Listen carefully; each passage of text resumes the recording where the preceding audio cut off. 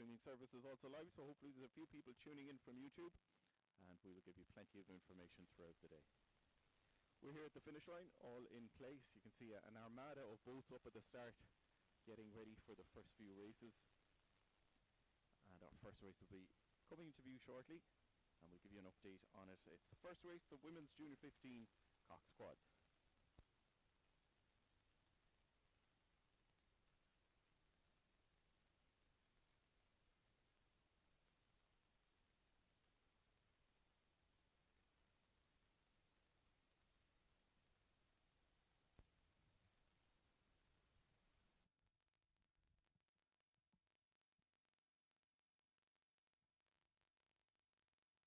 So they're about halfway down the course now, coming into view. The Shannon crew in lane 5 look like they're leading it out. A little bit further back then to Commercial, centre of the course, and Neptune, they look like the 1, 2 and 3 at the moment.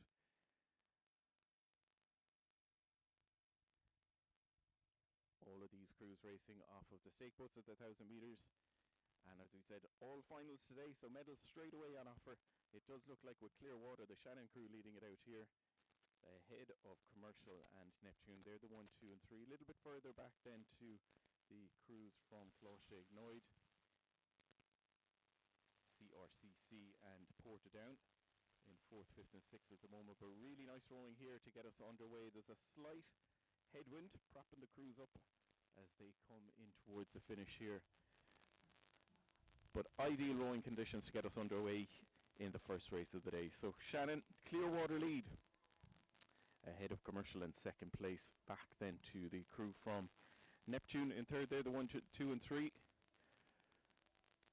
So really great rowing here from the Shannon crew, opening up Clearwater over the 1,000 metre course. Holding on to that now, it is the crew then from Commercial in 2nd place. Neptune back in 3rd.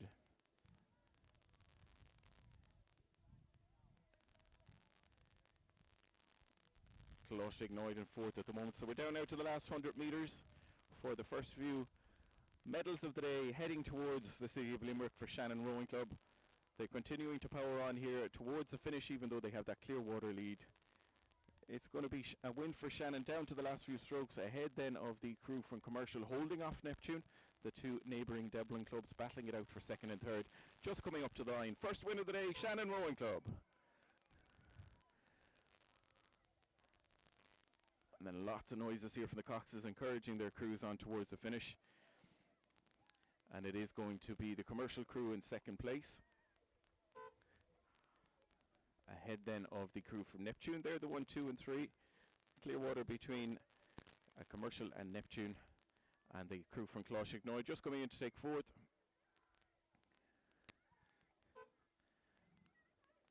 They're the 1, 2, 3, 4, and then ahead of the crew from CRCC, just coming in to take 5th place.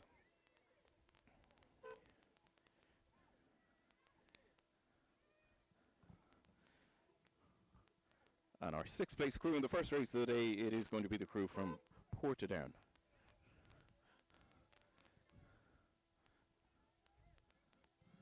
So well done to Shannon. First win of the day goes to them. And our next race is going to be final 2 between Skibbereen B, Galway A, Carrick B, Sligo, Carrick A and Ban. And that race will be underway shortly.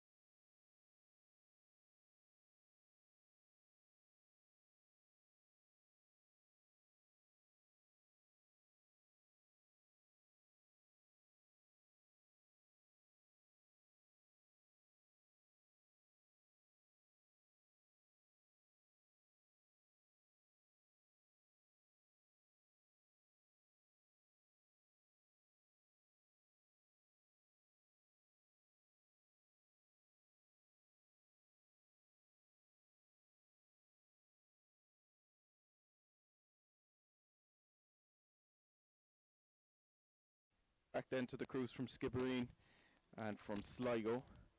So all the action at the moment in lanes 2 and lane 6, furthest apart from each other here. Should they be glancing over, keeping an eye on each other as they come in towards the run and the finish. Looks like the crew from Ban now, just in the last few hundred metres, moving into the lead.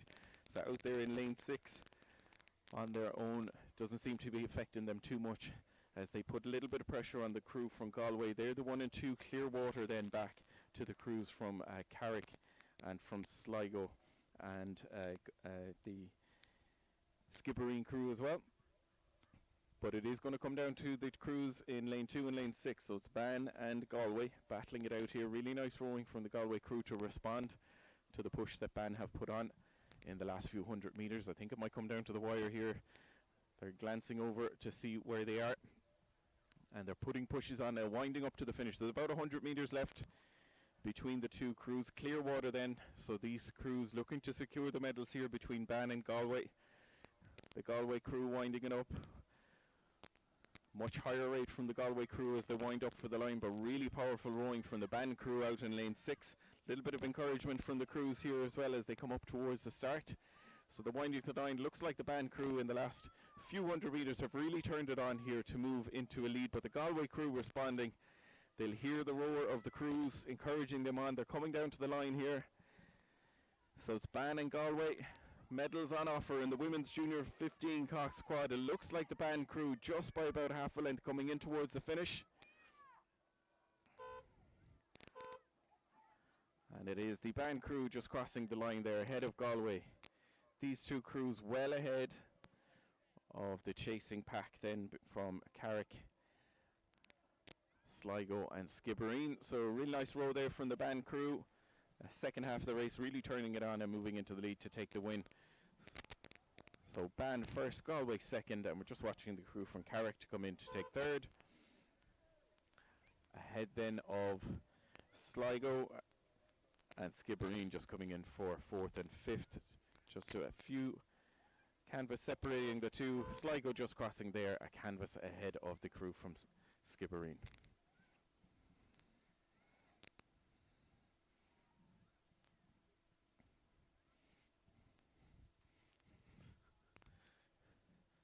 So just to recap, it was a win there for the crew from Ban ahead of Galway. They're the 1 and 2, Carrick in third, Sligo fourth and Skibbereen in fifth.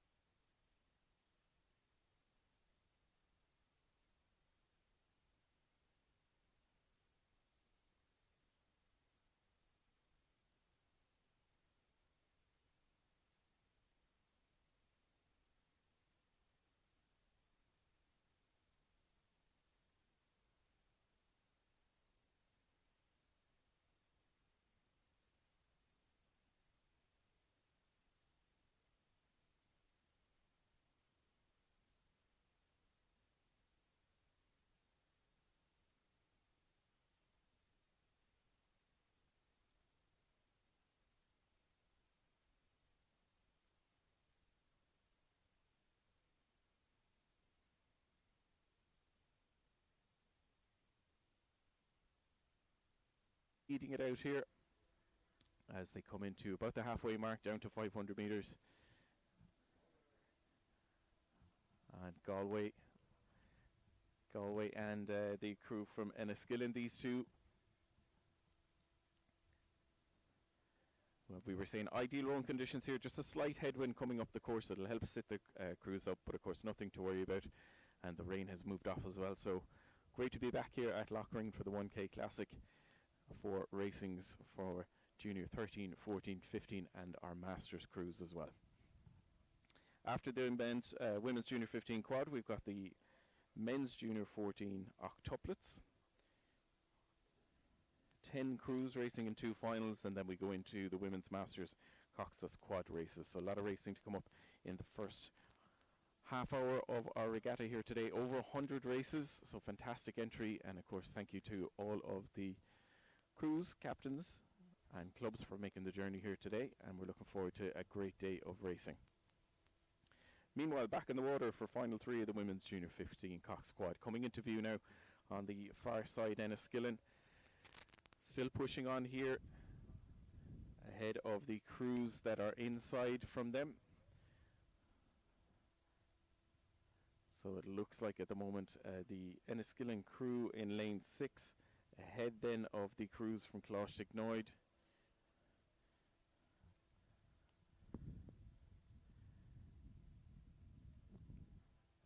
Shandon in second right beside them, so it is Enniskillen leading out from Shandon, then Skibbereen, they're the 1, 2 and 3, a little bit further back then to the Galway crew who were challenging in the early half of this race, now back in 5th place. And then a little bit further back to the crew from Shandon B. So Enniskillen still pushing on here, they've opened up a Clearwater lead coming into the run into the finish. So it's going to be Enniskillen leading it out from Shandon, they're the 1 and 2. Ahead of Skibbereen A. Huge encouragement from the coxes here as they come into the last few strokes for each of the racers here. And of course we can hear the encouragement from the bank as well, so that'll help the crews on as they push on towards the line here.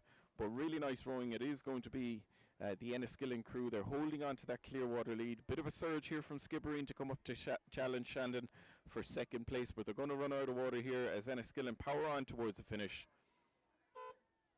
It's Enniskillen crossing the line, just about a length of Clearwater ahead of Shandon in 2nd place, half a length back to Skibbereen. They're the 1, 2 and 3.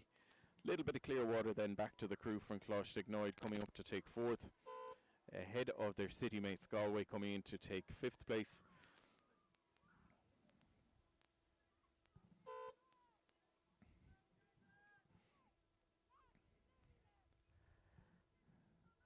So a win there for Enniskillen. Enniskillen, Shandon and Skibbereen, they were the 1, 2 and 3. We're just waiting for the second Shandon crew to come in to close out final 3.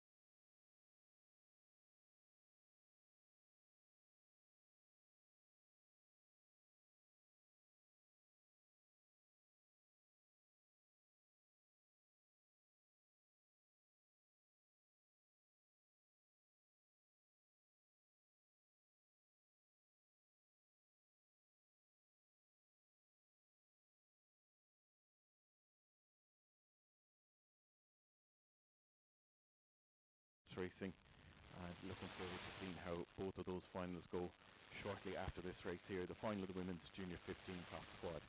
Centre of the course, in lane 4 at the moment, it looks like the crew from Enniskillen leading it out. A little bit of Clearwater, so the good bit of lead here ahead then of the crew from Lee Valley and Waterford in second and third. A little bit further back then the crew from in fourth place, and then Clearwater back to the crews in fifth and sixth.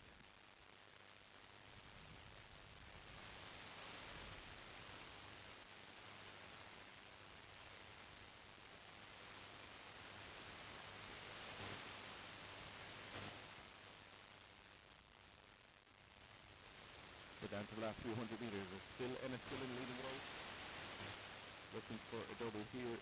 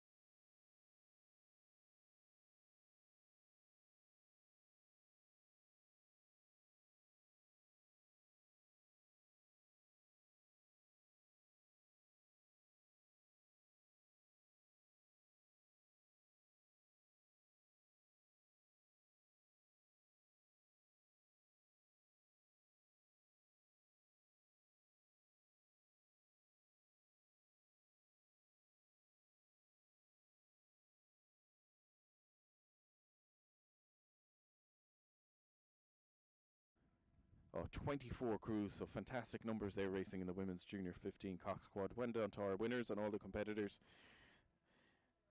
And next up, as I said, it's going to be the men's junior 14 octuplets, just on the stake boats now, and they'll be underway shortly.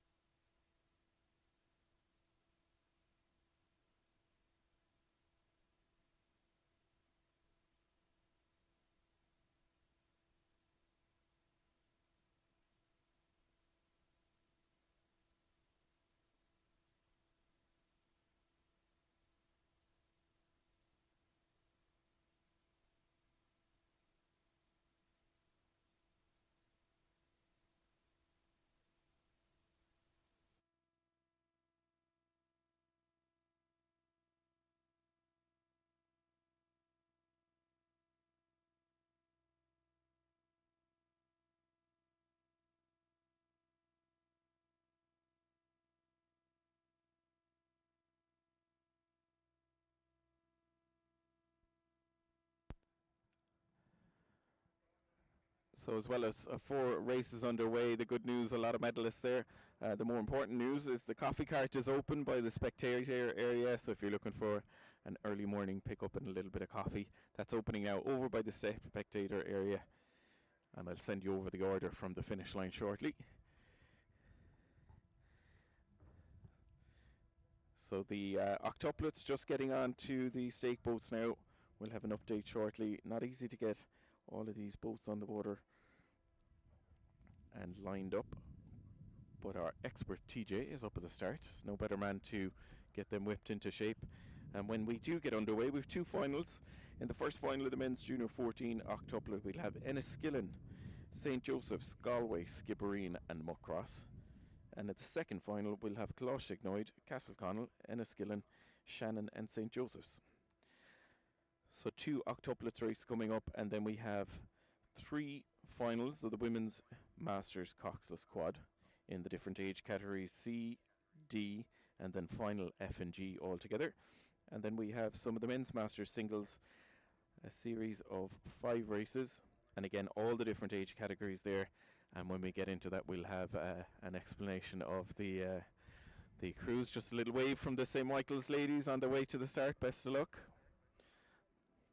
Their lovely brand new boat, getting an outing here as well.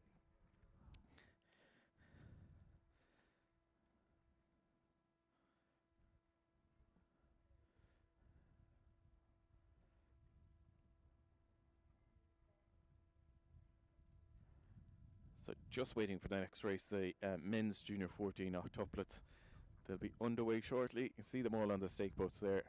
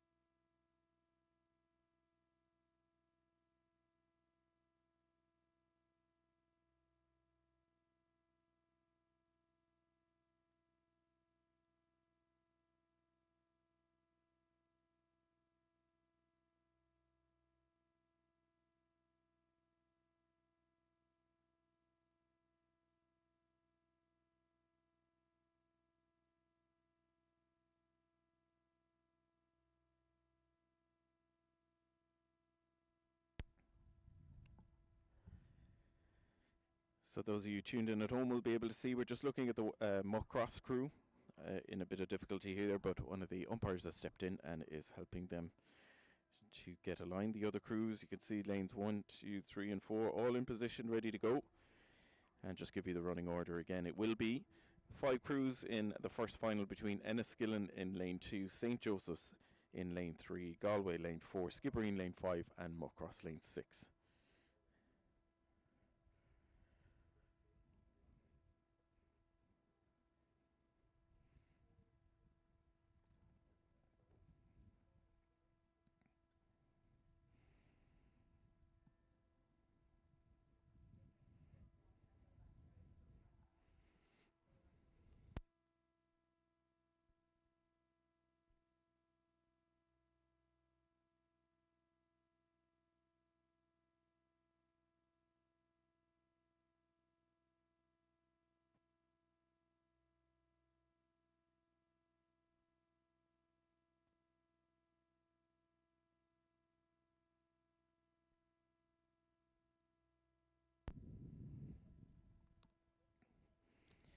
So Muckross look like they are ready to go here. So all of the crews, and again those tuning at home, you'll be able to see the second race. The octuplets are in the background there.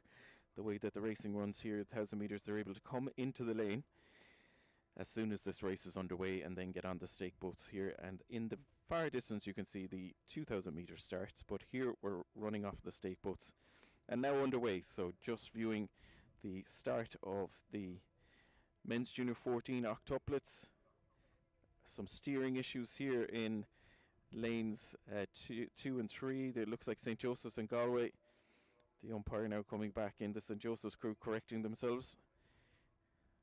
And underway, hopefully all the way down for fair racing here in the junior 14 octuplets. They've straightened themselves up and they'll come down to us fast and furious between these two crews in the junior 14 octuplet. So once again, the running order here: in lane 2 we're going to have Enniskillen, in lane 3 we're going to have St Joseph's, lane 4 Galway, lane 5 Skibbereen and lane 6 Muckross.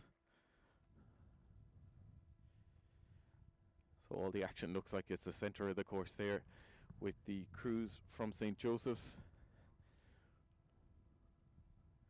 leading it out. Ahead then of the crew nearest to them on either side, it is the crews from Enniskillen and from Galway. Muckross staying in touch with Skibbereen in lanes 5 and 6. They're coming up to the halfway mark in the 1,000 metre course, so 500 to go.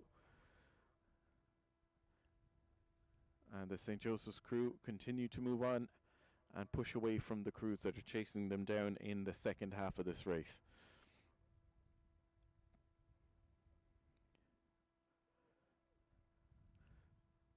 So lots of encouragement as well. The crews that are on their way up to the start, past the finish line hut here on the way up, cheering the crews on, which will give them a nice boost for the junior 14s, a lot of them racing for the first season.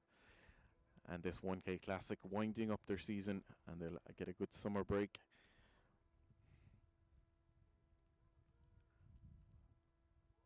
So it's still St. Joseph's leading it out in the second lane here. St. Joseph's leading ahead of the crews from Enniskillen, Galway.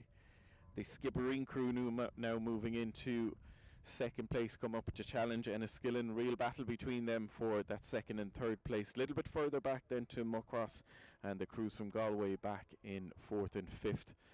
But St. Joseph's continuing to move on here. They've recovered from the little steering issue they had off at the start, recovered well, and they're powering on towards the finish here, opening up clear water ahead of the crews from Enniskillen and Skibbereen down to the last 200 metres.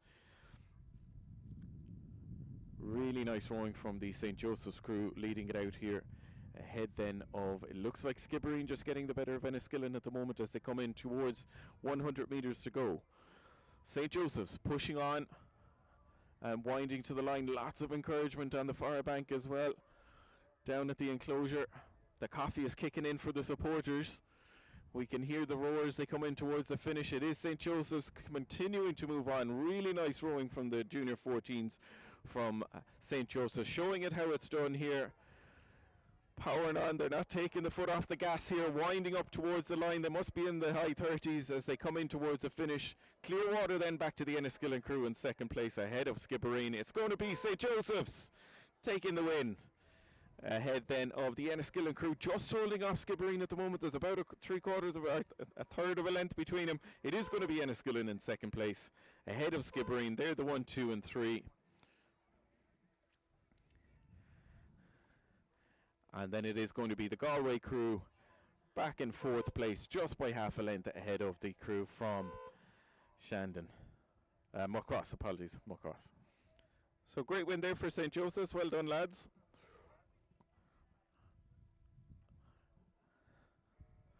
So St. Joseph's taking the win there ahead of Enniskillen and Skibbereen. They're the 1, 2 and 3. Back then to Galway and Muckross. That was final one of the men's junior 14 octuplets.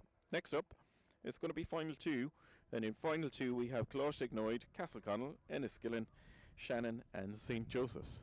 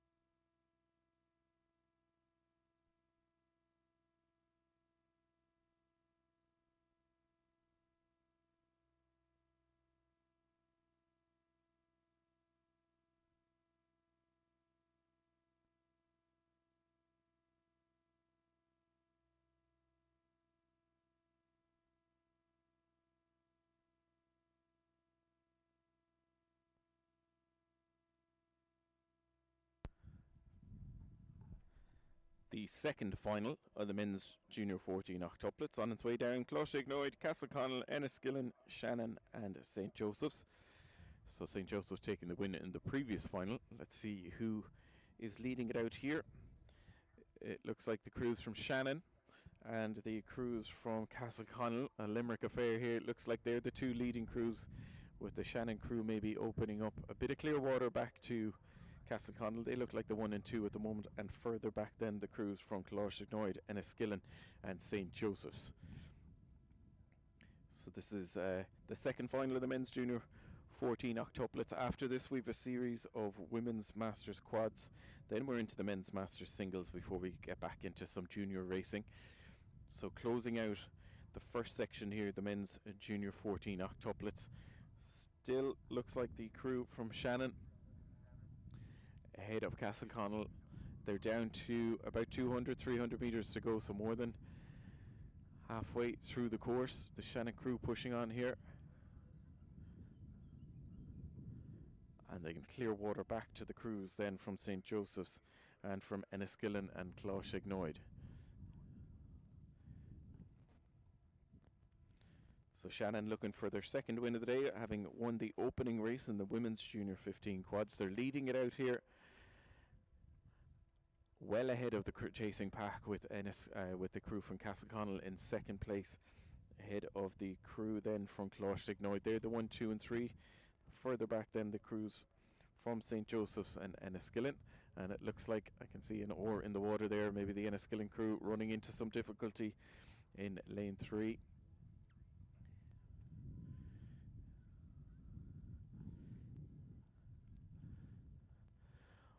But no doubt about the leaders here. So it's Shannon Rowing Club winding up towards the finish here. They've clear water ahead of the crew from Castleconnell. And again, really great rowing from the junior 14s as they come into the finish. A lot of them racing, as said, is for their first time this season, or their first season together. So really nice rowing from these junior 14 men as they come in towards the finish. And again, like the St. Joseph's crew in the previous race, they're not taking the foot off the gas as they come in towards the finish here. Even though they have clear water, it's going to be the Shannon crew crossing the line, taking the win there in the final two of the men's junior 14 quad. So 2 wins for Shannon so far this morning, 2 for Enniskillen as well. The Castleconnell crew now coming in to take second place, ahead then of Closhignoid in third. They're the 1, 2 and 3.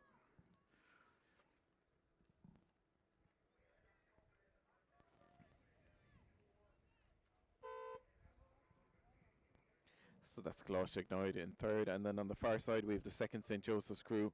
Bowperson running into a bit of difficulty here.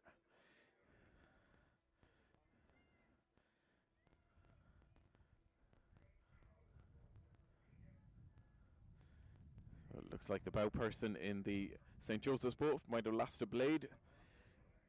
They're just coming in towards the finish now. They're in fourth place, sorry. And then the crew, you can see, just coming in, running into some equipment issue as well. The Enniskillen crew, our safety launch is there with them. We'll see them safely off of the course. But well done to Shannon there to take the win in final 2 of the men's junior 14 octuplet.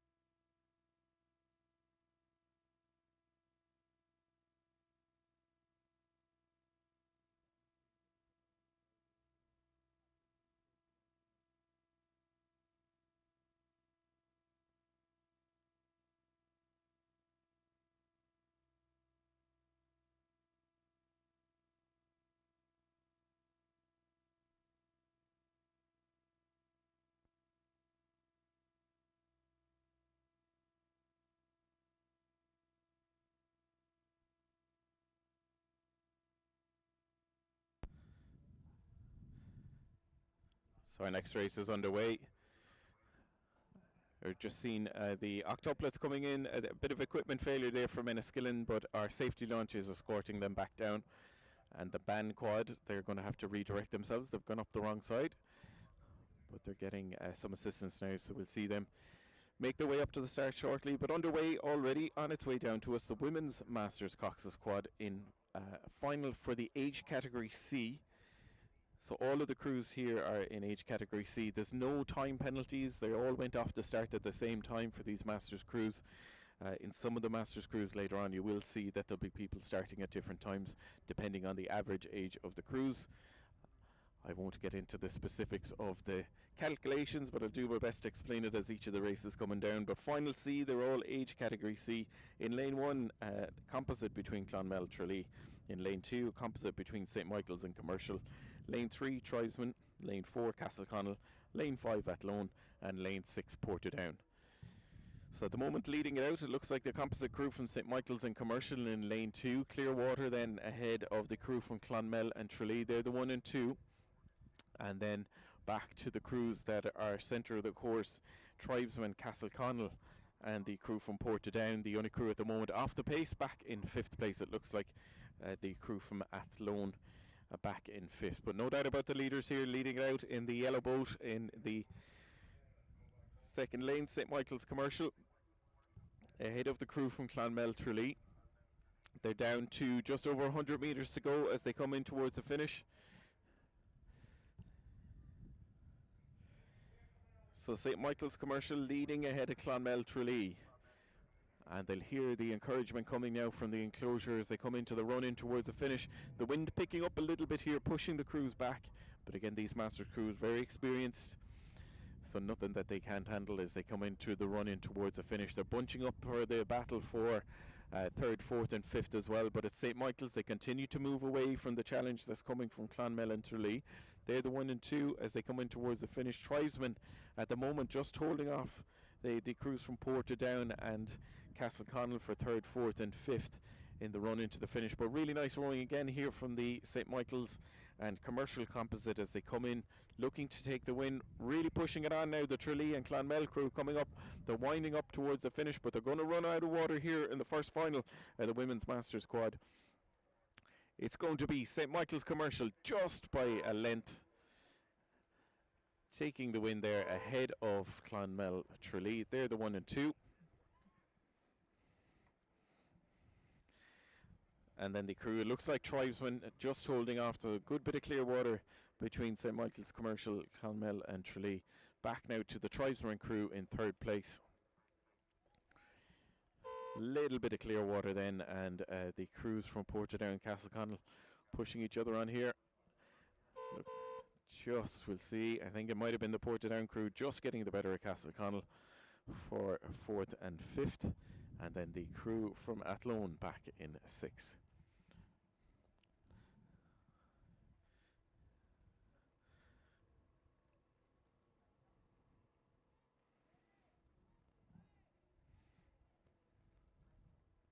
Second race already went on its way down to us here,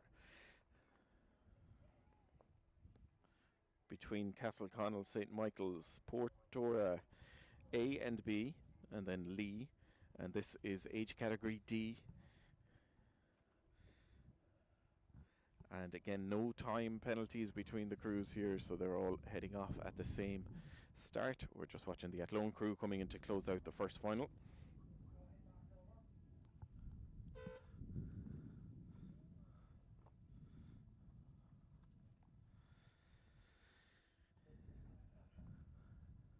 So in the second final, final D, it is the crew over in lane 4. It looks like Portora B leading it out, so all the action over on the far side between Portora and the crew from Lee. So the two Portora crews beside each other, but it looks like the Portora and Lee crew on the far side. The second Portora crew back in 3rd place then, ahead of St Michael's and Castleconnell.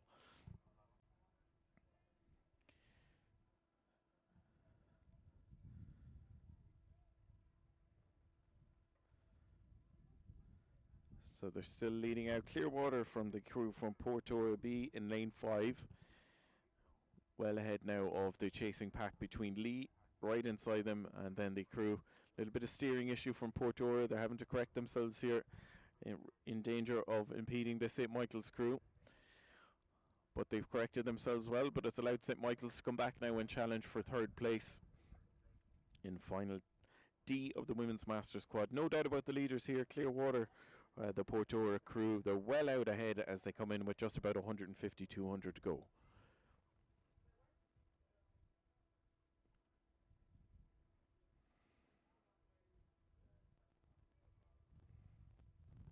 And looking up the course, the next final is already underway, so 2 races coming down towards us. The next final of the Women's Masters Quads just going off the start. But meanwhile, back in towards the finish here. Some more steering issues from the St. Michael's crew.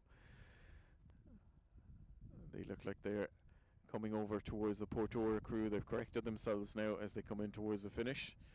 But no doubt about the leaders here in lane 5. It's Portora B leading it out. Clearwater ahead of the Lee crew on the far side in lane 6. They're the 1 and 2. Clearwater then back to the crew from second crew from Portora, St. Michael's and Castleconnell. Castleconnell enjoying the lock so much they've decided to go from lane 2 to lane 5. But Portora just coming in towards the finish. They're winding up to the line here. Again, really nice rowing from the crews. They're handling this cross headwind that we have really well and not affecting any of the crews as they wind up towards the line. It's going to be Portora taking the win in final D of the Women's Masters Quad. So it's Portora.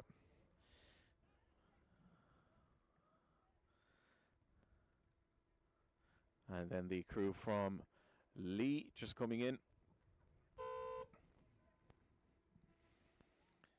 So they're 1 and 2. Enniskillen just getting the better of the St. Michael's crew. The second Portora crew, sorry, just getting the better of St. Michael's as they come in. They're the 1, 2, 3, 4. And Castleconnell coming in to take 5th.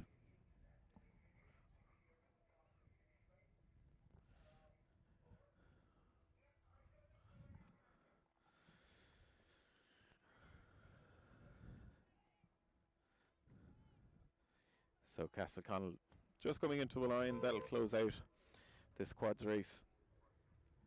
Next up, already on its way down to it, it's the age categories F and G in the Women's Masters Quad between Tribesman A, Tribesman B, Clonmel and Tribesman C. So the crew from Clonmel in Tipperary looking to break the stranglehold that 3 Tribesman crews have here. But it's Tribesman B looks like leading it out ahead of Tribesman C. They're the 1 and 2. Clonmel back in 3rd place then ahead of the 3rd Tribesman crew. After this, we have the Men's Masters Singles.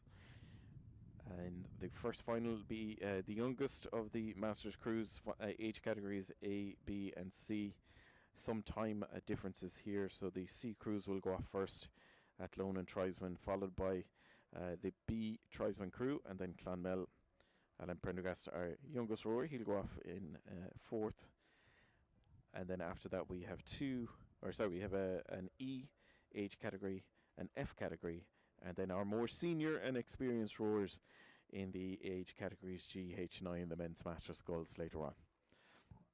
Meanwhile, back on the course for the last final of the Women's Masters Quad, it is 3 Tribesman crews versus Clonmel, and at the moment the 2 Tribesman crews in lane 5 and lane 3 battling it out here.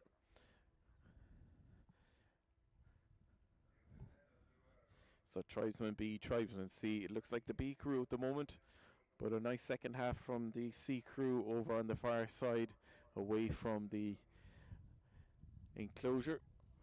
Have put a bit of a push on here, but Tribesman B responding now as they come in towards the finish. The Clonmel crew in 3rd place ahead of Tribesman A. So a little glance over the shoulder from the 2-person of the Tribesman Tribesman B boat. Just wants to see where they are. They're winding up towards the line here. Last few strokes as they come in. They're going to take the win. Just a little bit of clear water back to their clubmates from Tribesman A in 2nd place. They're the 1 and 2. So it is Tribesman taking the win there. They're the 1 and 2.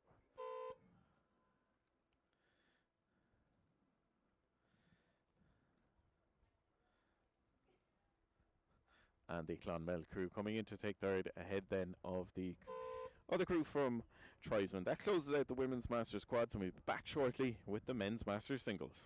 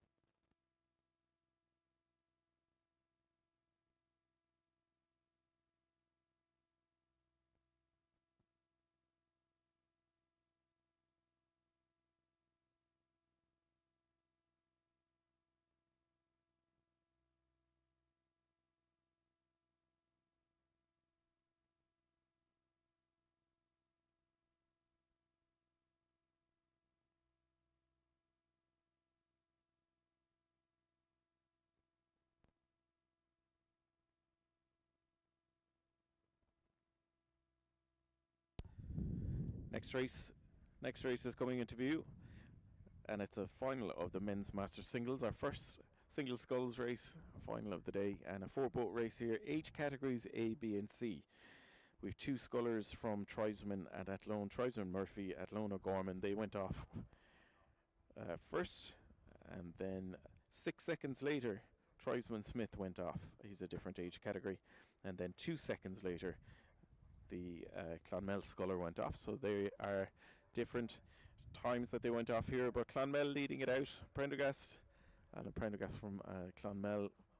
He's taken back the 8-second advantage that the other scullers have had, and he leads it out here now. Clearwater back to the crews then from Tribesman Smith, Tribesman Murphy and Athlone O'Gorman. They're the 1, 2 and 3, 4.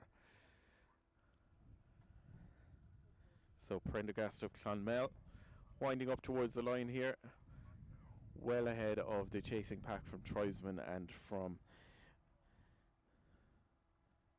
Athlone. So it's going to be Clonmel coming in to take the win in our first sculling race of the day, the men's Masters singles, age categories A, B and C. It is Prendergast of Clonmel taking the win. A fist in the air there. 8-second lead meant nothing to him. He headed into it, came back and pulled through the crews. Just watching the crew. Tribesman Smith now coming in to take second place. Ahead then of Tribesman Murphy and Athlone O'Gorman.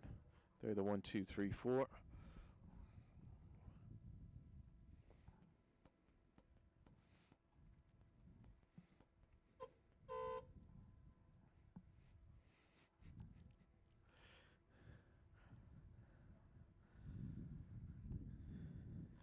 So win for Clonmel in the men's Masters single. Second sculling race in coming down now. These are all age category E, so there's no time advantage to anyone here. They all went off the start at the same time in final E. We don't have Galway Breen in lane 1, so it's going to be Athlone Cronin, Offaly Ward, Neptune O'Neill, Galway Heaney and Neptune Kenna.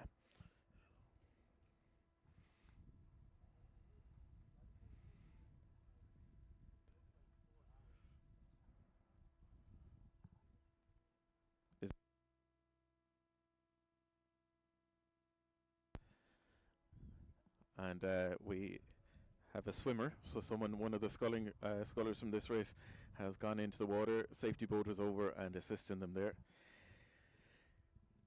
So we'll find out who it is. I think it might have been Offaly Ward, but we'll come back and confirm that. They're down to the last few hundred metres in the age category E, final of the men's Masters single. And it looks like it might be Galway Heaney leading it out ahead of the 2 Neptune scullers either side of him, Neptune O'Neill and Neptune Kenna. They look like the 1, 2 and 3. Anything can change in the sculling races, especially with the blustery conditions that we have here now. Very strong headwind after coming up, and it'll affect the crews as they come into the run, into the finish. The last few strokes here, the course opens up, so it's a little bit more blustery, but nothing too difficult here as long as they keep the heads. So Galway Heaney, he's coming under increased pressure now from the two Neptune scullers. It looks like Neptune Kenna pushing on to the lead here. They'll know the finish line is in sight coming down to the last 100 metres. And again, plenty of encouragement from the enclosure right opposite here at the finish tower. The two Neptune crews now getting the better of the Galway sculler as they come in towards the finish. So it looks like Neptune battling it out here.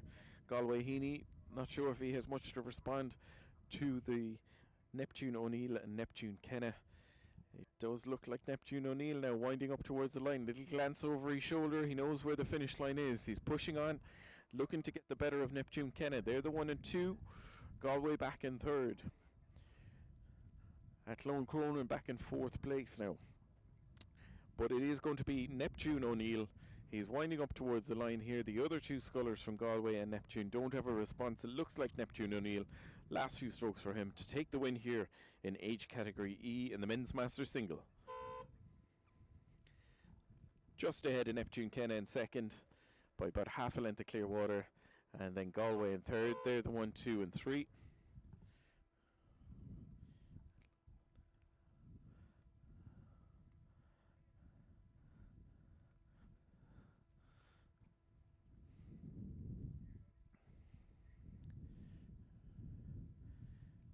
And the Athlone sculler coming in, Athlone Cronin coming in to close out this race. And our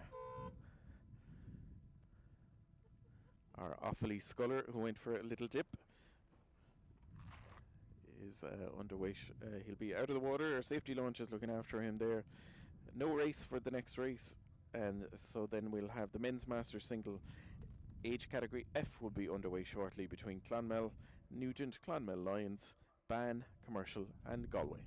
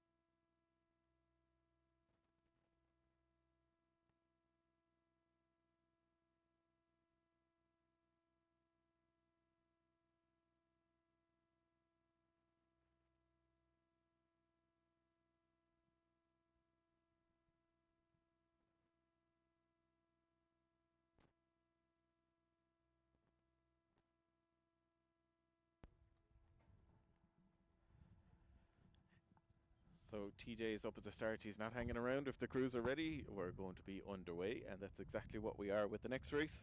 Final F of the men's Masters single scull 5-boat race here between Clonmel Nugent, Clonmel Lions, Ban, Commercial and Galway. And again, all age categories F, so there's no time differences here. They all went off the start at the same time. Some of the Masters competitors will go off at different times depending on the age categories, but here all racing in category F. And at the moment, centre of the course in lane 4, looks like Commercial Crowley leading it out ahead of Galway Breen. And I think on the far side we have our sculler that went for a swim from Offaly Ward. He's back in the boat and rowing towards the finish, just in case you think he's a part of this race as well. He's on the far side there, just coming down. So it is Commercial leading it out ahead then of Galway. They're the 1 and 2, a little bit further back then to Ban, and Clearwater back to the 2 scullers from Clonmel in 5th and 6th. 2 more races in the men's Masters singles. We have this F age category, and then we have the more senior crews from GH&I. Some very familiar names coming up, with the legend himself, Tony Corcoran and Lee Valley, racing ahead, as well with Paul Gallen, Gaetano D'Urso, City of Derry, very familiar names. They'll be racing in finals GH&I in the men's Masters singles. But back on the course right now, we have Commercial Crowley leading it out here ahead of Galway Breen. They're the 1 and 2, Ban back in 3rd, and then a little bit further back to the 2 scullers from Clonmel, with the Nugent leading out Lions in the battle between the 2 Clonmel scullers.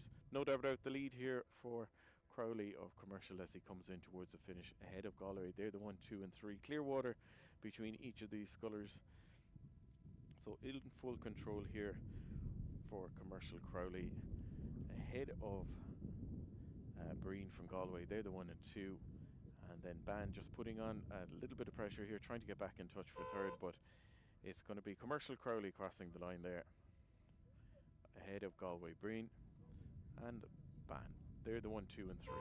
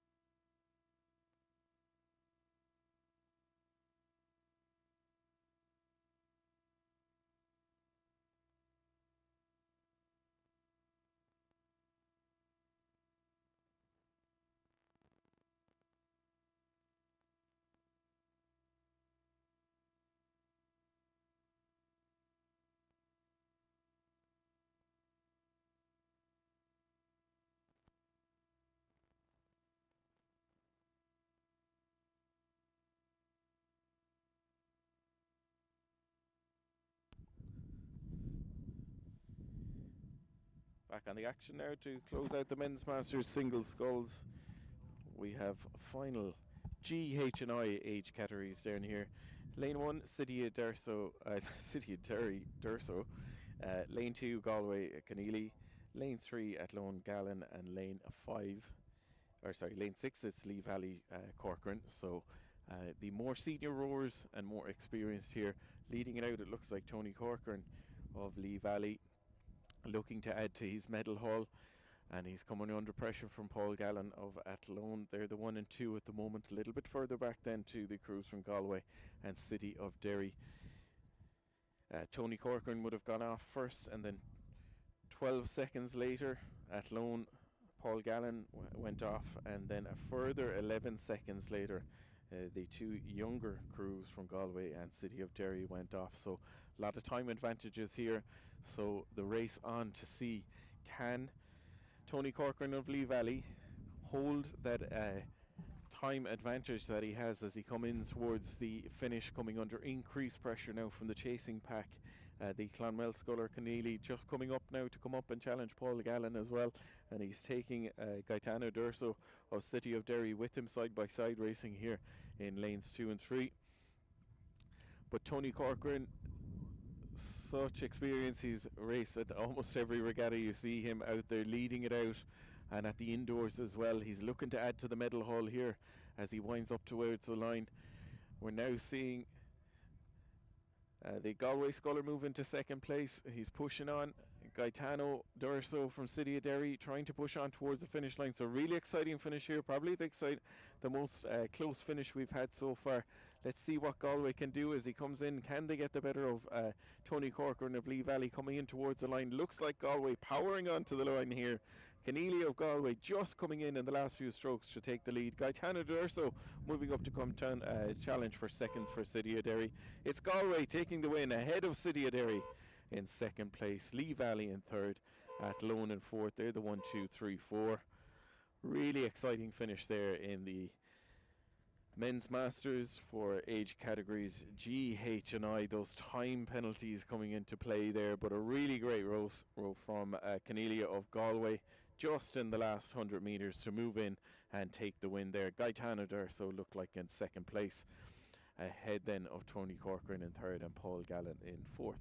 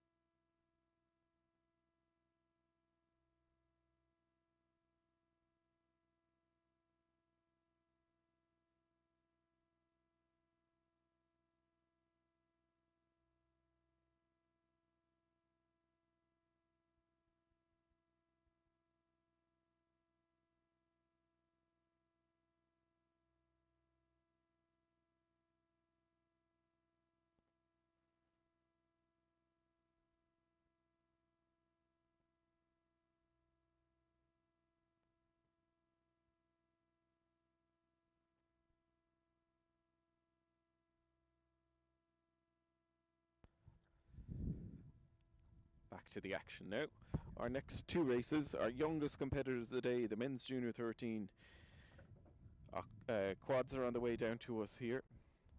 A little bit of difficulty getting on the stake boats, but all underway. And what they'll do up at the start is they'll try to get on the stake boats. If they run into too much trouble, then they'll get them into a flying start, but giving them every opportunity to get used to running from the stake boats.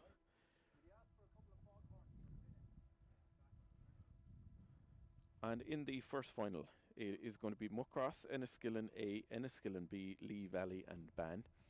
And to me, it looks like the Lee Valley crew on the far side leading out. A good bit of clear water, so Lee Valley well ahead of the chasing pack here between the two Enniskillen crews, and Ban and Muckross as well. The second final up on the stake boats between Athlone, St. Joseph's, Closhignoid, St. Joseph's and Castleconnell will be underway shortly, but a really good display of rowing here from Lee Valley.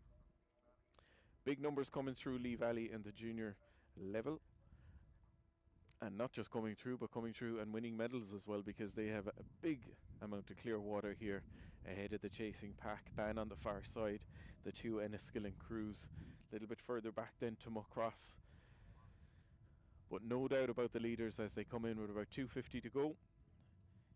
It's Lee Valley leading it out from Enniskillen and Ban in the first final of the men's junior 13 Cox quads.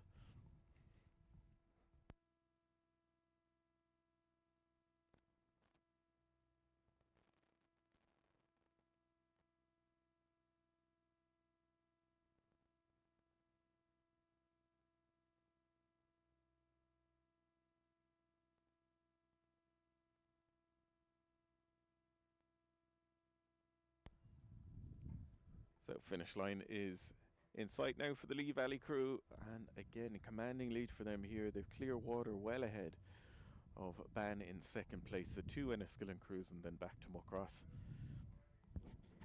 Little glance over the shoulder there from the stroke person of the Lee Valley crew as they come in towards the line. Plenty of encouragement from the coxes here, and the Lee Valley crew will be able to look left and right. They see just how much clear water they have, so they're from full control here as they come in towards the finish. And they're going to take the win in the first final of the men's junior 13 Cox squad. It's going to be Lee Valley ahead of Ban and the two Enniskillen crews, with Muckross back in 5th place.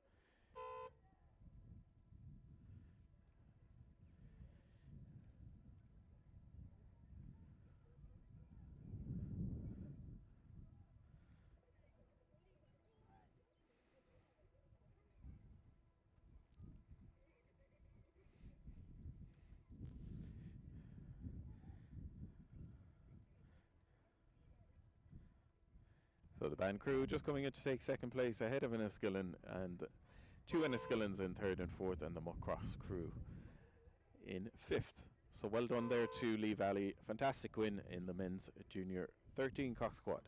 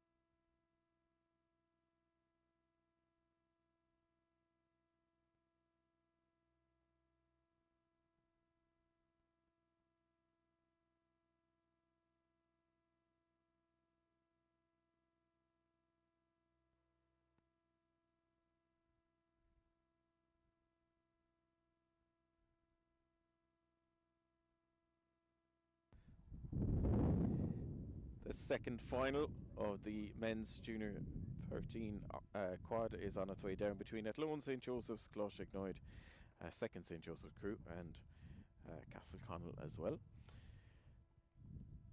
And again, it looks like the crew from St Joseph's A on the far side leading it out. Previous win went to Lee Valley,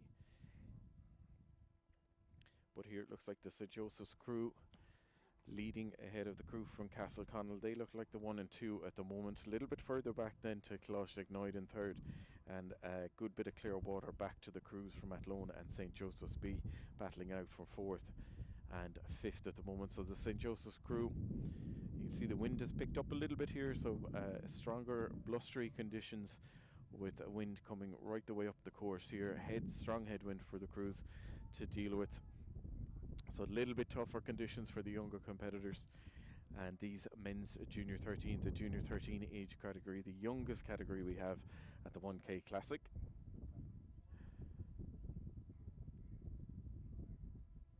But these men's junior 13s look like tough cookies, especially the St Joseph's crew who are leading it out here. They've opened up clear water and they just need to make sure that they hold it steady coming into the last 150, 200 metres. They're getting a bit of encouragement from the enclosure and the crews, the scullers. We can see the men's junior 15 scullers on the way up to the start and cheering on their crew and club mates as they make their way up past the enclosure and on the way up to the start. So that'll be encouraging for the crews, and also they'll hear your cheers down towards the finish and the enclosure as well, winging them home. So the St Joseph's crew dealing with this headwind really well. They're holding off the lead that are coming from the challenges coming from Castleconnell and from Closhignoid in third and fourth, and then it's the second St Joseph's crew and Athlone in fourth and fifth at the moment. So St Joseph's still have clear water as they come up to the finish. And just to mention as well, the tea and coffee available over towards the enclosure, over towards the finish line at the back there, that's up and running. We also have the food trailer in the trailer, car park trailer, and there's an ice cream truck there as well. I hope the sun comes out so we get better use of the ice cream truck. So plenty of options here to keep you warm and fed. St Joseph's just coming to the line. It's St Joseph's taking the win. And then a real battle here between Castleconnell and Closhignoid. They're turning it on for the finish line. The Castleconnell crew just coming up. Looks like Castleconnell just ahead of the crew from Closh there for second and third. Ahead then of the crew from Athlone and St Joseph's coming in fourth and fifth.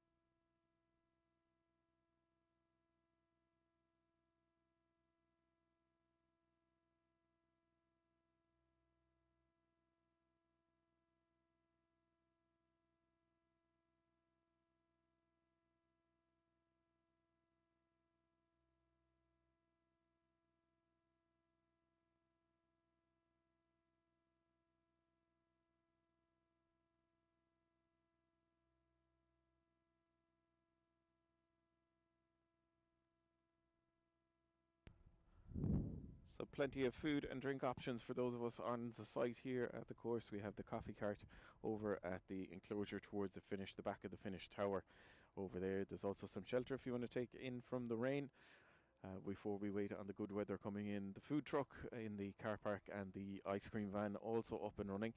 And we also of course have our Rowing Ireland merchandise, loads of new stock in there, including what I think will sell out with the dry robes, beautifully embroidered, hand embroidered by Derek Bowen and his team. with the Rowing Ireland logo. They're on sale there. Plenty of options for polo shirts, training gear. So the Green Blade shop opened there in person. And I can't remember the name of them, but they have these little clip things that go on your Crocs. I thought I'd seen it all until I'd seen those yesterday. So lots of fun items there, as well as the training gear and Rowing Ireland merch. So go check it out. It's over there. And our medal presentations, Peter and Hannah, our expert medal and tankard givers, they'll be over there underway, and hopefully plenty of photo opportunities as well from all our winners from this morning's session so far. Well done to everyone. And meanwhile, back on the water, the next series of races, 10 finals in the men's junior 15 single sculls. And there's 6 crews, there's 11 finals. And we have 10 races of 6, so that's 60. And then we have a 5-boat race in final 11. So 65 men's junior 15 single sculls. So I'd say there's a couple of boats being recycled, get off the water and swap them out and get back up. So really exciting races here, and great numbers at the junior 15 level. And already our first race is on its way down to us. It's the first final between Athlone, St. Joseph's, St. Michael's, Lee Valley, Skibbereen and the second St. Michael's Sculler. So that final is on its way down to us here. And it looks like all the action is on the far side between the crews from St. Michael's, Ryan, and also centre of the course, Lee Valley, Scally. They look like the 1 and 2 at the moment, and St. Michael's O'Sullivan in touch, as well as the Skibbereen Wheeler. They look like the top crews. A little bit further back then from St. Joseph's Strokes and Athlone Shine in 5th and 6th, and then we can see in the distance already the next sculling race about to get underway. So 11 finals in the men's junior 15 single sculls, and it'll be really exciting to see how they're going to do. Just watching St. Michael's O'Sullivan, looks like he's coming up now to challenge the lead of St. Michael's Ryan, so could be an all St. Michael's affair leading it out here. Skibbereen Wheeler staying in touch, as indeed is Lee Valley Scally. So these 4 scullers battling it out as they come down to the last few strokes. It looks like St. Michael's Ryan now just pushing on. O'Sullivan doing his best. So the 2 St. Michael's scullers battling it out here. O'Sullivan trying to get back into contention here. He's taking the rate up. A much more controlled rate from St. Michael's Ryan.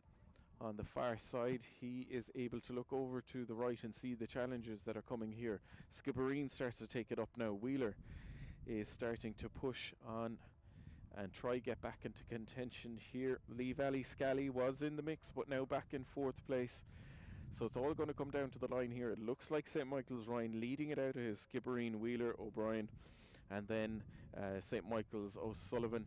Just about 100 metres left. The Skibbereen sculler is absolutely motoring here, and he's coming up to challenge. Let's see what St. Michael's Ryan will really need to pick it up now. It doesn't look like he's able to respond. So it could be that Ryan just gets pipped on the line here. He's trying to put the power on in the water. Skibbereen taking the rate right up. He's within striking distance, but they're down to about 10 strokes to go here. St. Michael's O'Sullivan now turning it on, taking the rate up towards the high 30s as he comes into the line. It could be the 2 St. Michael's scullers. Skibbereen can't respond. So very exciting finish here between the 2 St. Michael's scullers. It's going to come down to the line, and who might get it on the surge?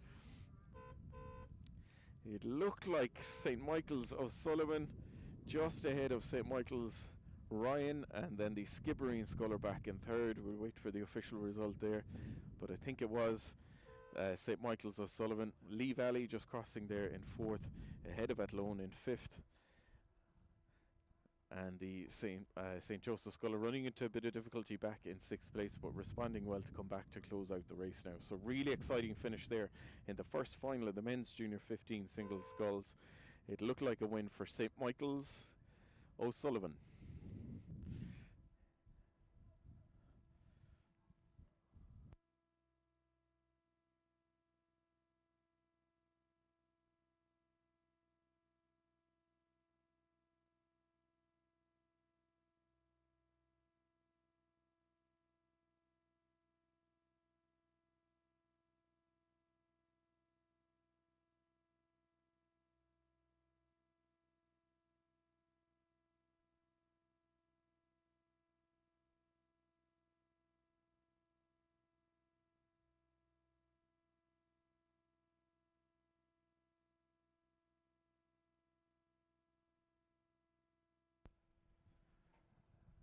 So just an update from up the course. We have a sculler in the water. I'm not sure. I think it's a sculler that was going onto the stake boats. So the next race is underway.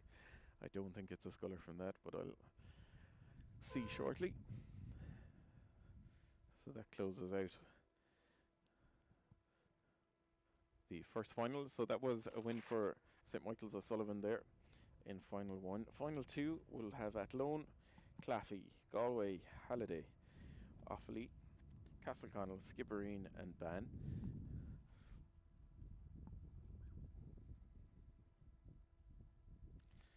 And all 6 scullers on the way down to us here. It looks like a tale of 2 races here, because on the far side we have in lane 4 leading it out.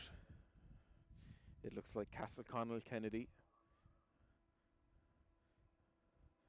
Ahead then of Skibbereen and Ban. They look Ban back down the course, but it looks like these 2 scullers from Castleconnell and Skibbereen leading it out. Clearwater then back to the chasing pack between Athlone, Galway, Offaly and Ban. And I think it's a Castleconnell sculler that might be in the water. Just waiting for the update here.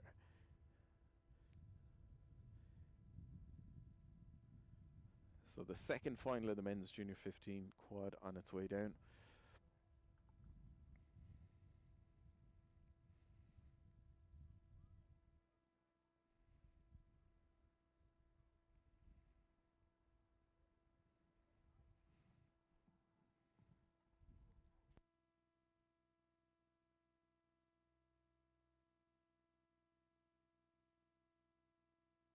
Okay.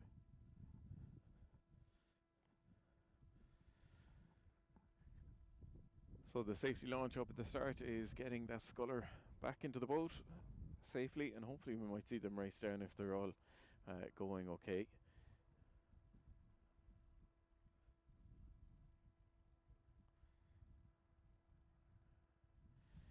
So coming into view for the second final of the men's junior 15, single scull, looks like Skibbereen here.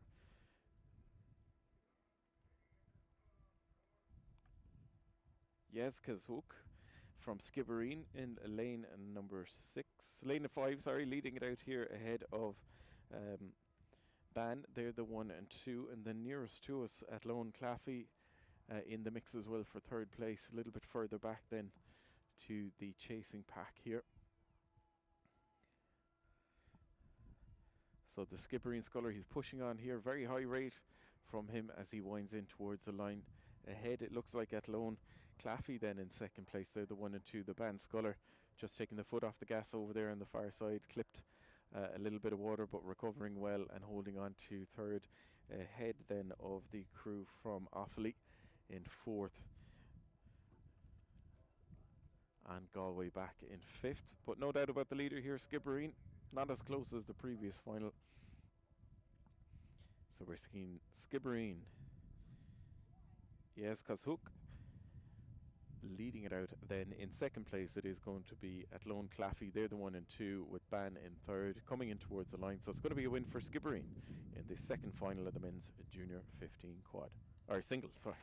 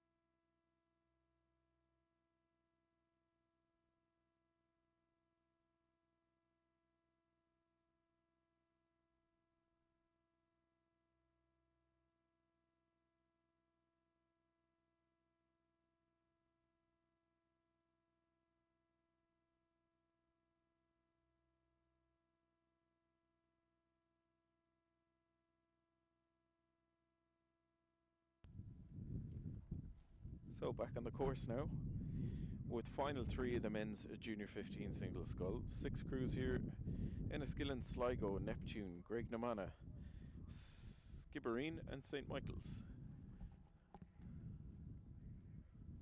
And it's Skibbereen leading it out, so they're looking to go for another win here. They won in the previous race as well. Skibbereen leading it out at the moment, ahead of St Michael's, Buckley. They're the 1 and 2. Staying in touch as well, Graiguenamanagh, so they're the 1, 2 and 3. A little bit further back then to Neptune, Enniskillen and Sligo for 4th, 5th and 6th. So it's a carbon copy of the previous race where Skibbereen were also in this lane and took the win by Clearwater. It's the same story here.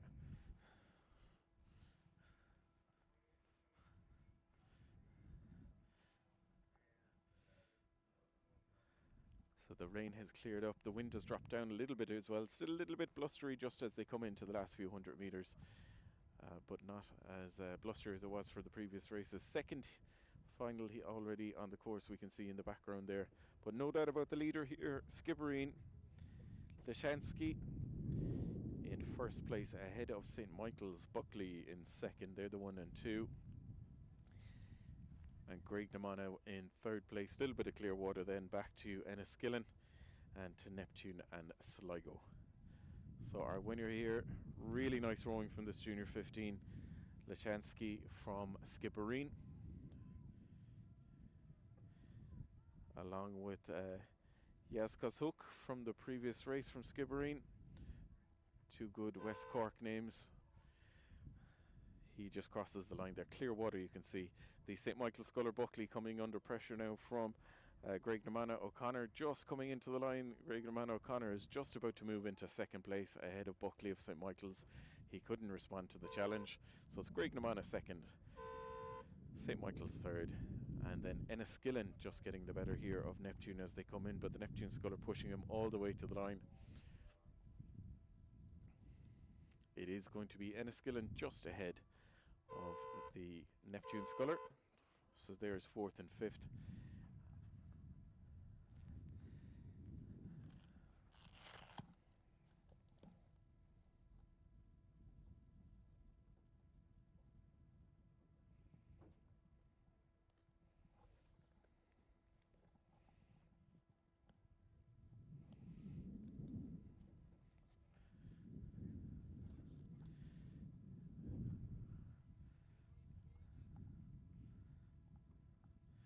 So the Sligo sculler Sheridan just coming in to close out this race. The umpire staying with him to get him home safely.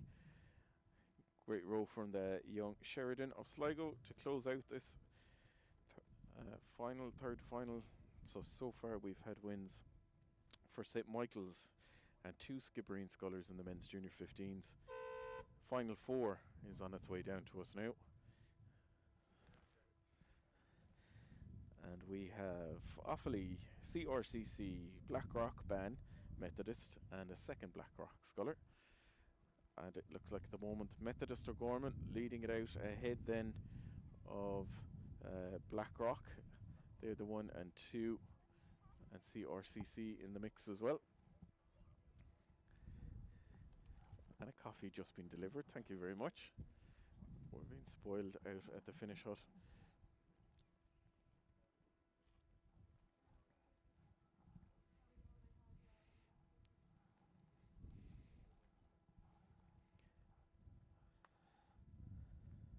So the 4th final of the men's junior 15 quad just coming in, and it is Methodist O'Gorman leading it out, and Clearwater back then to the Blackrock sculler ahead of CRCC. They're the 2nd and 3rd, a little bit further back then to the other Blackrock sculler along with Ban. But no doubt about the leader here, it is going to be Methodist O'Gorman, also in lane 5, just coming into the line. And a real battle here. They're winding up to the line, but the Blackrock sculler just holding off CRCC by about half a length for 2nd and 3rd.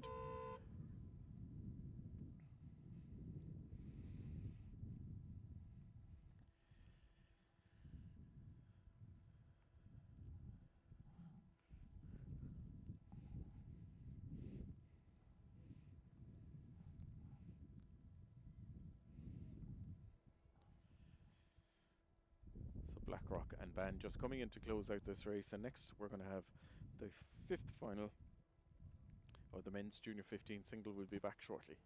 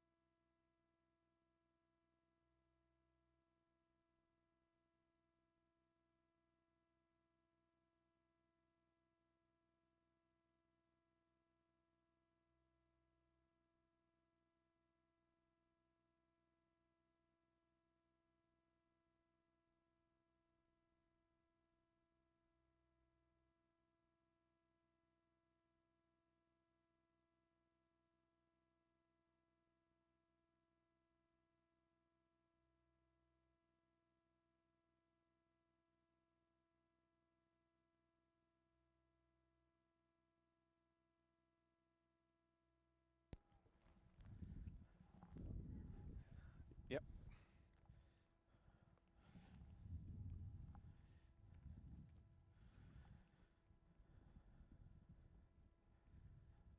So we're just testing out a different finish hooter here at the finish. Some of the crews that are coming past us and rowing on. Just so you might remind club captains, you might remind your rowers to where the finish line is, because we can see them, a lot of them racing on well beyond the big orange boys here. So we want to make sure that they know where the finish line is and when they can stop and catch their breaths. Meanwhile, back on the water here, we have final 5 in the men's junior 15 single scull, and leading it out is Enniskillen. Clearwater ahead of Shandon in second place. So it's Enniskillen and Shandon, they're the 1 and 2 just coming to the line. No doubt about the winner there, Donaghy from Enniskillen, ahead of Shandon now, just coming in to take second.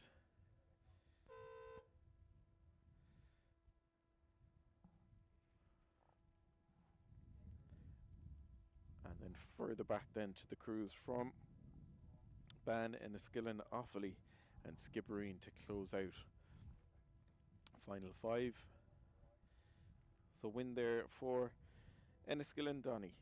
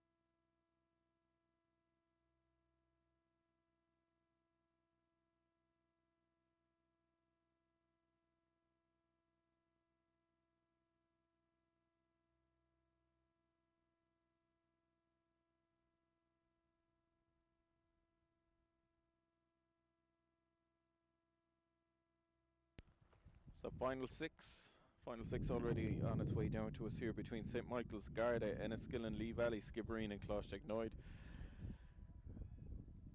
And looks like Lee Valley ahead here of Skibbereen, Closhtegnoid. So it looks like Closhtegnoid on the far side, Lee Valley, they're the 1 and 2. Lee Valley pushing on here. Lee Valley, Creedon.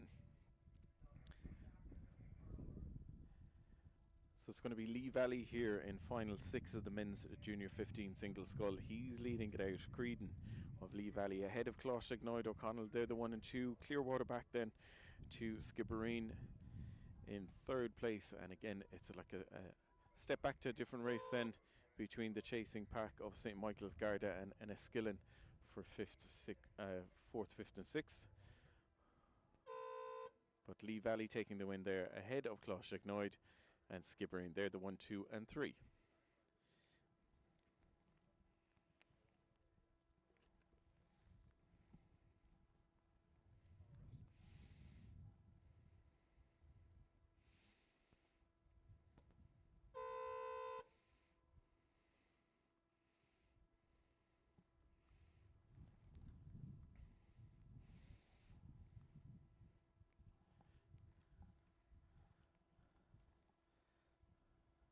So Enniskillen, Garda and St. Michael just coming in now to close out 4th, 5th and 6th in final 6 of the men's junior 15 single.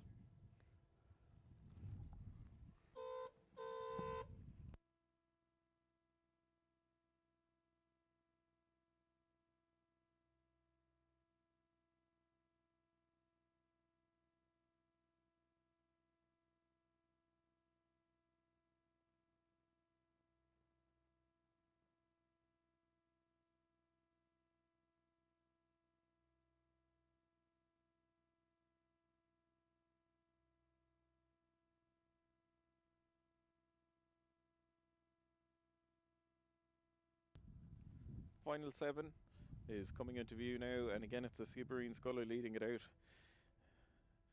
Skibbereen Coakley on the far side leading it out, then ahead of Skibbereen Birchall. They look like the 1 and 2, and nearest to us at lone Hensey as well in the mix, and right beside that lone Skibbereen Crowley.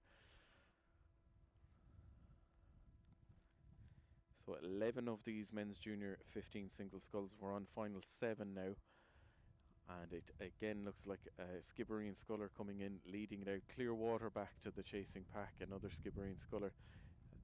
Just seeing Birchall glance over his shoulder there, he'll see how far ahead Coakley of Skibbereen is, and also that the finish line is in sight.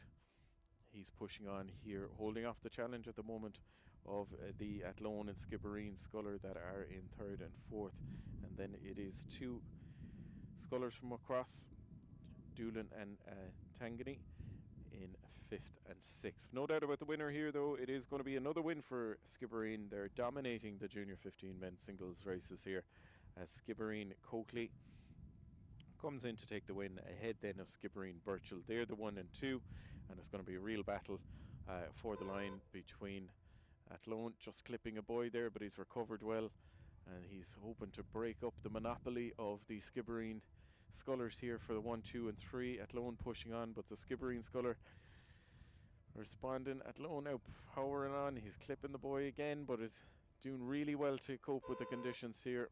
Skibbereen Birchall just crossing in 2nd place, and then on the line it is going to be the Skibbereen, a 1, 2, 3 for Skibbereen there ahead of Athlone in 4th. Muckross in 5th and 6th.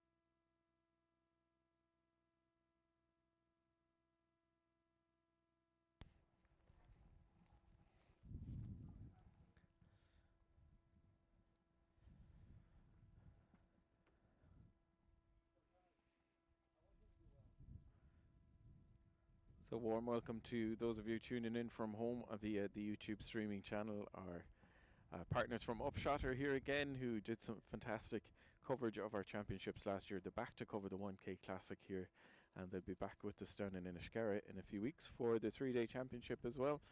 We hit huge numbers for the streaming last year, with all 3 days, even with the weather that affected. We had lots of people tuning in from home, and I hope everyone tuning in to the streaming service here today is enjoying the footage. The rain has cleared up, so hopefully there's clear racing ahead for those of you tuned in from home.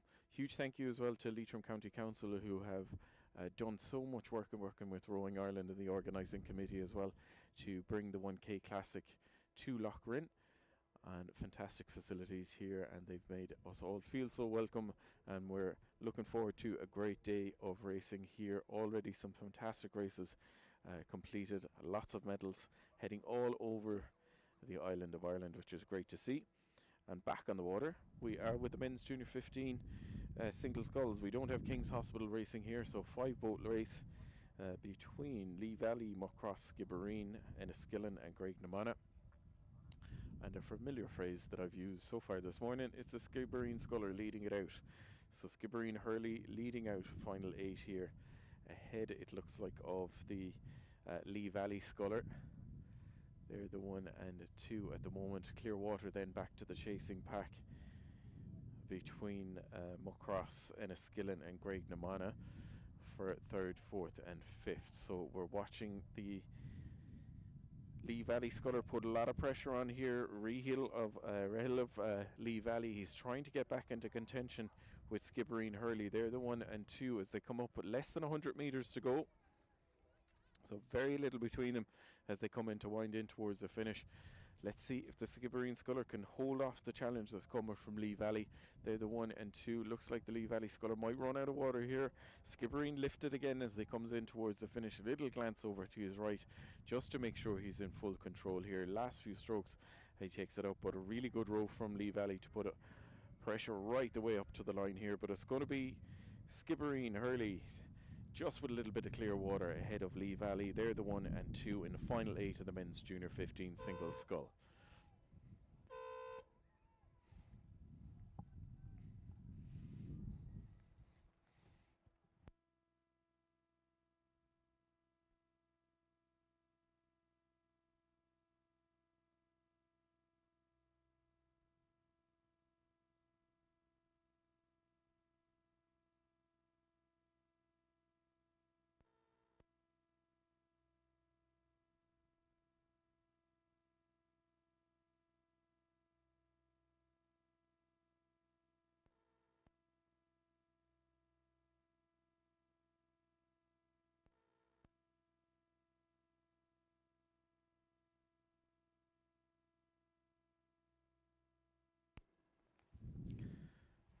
So win there for Skibbereen Hurley ahead of Lee Valley Rahil. They were the 1 and 2 in final 8 of the men's junior 15 single scull. We had an offer of some volunteer commentators. So Isabel from Athlone and Daisy from Shannon. If you guys are ready to come out and do some commentating, if you can make your way to the regatta office, and we'll organise that. Make sure you wrap up well because it's quite cold over here at the finish. And other piece of advice, go to the toilet because there isn't one out here. But we'd like to welcome Daisy and Isabel. If you guys are ready, you can come out and do a couple of races here and give everyone a break from listening to me rattling on. Next up, it's going to be final 9 of the men's junior 15 single between Methodist, Enniskillen, St. Joseph's, Blackrock, 2nd Enniskillen and Closh Ignoid. Already on its way down to us here through the 500 metre mark, so 500 metres gone, and a much more competitive race here between the crews. Looks like we don't have Methodist Monaghan. I'll get an update as they come closer just to see. But out on the far side, it looks like Graignamanagh Cosgrove might be leading this one out in final 9 of the men's junior 15 single. Out on the far side.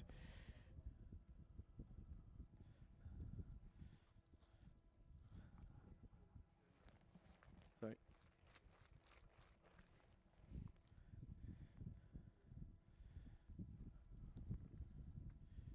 So 3 finals left in the men's junior 15 single.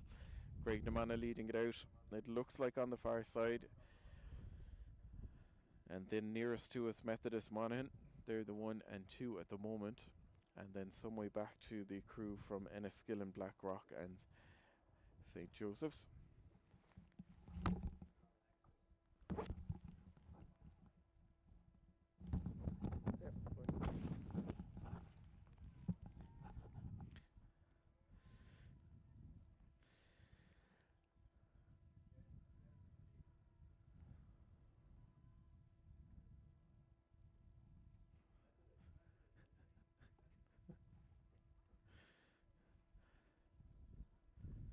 So they're just coming in towards the finish now. It looks like the Methodist Sculler in lane 1, Monaghan, has pushed on and come up to challenge from the lead here with Closhignoid on the far side. Apologies, it's Closhignoid in lane 6 out on the far side. So either extremes of the lanes leading it out here. Back then to Enniskillen and to Blackrock and St. Joseph's. But nearest to us in lane 1 here at the finish tower, it's Methodist Monaghan coming up just in the last few hundred metres, moving into the lead ahead of Closhignoid, and is going to take the win here in the 9th final of the men's junior 15 single scull. A little bit of a speed wobble as he comes in, but just manages to recover and take the win. So just on the last stroke or two, the Methodist stroller running into some trouble, but has recovered well and taken the win there ahead of Closhignoid in second. They're the 1 and 2, and then it's Enniskillen back in third, ahead of Blackrock and St. Joseph's. That's final 9, a win there for Methodist Monaghan.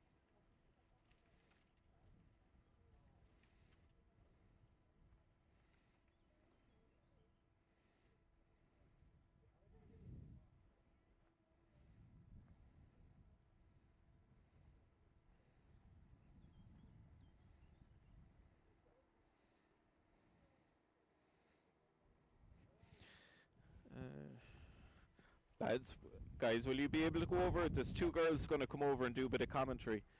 Oh, sorry, I'm still on.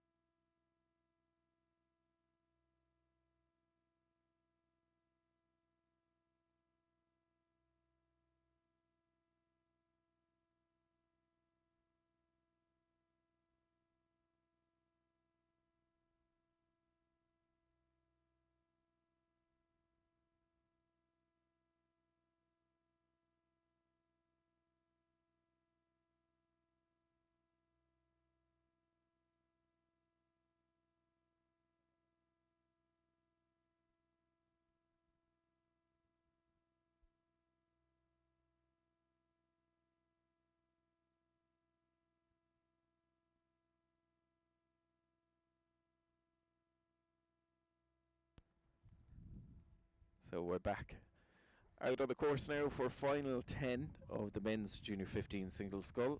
2 Athlone scullers in lane 1 and lane 2. Then we have Blackrock in lanes 3 and 4, Enniskillen in lane 5, and Castleconnell in lane 6.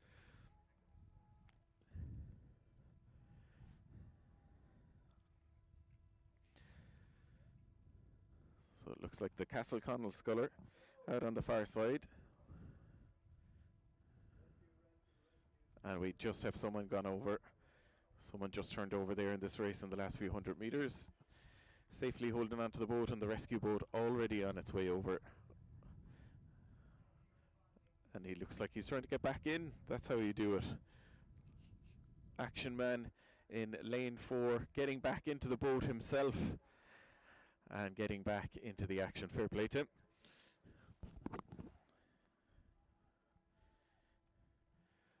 So looks like Castleconnell Quigley here leading it out. Clearwater ahead, back to Blackrock and Schmidt in second there, the 1 and 2. And then nearest to us, Athlone Good in third place.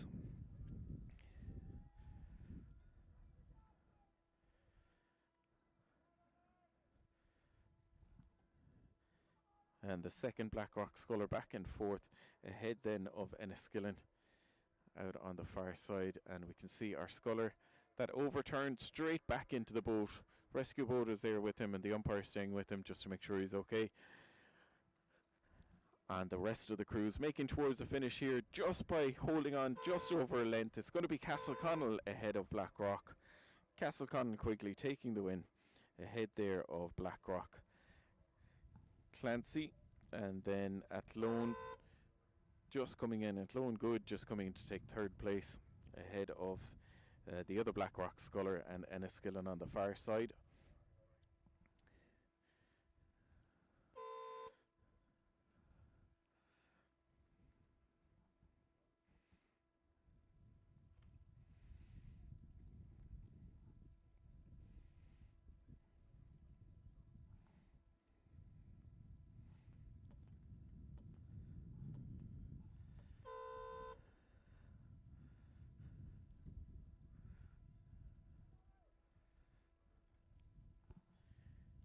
So just closing out final 10. And for the next few races, I'm going to be joined out here on the finish by 2 junior rowers, Isabel from Athlone and Daisy from Shannon Rowing Club. We started this initiative at Limerick Regatta where we got a couple of juniors. Isabel already joined us there for a couple of races, and these 2 rowers are on the way out to us now, and they're going to take some of the races coming up in the next part of the schedule. We're just closing out final 10.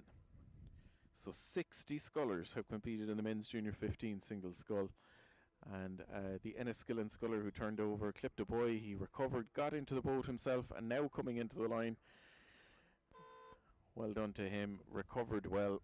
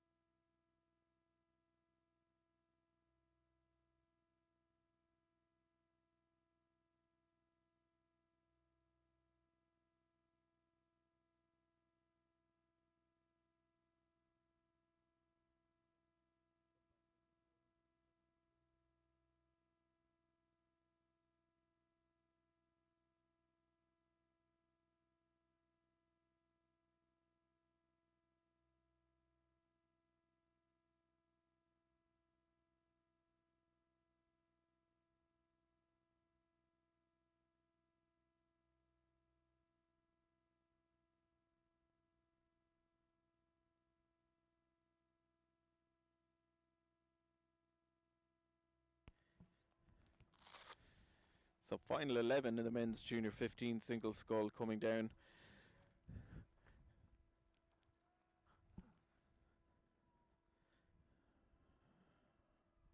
Between Closhignoid, Moorcross, Waterford, Neptune and Blackrock. Looks like the crews from Closhignoid leading it out here. So it's Closhignoid ahead, then it looks like on the far side Neptune and Blackrock battling for second and third. We said 65 scullers competing here in the men's junior 15 single scull, so huge numbers coming through. Some very exciting races we saw already, and multiple wins for Skibbereen along with Lee Valley, Methodist, St. Michael's and Enniskillen. But it's Closhignoid leading it out here. Closhignoid Clark coming up with Clearwater as they come in towards the finish.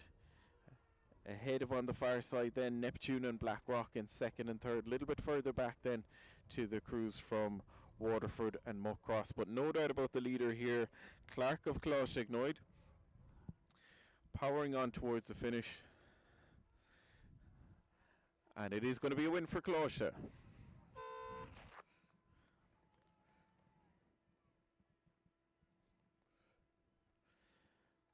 Ahead then, just holding off the challenge, it is going to be the Neptune sculler in second place, Byrne Tunney, just by a little bit of a length of a lead ahead of Blackrock Hammersley.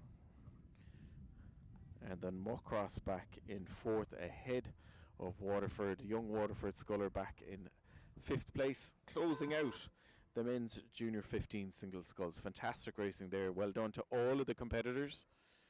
Neptune, thank you. All the competitors there in the men's junior 15. We had wins from St. Michael's, 2 wins for Skibbereen, Methodist, Enniskillen, Lee Valley, Skibbereen, another 2 wins, another win for Methodist, Castleconnell, and most recently there, Closhignoid. Next up, it's the women's junior 14, coxed quads,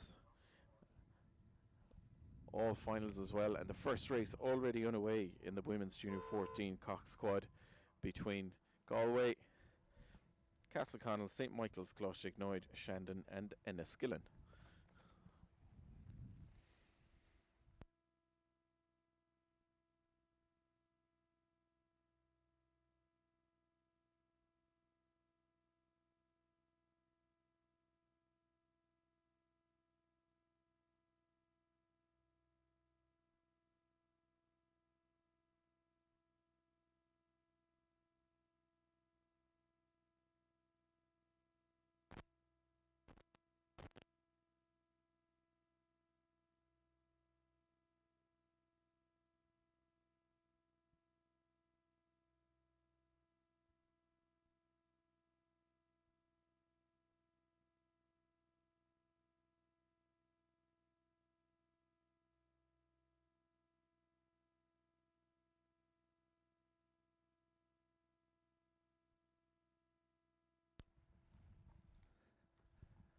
So they're approaching halfway in the first final of the women's junior 14 coxed quad between Galway, Castleconnell, St. Michael's, Closhignoid, Shandon and Enniskillen.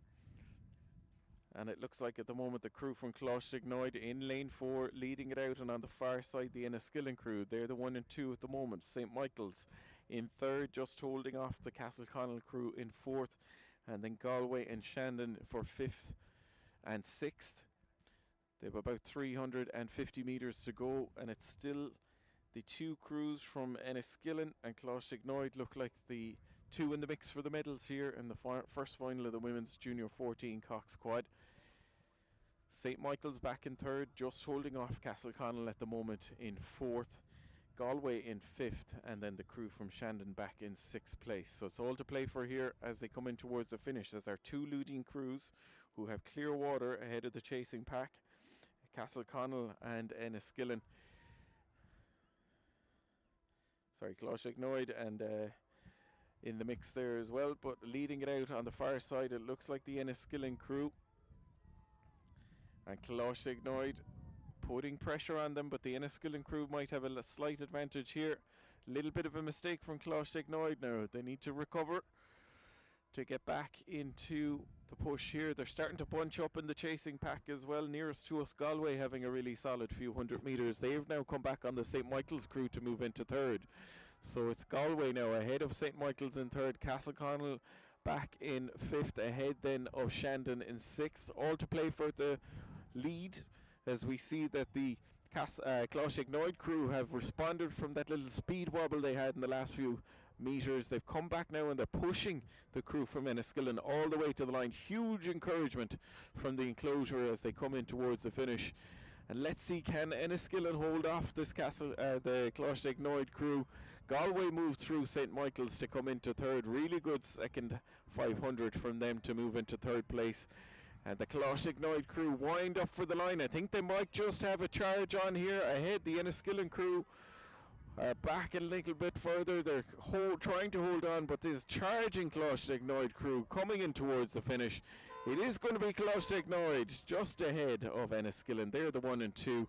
Galway now getting the better of St Michael's as they come in towards the finish. So it's going to be Galway a third, St Michael's fourth, Castleconnell in fifth, and Shandon in sixth. Galway just crossing there ahead of St Michael's and Castleconnell, and Shandon back in sixth place. Really great row there from Closheg Noid to come through the Enniskillen crew just in the last 100 metres. Even having that speed wobble where they lost a little bit of control, they recovered well and took the win there in the first final of the women's junior 15s.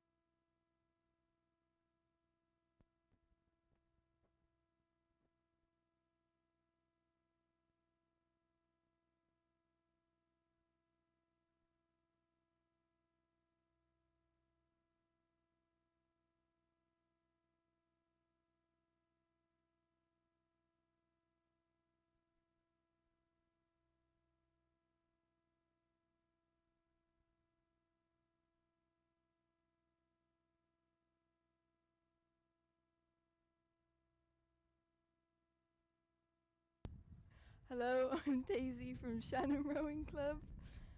Next up, we have the Women's Junior 14 Cox Quad Final 2. In Lane 2, we have CRCC. In Lane 3, we have Lee Valley. Lane 4, we have Castleconnell. Lane 5, Muckross. And Lane 6, Shannon. They're just getting on the start now.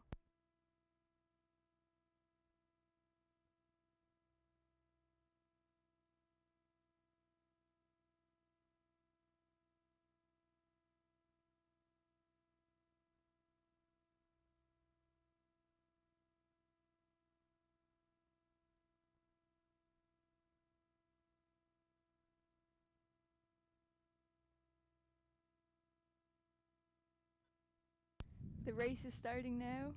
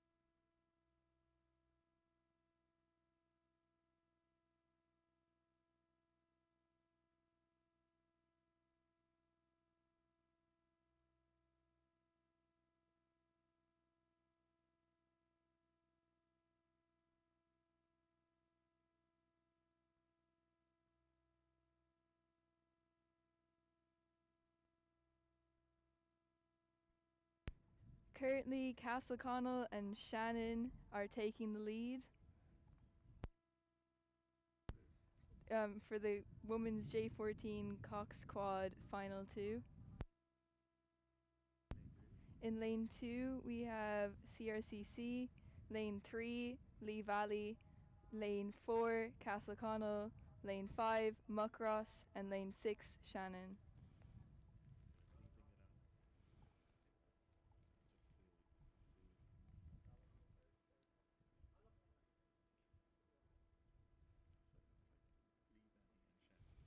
So it looks like Lee Valley and Shannon are taking the lead. Castleconnell lane 3.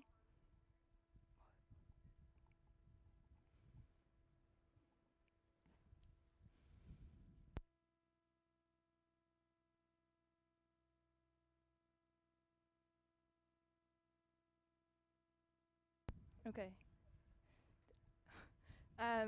The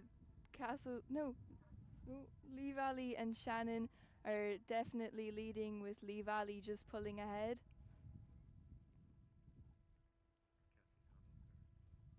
Castleconnell third.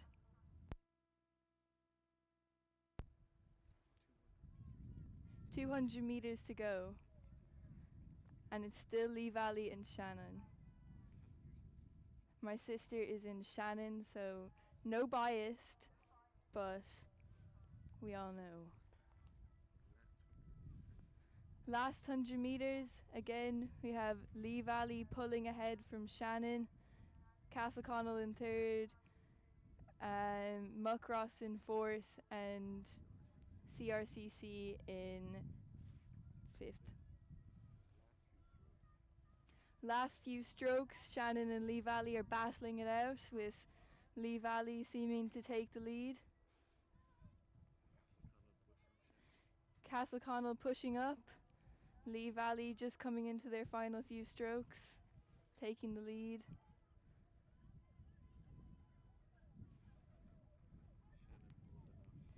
Shannon are holding off Castleconnell. That's Lee Valley for the win. And a close race. Castleconnell coming in second, Shannon in third. And now it's between the last two crews to decide the winner, with Muckross just a bit ahead, about length. And that is Muckross in fourth and CRCC in fifth. Congratulations to all crews. Congratulations, Lee Valley.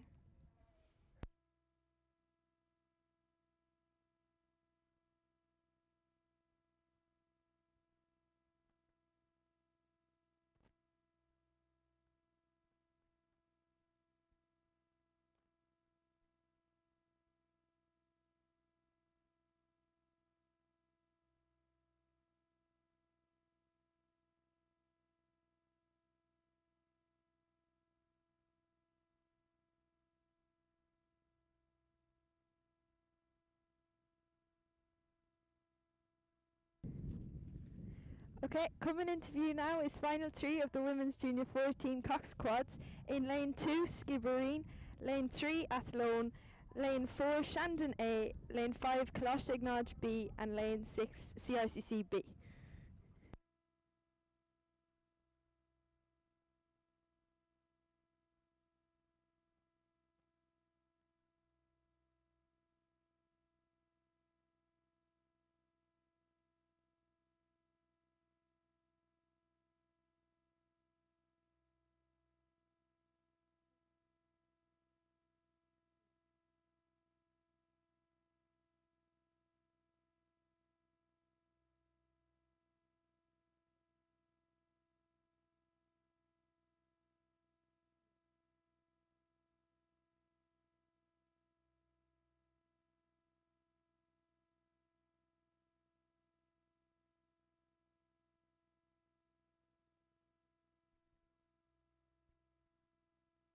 Yeah.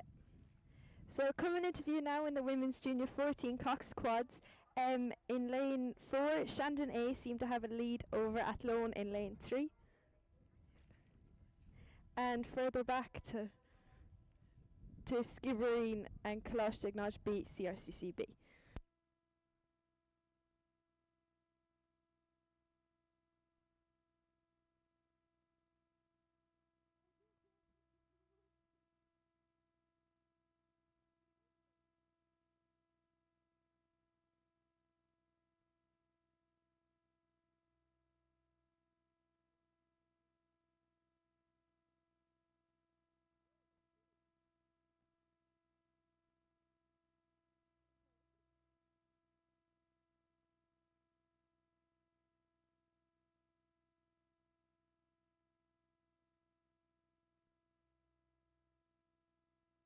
Okay. So leading now seems to be Shandon in lane 4, and then back to Athlone in lane 3, and further back then to the 3 crews. Clear water between them and the 3 crews. Okay, so now we'll see what happens over the last 300 meters. Okay, but it looks like Shandon seems like they'll be pushing through.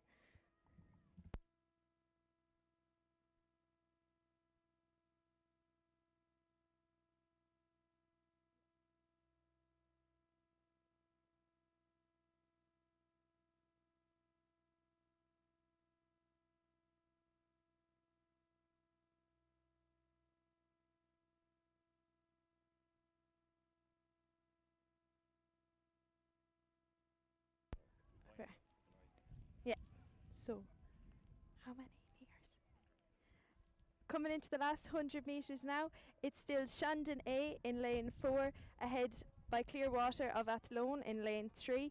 Further back then is to Skibbereen in lane 2, and then they're battling it out for 4th and 5th in Colossagnodge and CRCB. Shandon A seem to be pushing to the line here with a clear lead over Athlone coming in. Shandon A taking the win.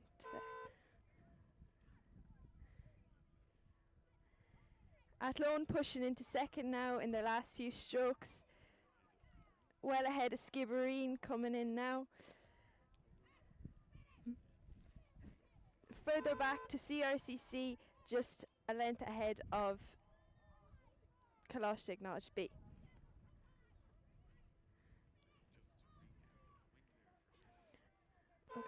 Just to recap, a win there for Shandon A, followed by Athlone in second, third Skibbereen, and battling out to the line is CRCC and Colossagnodge.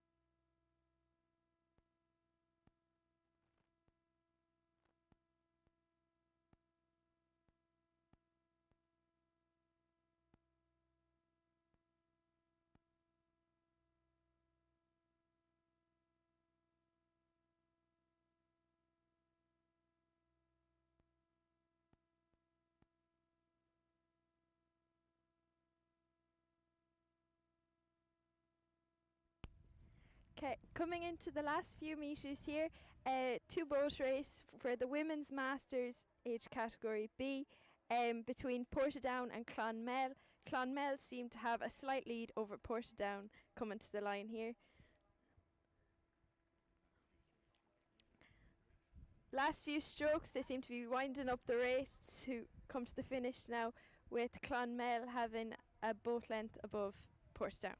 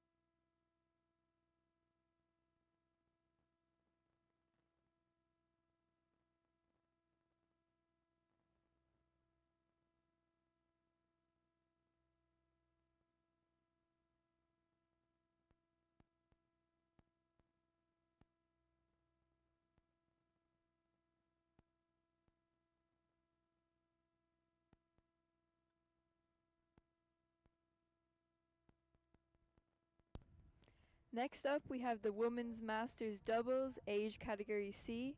Within lane 2, we have Clonmel, lane 3, Sligo, lane 4, St. Michael's, lane 5, Tribesmen, and lane 6, Tralee. We'll be back shortly with an update.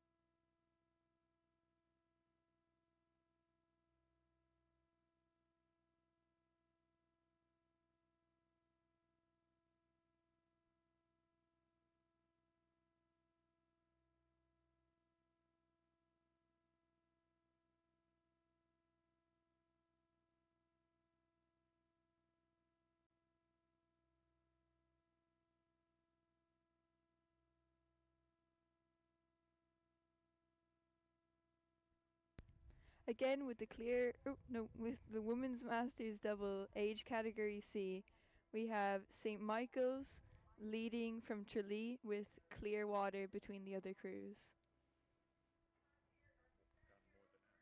We're just under halfway, over halfway.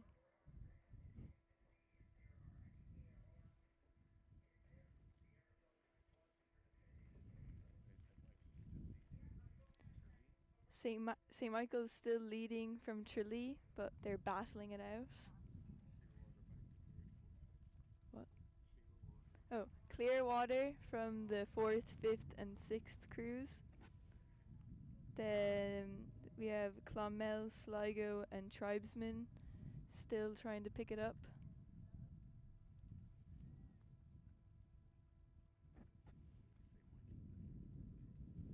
St. Michael's in full control. Ahead of the Tralee. Sheila Clavin in the bow seat for St. Michael's. I was forced to say that. Last 100 meters with St. Michael's in control. Ahead of Tralee. Open water between the other crews.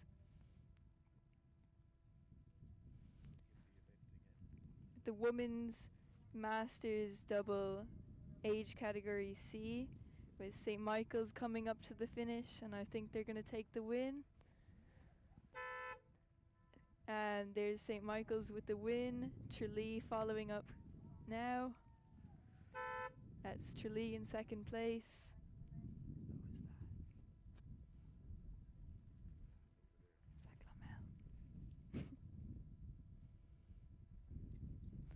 The Tribesmen coming up to third. Final strokes.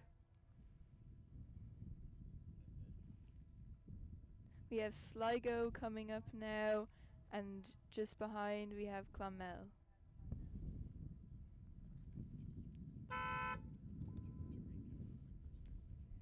Just to recap on the Women's Masters double age category C, we have the win for St. Michael's.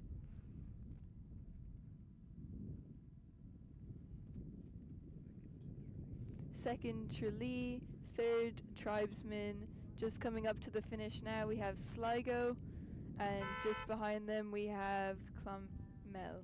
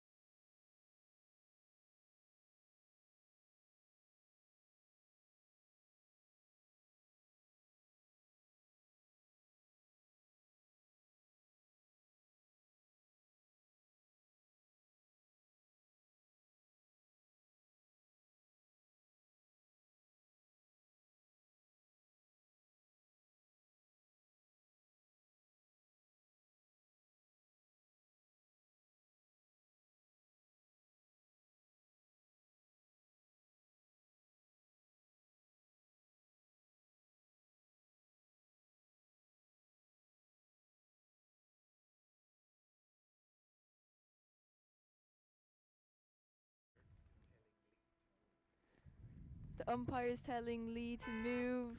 Bit of a steering issue, but that's okay.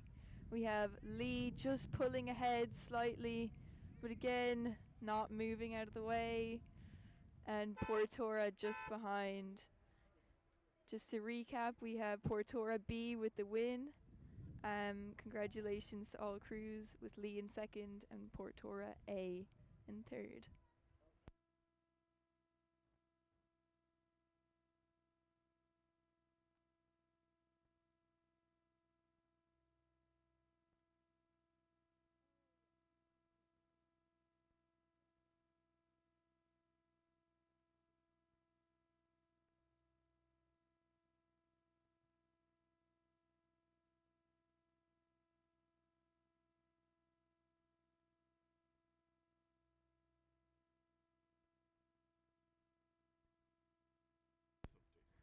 Okay. Coming into the last 300 metres here is the Women's Masters Double Final E, with Tribesmen on lane 5 with a clear lead over Clonmel E, Skibbereen and Clonmel D. Clear water back to the three crews then.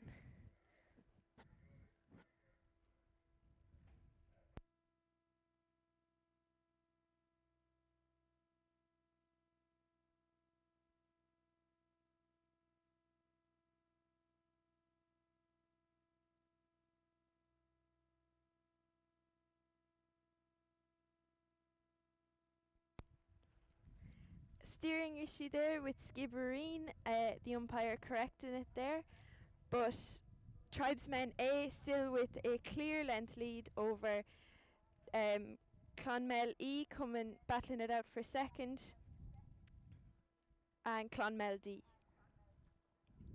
Sorry.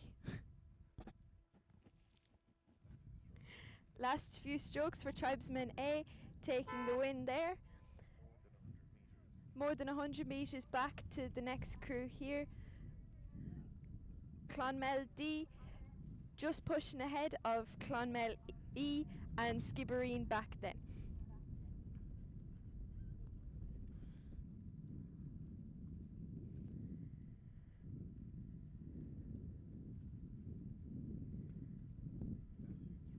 Last few strokes, Clonmel D is taking second over a tight race between Skibbereen E and Clonmel E. And the umpire there again about steering, but it's Clonmel E that takes third over Skibbereen E.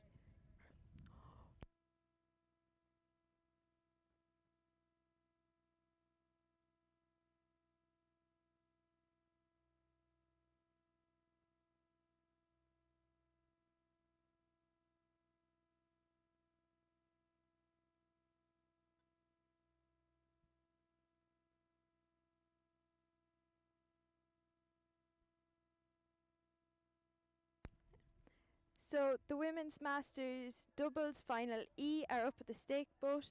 A composition crew between Clonmel and Lee Valley A in lane 2, Lee A on lane 3 and Castleconnell on lane 4.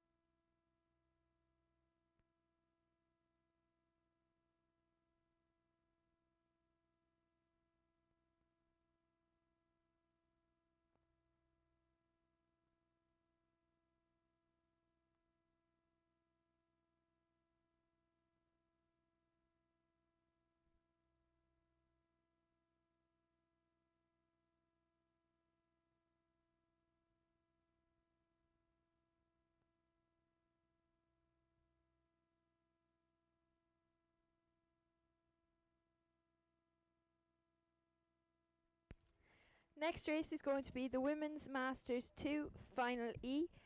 In lane 2 is a composition crew, Clonmel Lee Valley. Lane 3, Lee, and lane 5, Tribesmen C.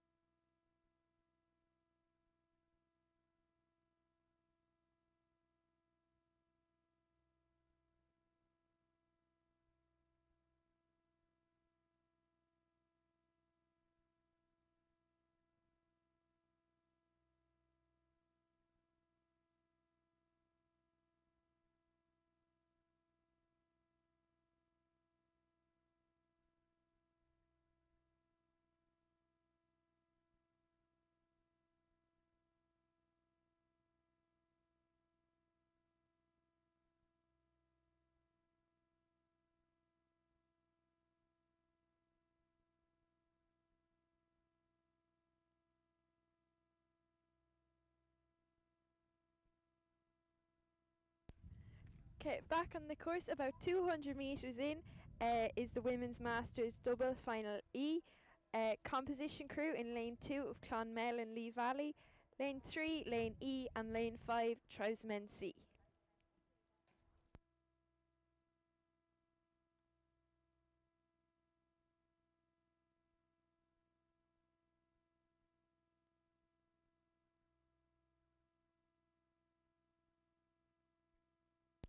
Coming up on the halfway mark, it looks like Tribesmen C in lane 5 seems to be ahead.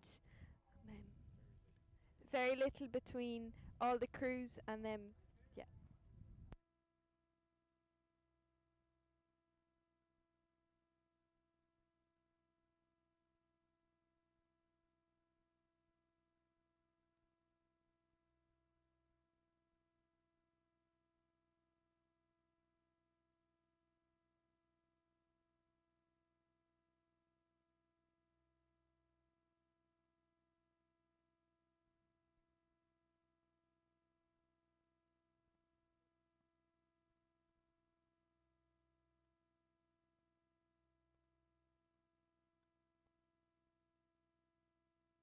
Okay. Leading it still is Tribesmen C in lane 5. Very little between them, and then fighting out for second is Clonmel and Lee Valley and Lee. The wind has picked up now as the crews come past the 500 metre mark.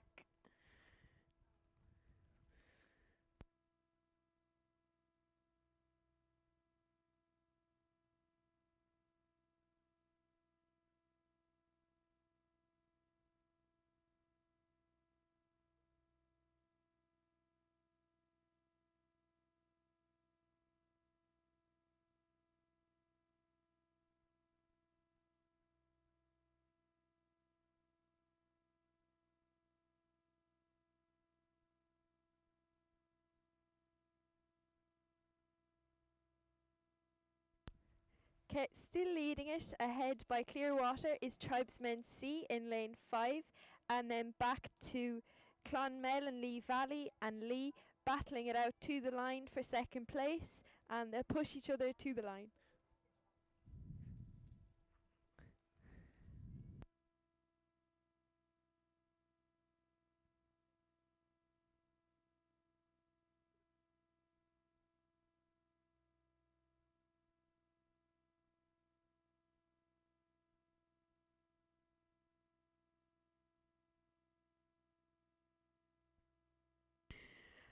The Women's Masters are performing very well today, pushing each other out. It's great competition today. Can't wait to be one of them. Tribesmen C still pushing ahead by Clearwater, and it's very tight then back to Clonmel and Lee Valley together in lane 2, and then Lee A battling it out beside them. The rate is coming up as they come into the last few metres. Tribesmen C taking the win there, and battling it out to the line seems to be Clonmel and Lee Valley taking the win over Lee in lane 3.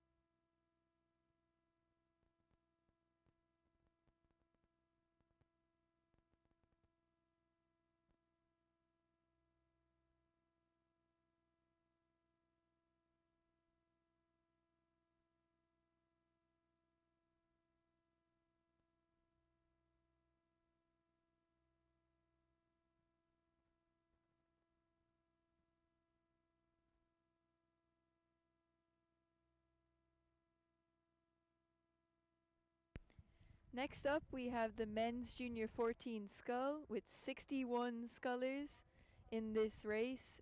In final 1, we have St. Joseph's, Carlow, Muckross, Athlone, St. Joseph's Bish, and Shannon.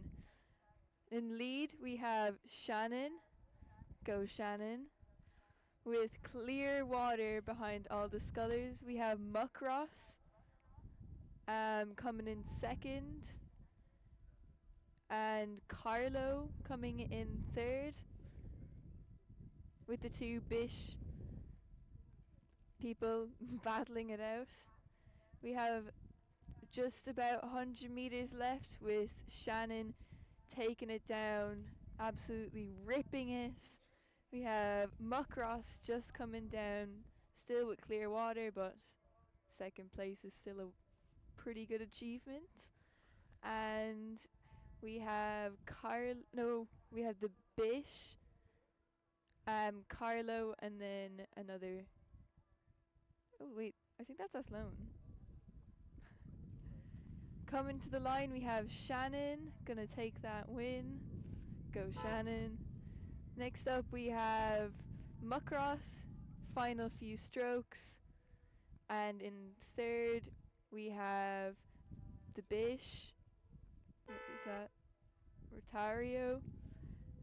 Then we have the Carlo sculler and Athlone sculler battling it out, with Bish just falling behind with clear water.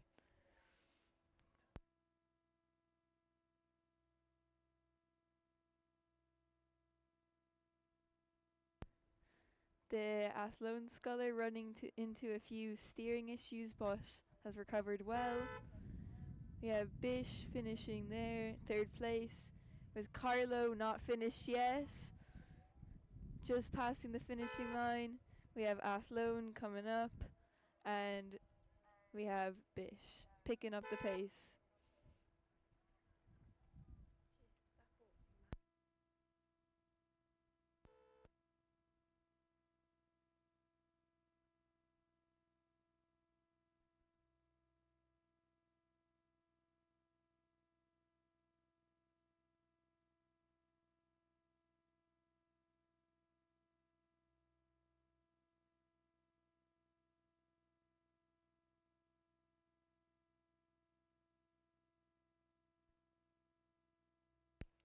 Just to recap, with the men's junior 14 scull, we have a win for Shannon Fionn Spencer. Well done, Fionn.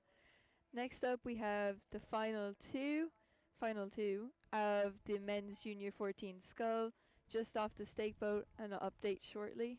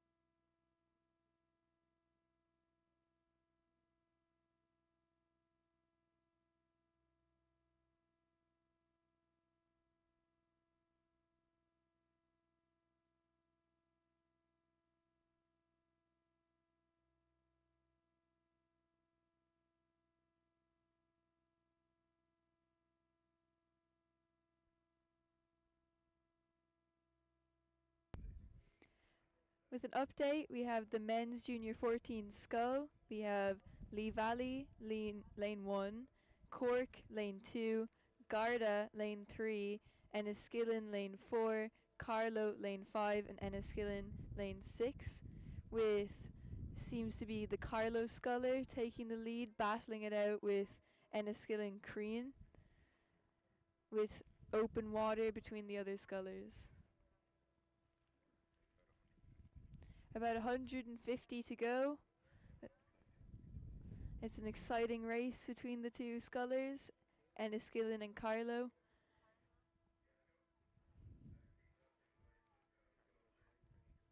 Carlow is rating high, Enniskillen's rating lower, but got that push, nice finish. Seems to be the Enniskillen sculler, Crean, to be pulling away from the Carlow sculler, but I think it's going to be a close race. With the Garda, sculler, picking it up, maybe to come a close third or second. Carlo's having a few steering issues, but which has allowed Enniskillen to come through, with Carlow pushing in, and Garda is picking up the pace, with Enniskillen and Carlow battling it out to see who will come first, get that gold, and very close final strokes with the Carlow sculler pulling ahead,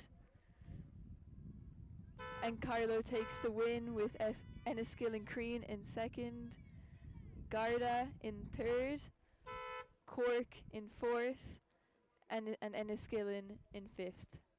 And Lee Valley has gone off the course, straightening up to come in sixth place.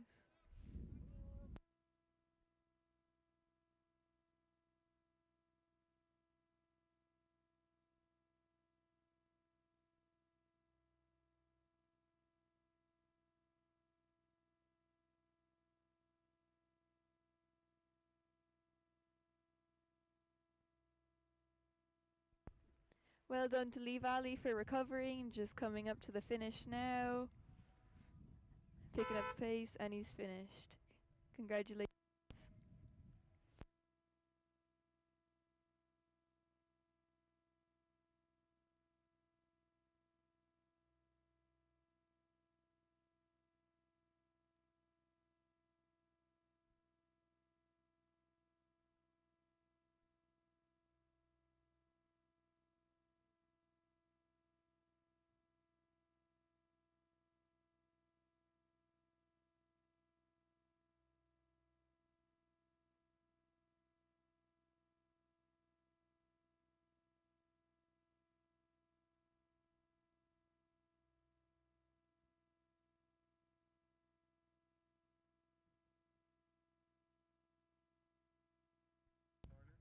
Okay, now we have the men's junior 14 scull, final 3, with Galway being scratched out. We have Cork, Enniskillen, another Cork crew, Athlone and Lee Valley,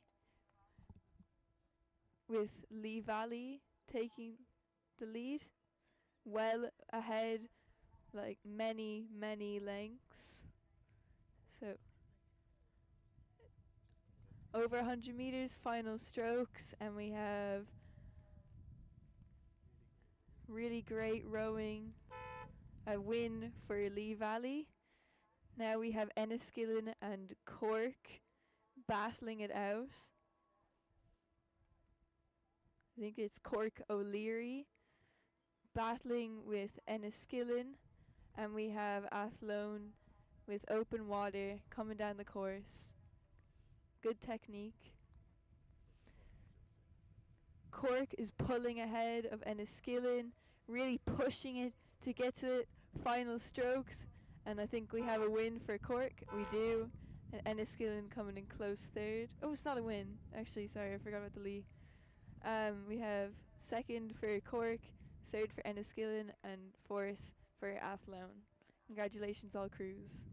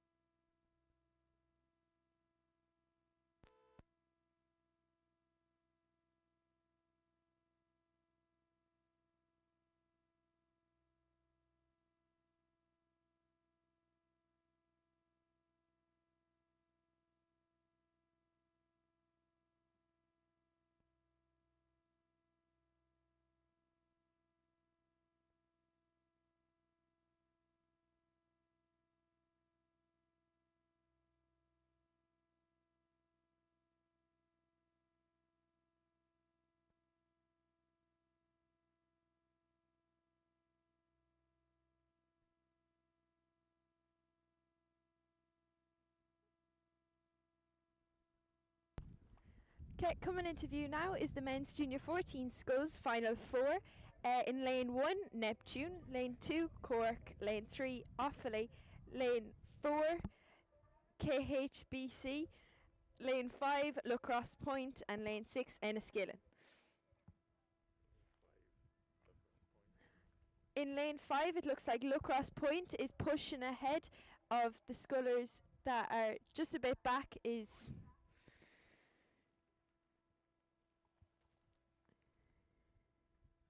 Offaly coming in and battling it out with Cork O'Sullivan.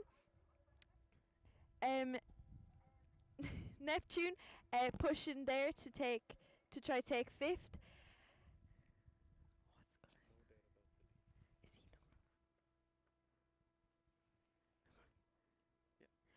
No doubt about it, Lacrosse is coming into his last 100 metres, pushing ahead with clear water, but it's still a tough race back for second place between Offaly and Cork.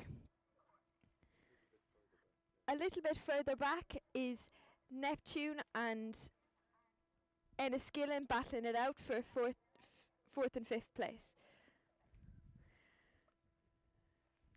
Lacrosse seems to be taking the win, coming into his last few strokes, bringing up the rate for his final push. Back to Offaly, pushing it out just ahead of Cork O'Sullivan there. And back another few lengths is Neptune and Enniskillen battling it out for 4th and 5th place. Really great row from Lacrosse Gallagher. And coming in second was Offaly, followed close behind by Cork. And coming into their last few strokes now is Neptune and Enniskillen, pushing it out for the end. It's a very close race, but it seems to be Neptune Byrne taking the win, taking 4th from Enniskillen Jennings.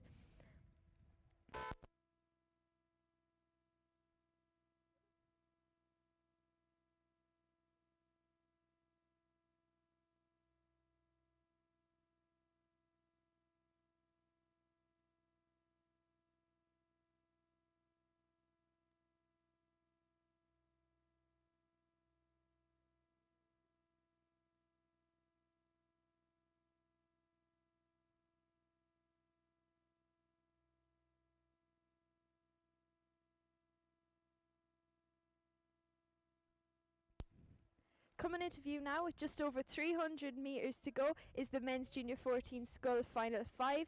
In lane 1, Sligo, lane 2, Enniskillen, lane 3, Enniskillen, lane 4, Sligo, lane 5, Galway, and on the far side, Athlone. It seems to be Athlone Collins taking a lead at the moment, a little bit back to the two scullers, Galway Clark and Enniskillen.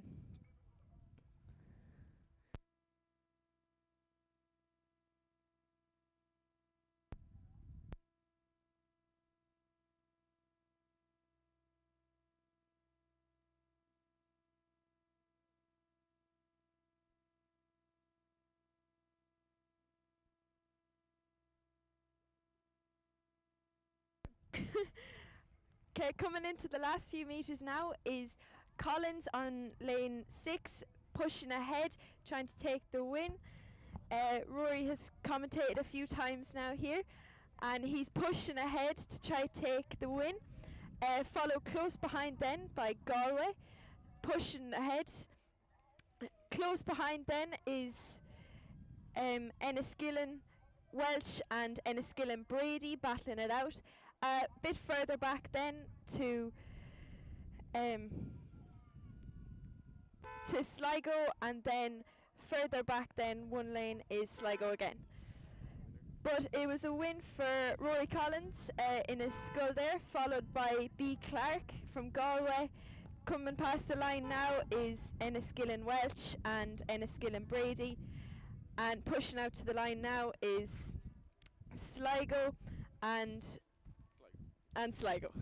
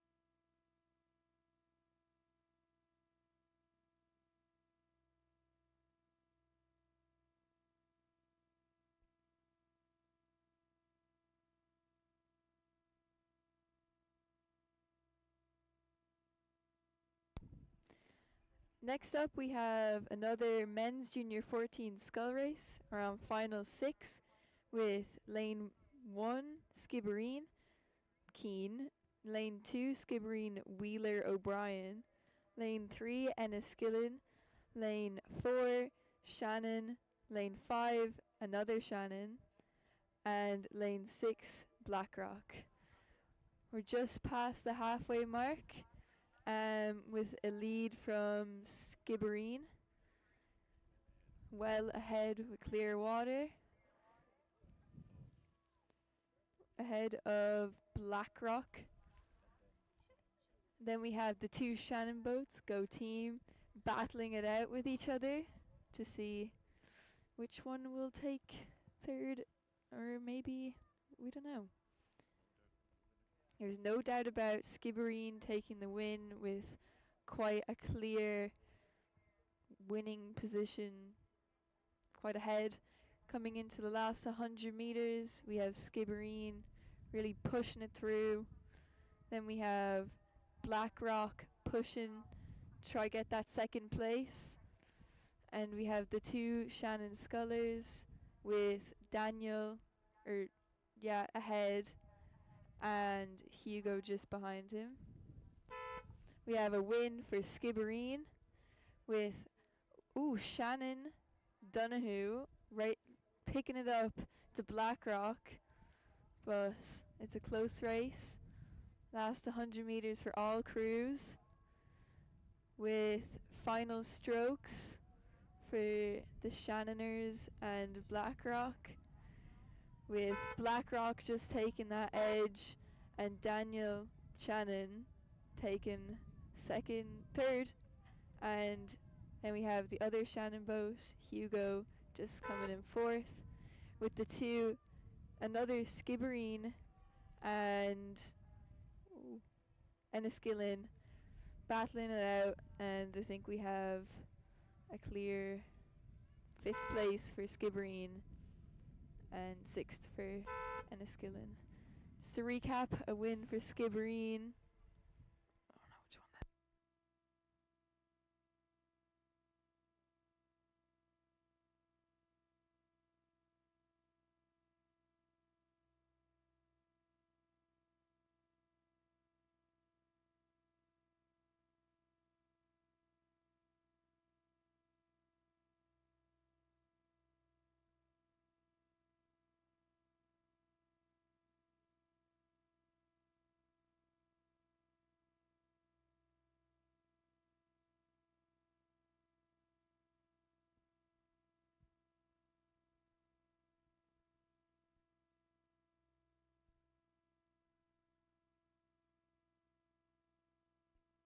Him.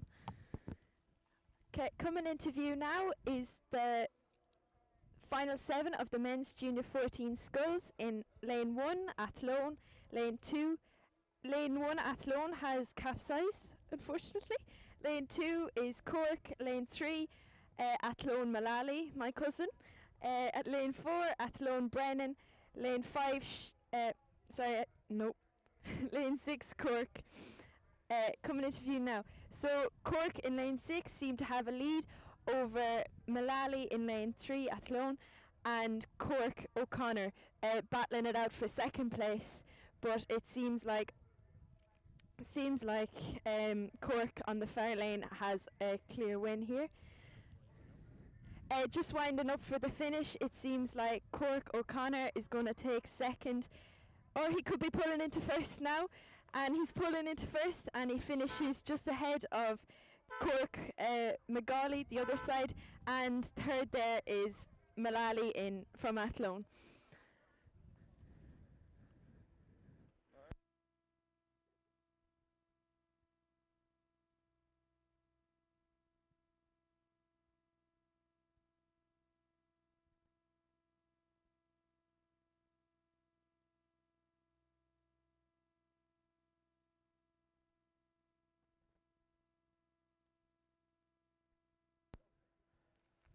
So huge thank you to Isabel and Daisy who joined us there. Isabel from Athlone, who also commentated at Limerick Regatta, and Daisy from Shannon, her first time commentating. Great to have you here as part of the crew, and good experience as well, so thanks for giving people a break from listening to me.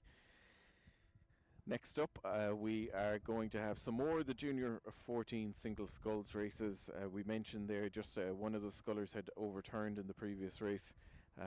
Safety launchers are with them now, so the course will be off for a little bit, but hopefully all okay there, getting back into the boat. Meanwhile, back on the water, it looks like Castleconnell Madden in final 8 in the men's junior 14 single scull, leading this one out ahead of Carlo Condren in 2nd place. Then it is Muckross, Hegarty and Galway Shepherd. They're the 1, 2, 3, 4. A little bit further back then to Blackrock McLaughlin. But no doubt about the leader here, Castleconnell Madden. Clear water and in full control. Little glance over the shoulder there to see where the finish line is, and he's going to power home here to take the win in the final race of the men's junior 14 single scull. So it is a win there for Castleconnell, ahead by a couple of lengths of Clearwater. Carlo in 2nd place. Muckross just coming in ahead of the crew from Galway then. So there you're 3 and 4, closing out all of the races for the men's junior 14 single sculls. And once again, a huge thank you to Isabel and Daisy for joining us here in the commentary finish tower and taking the last few races for us there.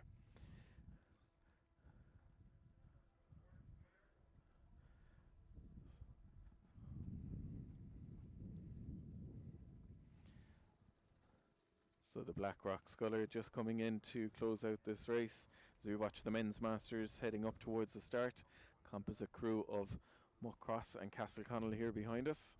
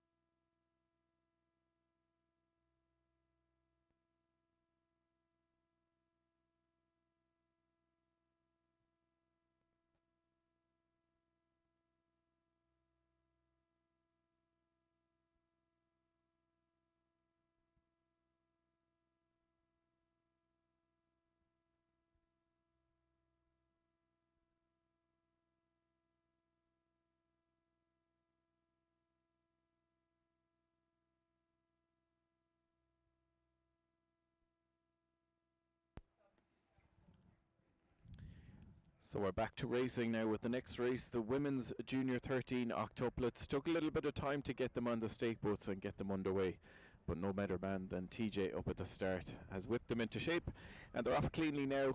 And it's just one single final we have here for the women's junior 13 octuplets. Then we're into the men's master 8s up next. Hopefully they'll get on the stake boats that bit easier than the junior 13s. Underway here we have in lane 1 Enniskillen A, lane 2 Muckross, lane 3 Castleconnell, and lane 4 Enniskillen B. Looks like the Castleconnell crew already coming up on the halfway mark, and they've opened up clear water over Muckross. So it's Castleconnell from Muckross, centre of the course, and then clear water back again to the two crews from Enniskillen on either side of the course in lanes 2 and 4, back in 3rd and 4th at the moment, but a really big lead here from the Castleconnell crew ahead of the chasing pack of the other three. They are leading it out here as they come up on the halfway mark in the women's junior 13 octuplet. So Castleconnell driving all the way here ahead of Muckross and being chased down then by the two Enniskillen crews.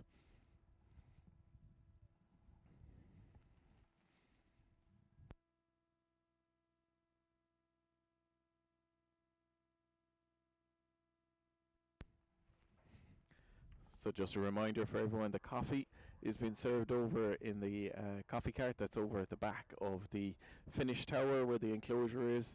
Ideal time coming up on the lunch break to pick up something there. And we also have the catering, food truck and ice cream in towards the car park just inside the gates. And of course the Rowing Island merchandise all on sale inside there in the marquee as well. So plenty of options here at the 1K.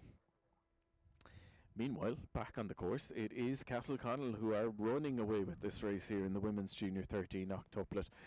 Just over 1,000 metre distance, but when they went through 500, they'd already opened up clear water. They're coming down with about 200 to go now, and they're continuing to move away from Muckross in second, and then the Enniskillen A crew ahead of Enniskillen B back in 3rd and 4th. Really nice rowing from the young junior 13 women from Castleconnell. Some great display of rowing here. Anne-Marie Ryan, I think, is coaching this crew, if I'm not wrong, and Anne-Marie's daughter might be rowing it as well, if social media tells me anything. So they are leading it out here. Clear water lead, so very, very strong win for Castleconnell here as they come in. Fantastic rowing from the junior 13s. Really great display of sculling here. Blade work is impeccable. So easy to see why they're leading it out here, and then Muckross are the ones at the moment leading out the battle between the Enniskillen crews as they come into the finish. But really nice rowing from Castleconnell, nicely done as they come in to take the win in the women's junior 13 octuplet.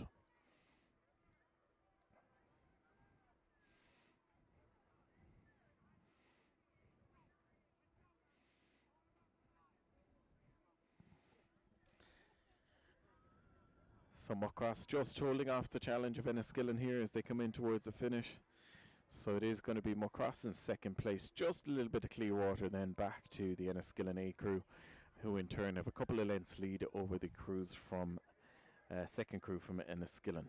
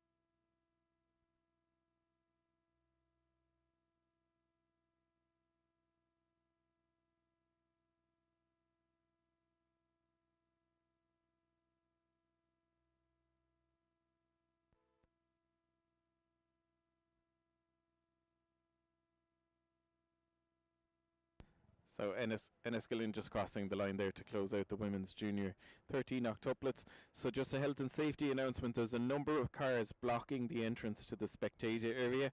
We urgently need to get a truck to go down there. So anyone that's parked in the spectator car park, where there's a couple of trailers in there as well, we have a Ford 182D 5320. There's another Ford 11G8810. That's a Mondeo 11G8810. There is a BMW with a skull on top.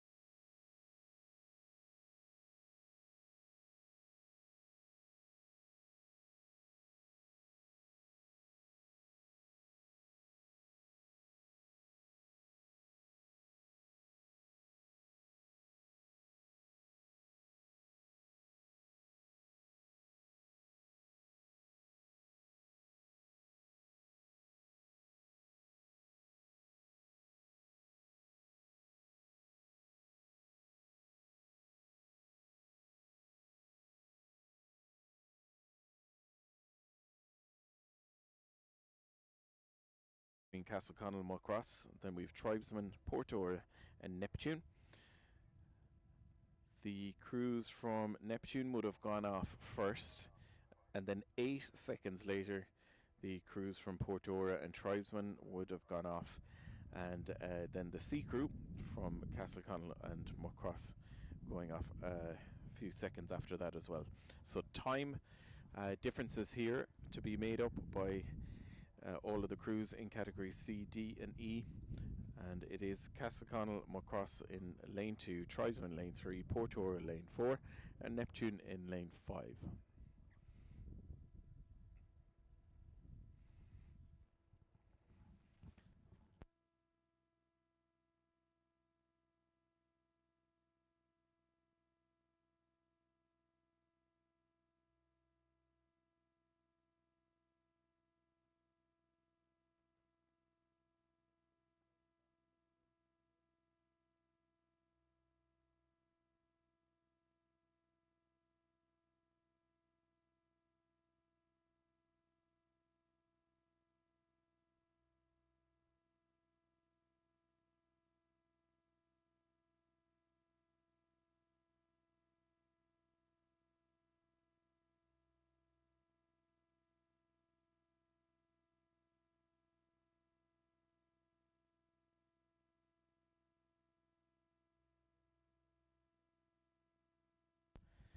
So just an update here. This is final C, D and E age categories in the men's Masters 8s. Nearest to us in lane 1, the youngest crew out there, Castleconnell and Muckross, composite crew. Then we have Tribesman beside them in the centre of the course. And on the far side, leading it out, the crew that went off first, Neptune. So the job here for Neptune is to hold on to that time advantage that they had coming off the start, being the oldest crew. And the job of the other two crews is to row them down and get through them in the short 1,000 metres. So it looks like an insurmountable lead that Neptune have over the crew from Tribesman in second at the moment. The composite crew a little bit of clear water back. So fast and furious here. 1,000 metres is a short course, to make up 8 seconds. So the Neptune crew, they get off to a flying start there. They've held on to the lead, and it looks like they might hold on to the lead here.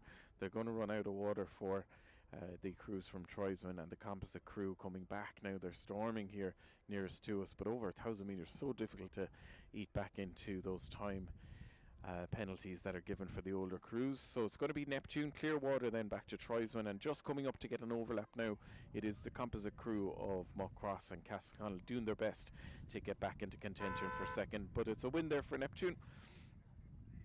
Ahead then of the crew from Tribesman in second, and the composite crew just coming in by 2/3 of a length back in third place. Tough racing there with the different age categories, but great to see 3 of the crews out there competing over C, D and E. So win there for Neptune, and the next race up on the stake boats is going to be the more senior gentlemen in the men's Masters 8s, Connells F, G and H between Old Collegians, composite of Galway, Belfast, Commercial, City, Derry, Neptune, and then another composite of Athlone, Lee Valley and Carlow. So shortly back with the next final of the men's Masters 8s.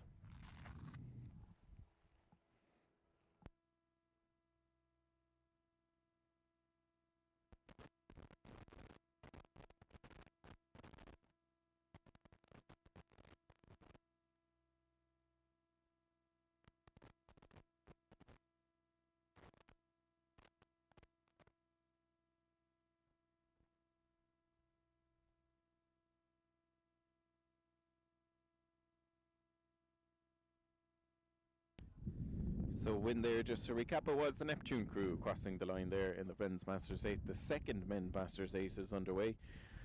3 crews competing here again. We will have Old Collegians in lane 2, a composite then of Galway, Belfast, Boat Club, Commercial, City of Derry and Neptune, and then another composite between Athlone, Lee Valley and Carlow. The Athlone, Lee Valley and Carlow are the oldest crew that are out there, so they'll have gone off first. Then 9 seconds later, the second composite crew of Galway, Belfast, Boat Club, Commercial, City, Derry and Neptune would have gone off, and then the crew from Old Collegians. And again, these time difference is very hard to make that up over the 1,000 metres. But we'll see how this one is going to fare out. Leading it out at the moment, centre of the course, it's the big composite, Galway, Belfast, Bow Club, Commercial, City of Derry and Neptune. Making up already the lead, that the time lead that was that the Athlone, Lee Valley and Carlow crew. So they've rode through them, and it doesn't look like they're going to come under pressure from the Old Collegians crew in lane 2. So centre of the course still leading it out, this big composite crew, Galway, Belfast Boat Club, Commercial, City Derry and Neptune. They're looking good for the win. Clearwater then back to Old Collegians and that composite crew of Athlone, Lee Valley and Carlow.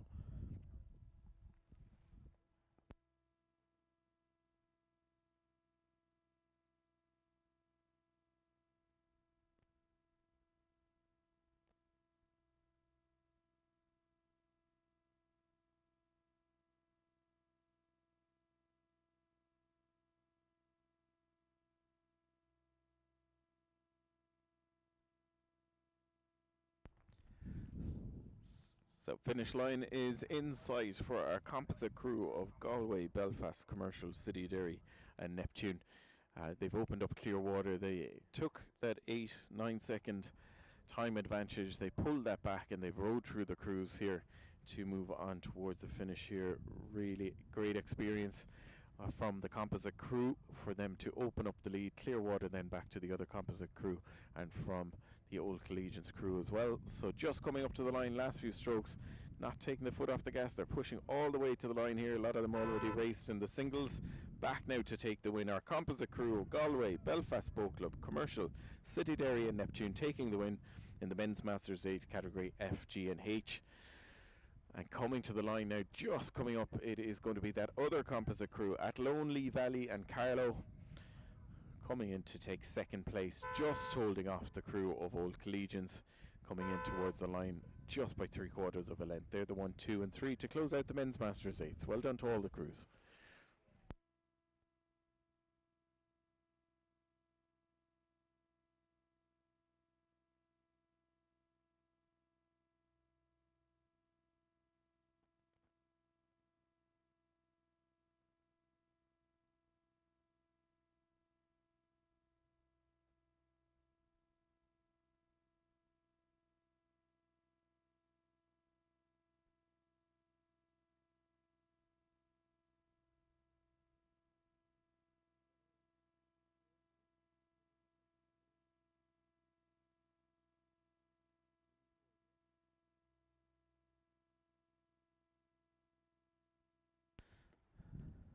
Next up is another Masters race. It's the Women's Masters 4s race. Age category C, D and E between Tribesman, Ban, Shannon, a composite of Cork and Shandon and Lee. And different age categories here. So the Lee crew would have gone off first, and then the crews from Cork and Shandon would have gone off 7 seconds later, and then a further 9 seconds, or sorry, 2 seconds, so added on, would have been the crews from Tribesman, Ban and Shannon. And as they come into the halfway mark, just coming down now, it looks like the crew from Cork and Shandon, the composite crew, leading out ahead of Lee. They're the 1 and 2. The Shannon crew maybe in third place, just ahead of Ban and Tribesman. So halfway down the course, and looking very close between the composite of Cork and Shandon and Lee, all on the far side. Local crews on the River Lee down at Cork, so they'll know each other well, race each other a number of times this year. So we'll see now, can the Cork Shandon crew, looks like they've pulled through Lee and made up that time advantage that was there. And then it is some way back, a little bit of Clearwater back to Shannon in third place, holding off Tribesmen at the moment, and Ban back in fifth. They're down now to the last few hundred metres. We'll see what kind of response the crew from Lee have, but it's looking good so far for the crew from Cork and Shandon. They continue to move away from the chasing pack. Shannon at the moment in third place, holding off the challenge that's there from Tribesmen and Ban. They're looking good for third, but everything can change in the last few strokes as they come down to the last 150 metres, 200 metres out. Still leading it, it is Cork and Shandon, the D crew, ahead of Lee. the E crew. Shannon now coming up into third, holding off Tribesman, and they've a nice little battle going on for third and fourth, which might push them back up on that Lee crew and come into contention for second. But no doubt about the leaders here, the crew from Shandon and Cork leading it out. Just a little bit of clear water opening up now between them and the chasing pack, so they're in full control here. They can look left and right, respond hopefully to any challenges that might come their way from the chasing pack. But with just over 100 metres to go, they're looking good here. The crew ahead of Lee. The Shannon and Tribesman crews doing their best to put pressure on the Lee crew to come in for second. But it's looking good so far for Lee. They're managing to hold off Shannon in third place, Tribesman in fourth, and Ban back in fifth. So 3 Cork rowers and 1 Shandon rower in our leading crew here in the Coxed Women's Masters 4.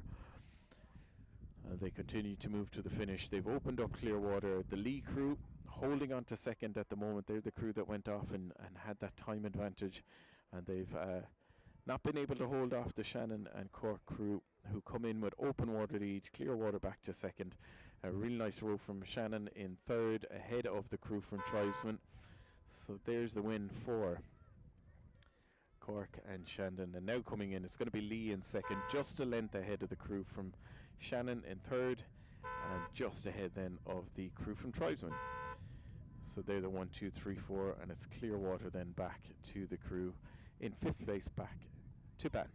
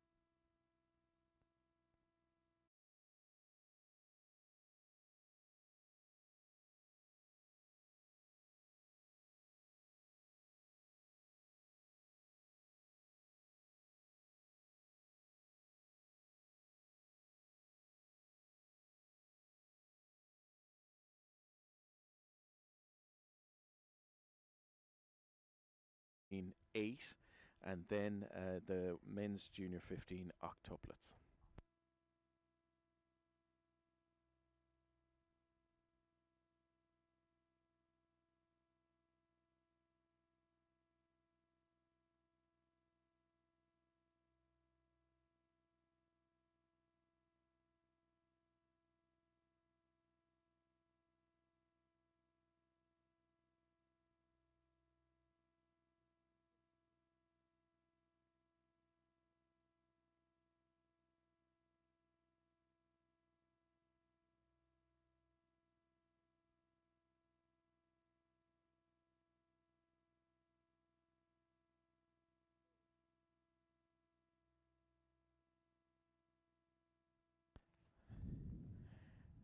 So we're back now with the action of the women's junior 15-8, a two-boat race here between Coxed and Enniskillen. Coxed nearest the finish tower.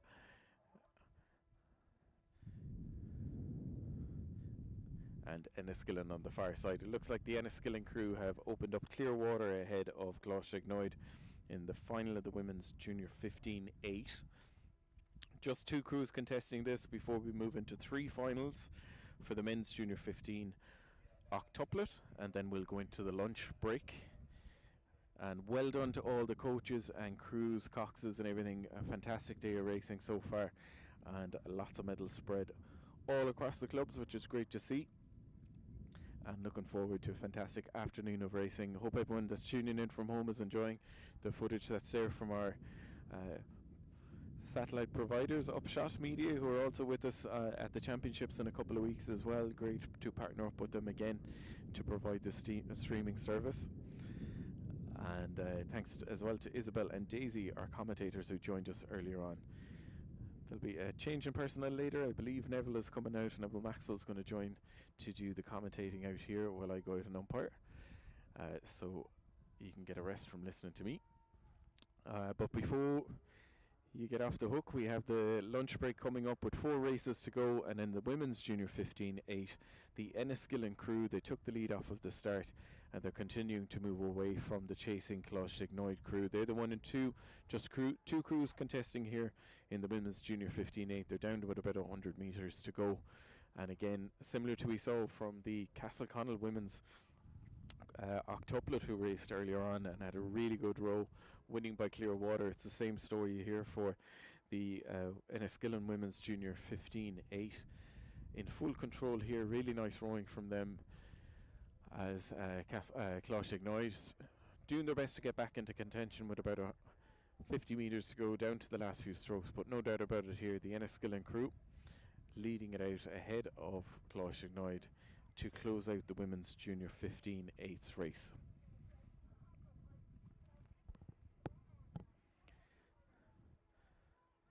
So last 3 strokes for Enniskillen. They're going to cross the line, take the win there in the women's junior 15-8. And the Coxed crew just coming up to the finish now. They're the 1 and 2, closing out the women's junior 15-8, and next up it's going to be the men's junior 15 octuplets, 3 finals to close out this morning's session.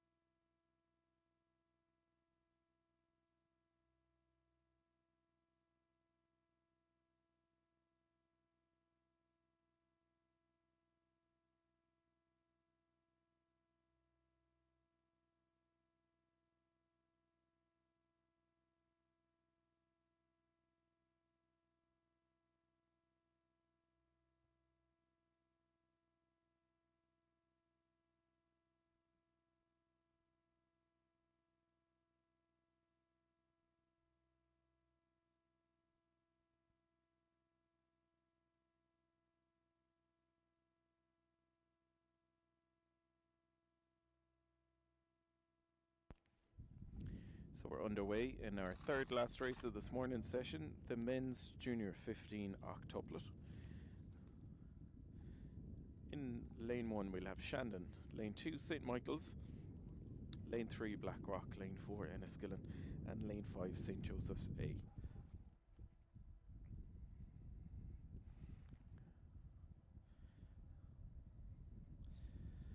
And it looks like the Blackrock and Enniskillen crews in lanes 4 and 5, leading it out at the moment. Then a little bit further back to St Joseph's and St Michael's, and Shandon back in 5th place at the moment. They're coming up at about 600 metres to go, and this again is the final of the men's junior 15 octuplet. So Blackrock, it looks like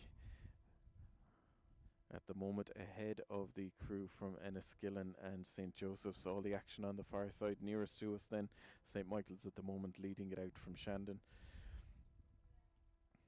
And the other octuplets already getting on the stake boats. In the next race we're going to have Closhignoid, Skibbereen, Galway, Muckross. And then final 3 to close out this morning's session before the lunchtime break. It's Shannon, Muckross, Castleconnell and St Joseph's B. Meanwhile, back in this final, still powering on here, it looks like the crew from Blackrock, centre of the course, and they have Enniskillen on their inside in 2nd place at the moment, along with St Joseph's and St Michael's. The crew from Shandon, the only crew that looked a little bit off the pace here. St Michael's steering now being affected. Hopefully the umpire can get them back on track. They've corrected their course. But good display of rowing here from Blackrock in the men's junior 15 octuplet. They've led off as the start. They've continued to move away from the chasing pack, and they're holding off the challenge at the moment. It looks like Enniskillen and St Joseph's on the far side. They can hear the roar of the supporters here at the enclosure as well, encouraging them on. But really nice rowing here from Blackrock. And it's all about that battle for 2nd place, I think, at the moment between St Joseph's and Enniskillen. They're matching each other for stroke, side by side over on the far side. Blackrock continue to power on here towards the finish. Again, a lovely display of rowing from the young guys from Blackrock here, leading it out. St Michael's back in 4th place ahead of Shandon. But no doubt about it here, Blackrock, they continue to take the rate up. They're powering all the way to the line here. Really nice rowing, opened up clear water ahead. It's Enniskillen getting the better of St Joseph's just as they come in towards the finish now. It's going to be Blackrock, Clearwater, about a half a length, 3/4 of a length of Clearwater, back to Enniskillen in 2nd place, who in turn then have just about 3/4 of a length over St Joseph's. The St Michael's crew putting a charge on towards the finish, but they're running out of water. They might come back and challenge and get an overlap with the St Joseph's crew, but it is Blackrock already through ahead of Enniskillen. St Joseph's coming in 3rd, and then the crew from St Michael's just coming in to take 4th, getting an overlap just in the last few strokes. And then it's back to Shandon in 5th place. So well done to Blackrock, really great row from them to take the win in the men's junior 15 octuplet.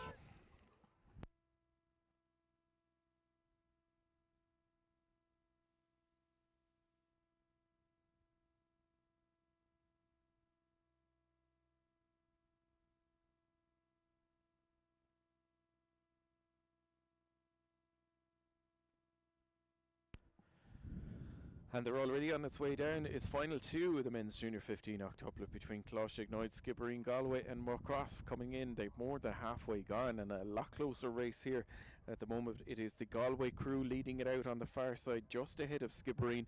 They're the 1 and 2. Muckross back in 3rd place then ahead of Closhignoid. But very little between the 2 leading crews. Galway just about holding off Skibbereen at the moment, but these octuplets go at some fair clip when they come in towards the finish. They'll be winding up for the line here, and the Skibbereen crew are absolutely on a charge to the line here. Let's see what kind of response the Galway crew have to try take the rate up. Skibbereen really look like they've taken the lead here now in the last few strokes, just coming in towards the finish. So Galway had the early lead coming up to the halfway mark. Skibbereen now just powering through in the last few strokes, taking the lead as they come in towards the finish. The Galway crew need to respond and push to the line if they're going to get in a chance of the medal mix here. It's some way back then to Muckross and the crew from Closhignoid. But really nice rowing here, and a great second half to the crew from Skibbereen. They must be up in the high 30s as they come in towards the finish. They've opened up that lead now. They've come through the Galway crew, timed it to perfection, and they've just opened up about a length's lead as they come in towards the finish to close out our second last race of this morning's session. It's going to be a win for Skibbereen ahead of Galway in second place, just getting that 1 length lead as they come in. So Skibbereen taking the win ahead of Galway in second. And then Clearwater back to the crews from Muckross in third, ahead then of the Closhignoid crew. So well done to Skibbereen, great row and a great win for them there.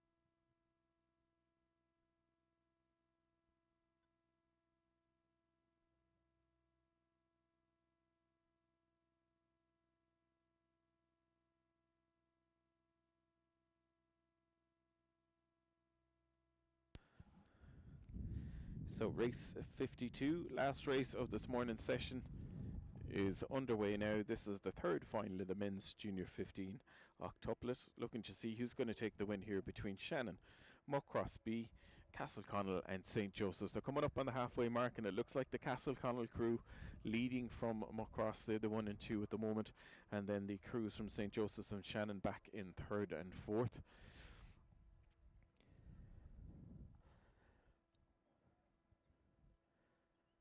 Looking to see, along with Skibbereen and Blackrock from the previous races, who are going to take the wins here in the men's junior 15 octuplets.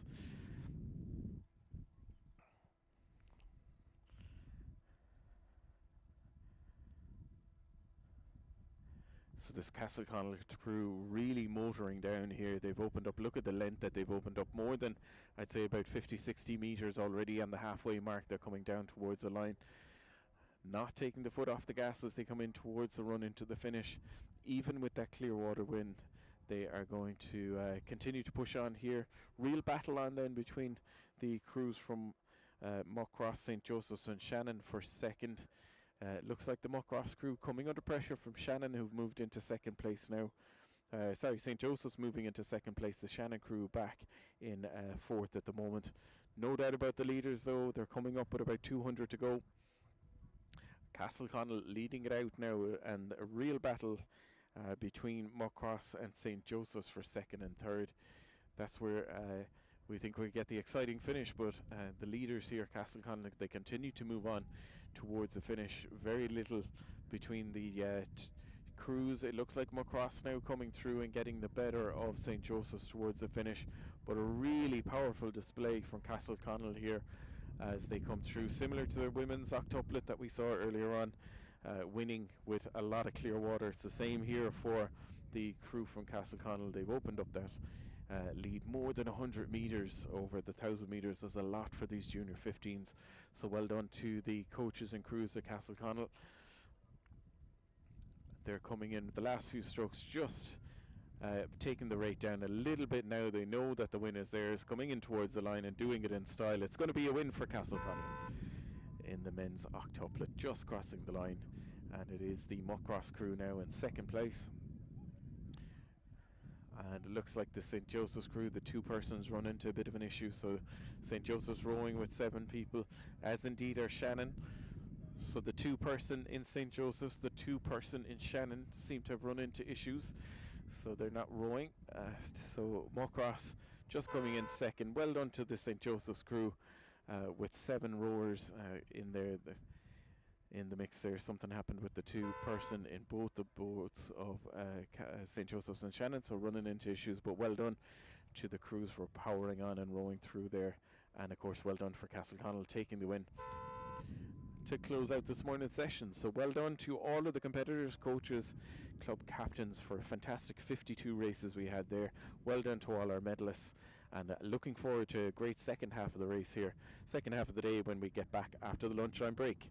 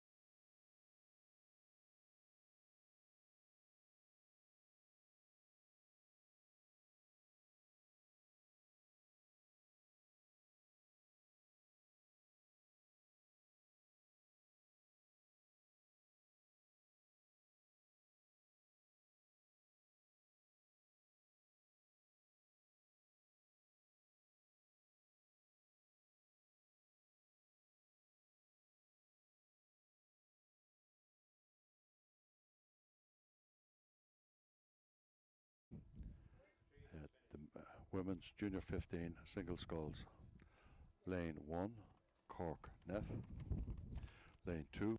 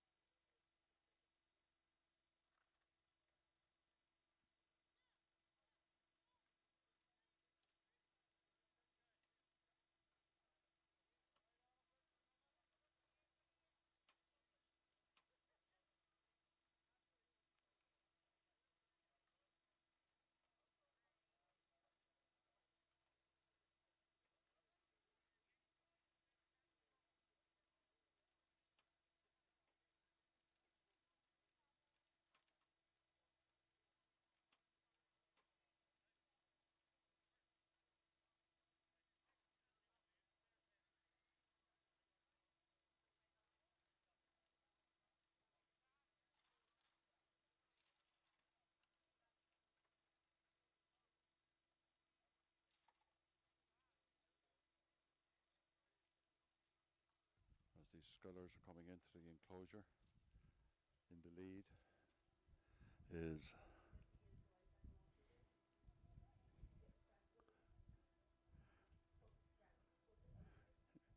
in lane number 6 for my Clifford.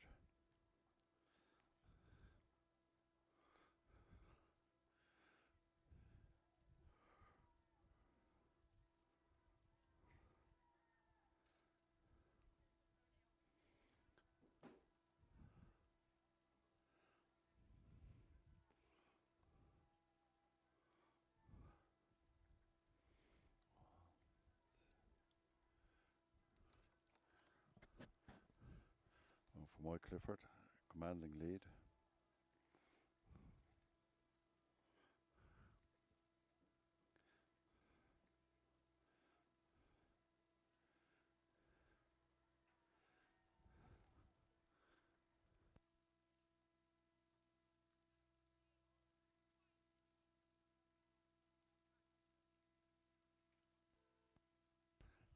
My Clifford from Enniskillen.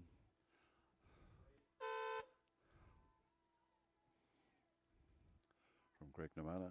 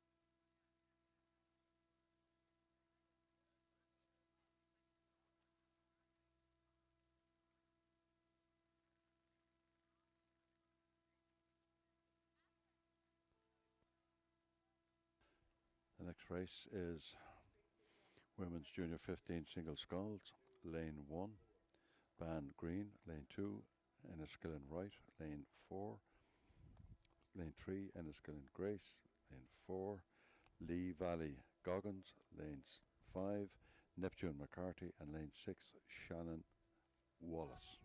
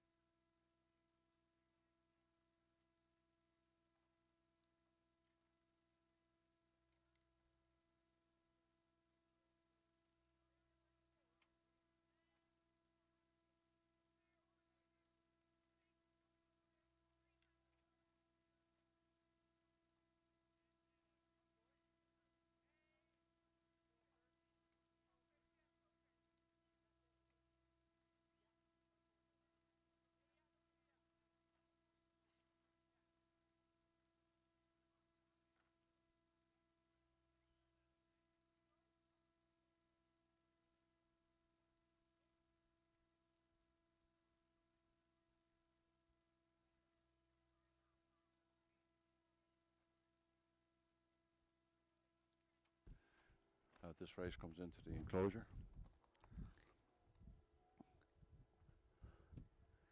In lane 2, Enniskillen Right is leading from lane 8, Shannon Wallace.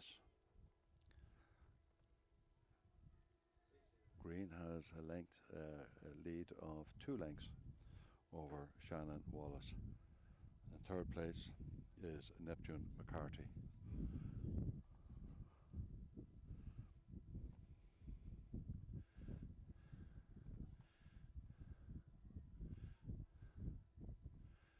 As they come to the line,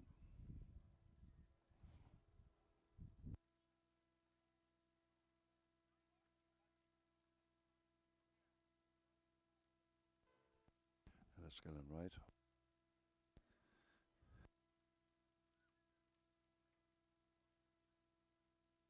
from Shannon Wallace.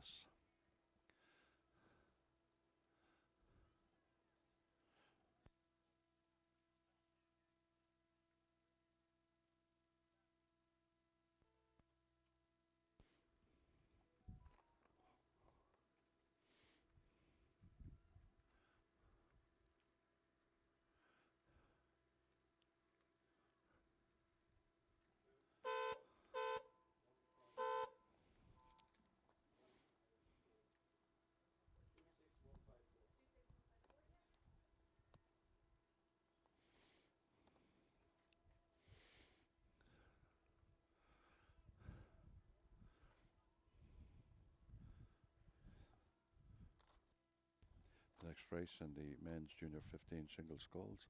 Lane number 1 Athlone Reynolds. Lane number 2 Ban McAleer. Lane number 3 Waterford O'Flynn. Lane number 6 Commercial O'Shaughnessy. Lane number 7 Methodist Thornton. And lane number 7 Lockross Uzi Nicholas. Uzir Nicholas.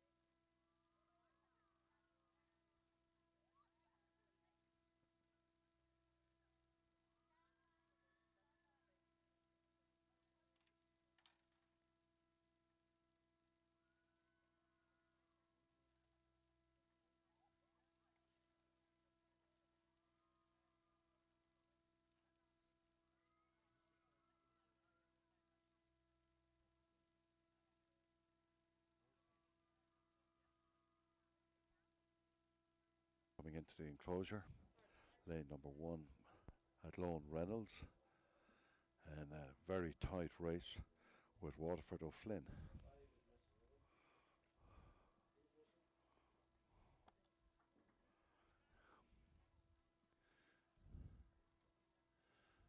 There's a battle for third place.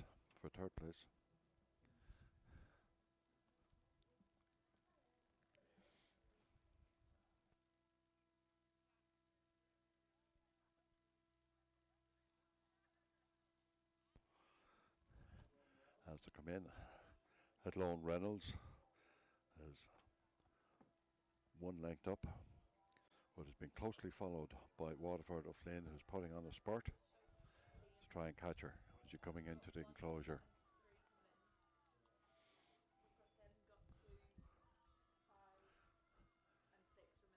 Athlone Reynolds holding on, fighting off the challenge from Waterford O'Flynn.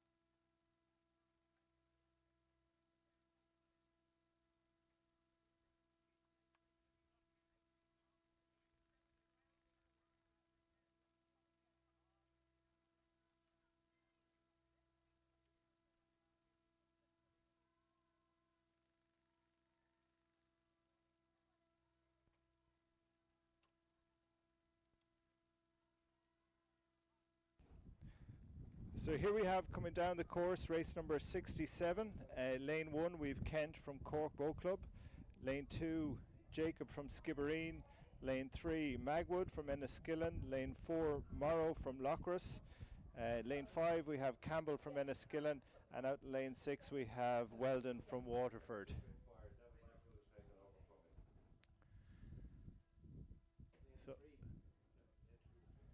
So we've just got confirmation that lane 3 Waterford isn't racing, so there's a little bit of a gap there between both sides of the course, but the crews now are coming up to the 300 metre mark.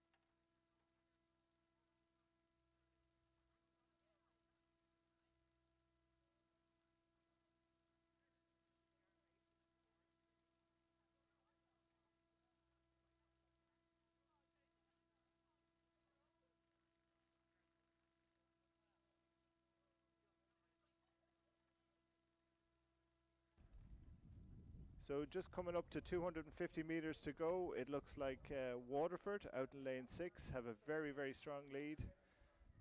In the middle of the course then we have Enniskillen and Skibbereen, both these crews racing against each other, and Lochras then in the middle.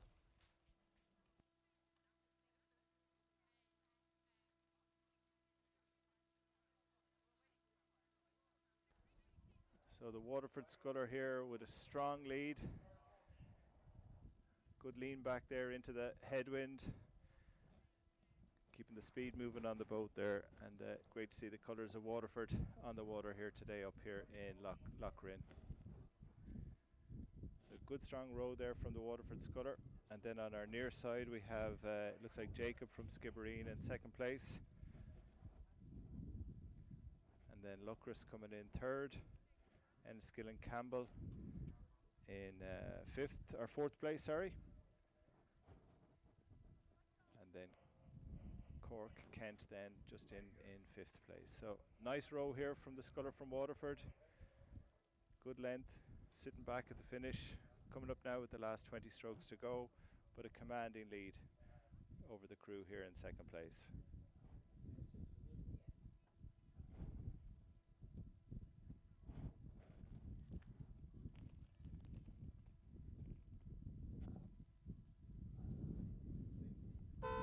There we go, that's Waterford first across the line, so good win for her. And coming up now with about 10 strokes to go, we have the sculler from Skibbereen racing into the line. Traditional Skib style, not giving up at all till they hit the line. She wants that second place, up in the rate. And there we go, second place for Skibbereen, well done.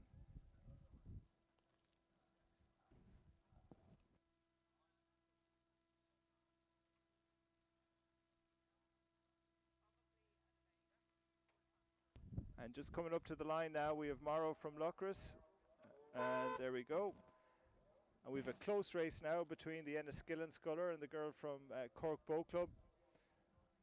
Both crews racing into the line. I think there'll be about a foot between them. And it's just Cork Boat Club first, followed by Enniskillen. So well done, everybody. Little headwind there, so all crews rowing well into it.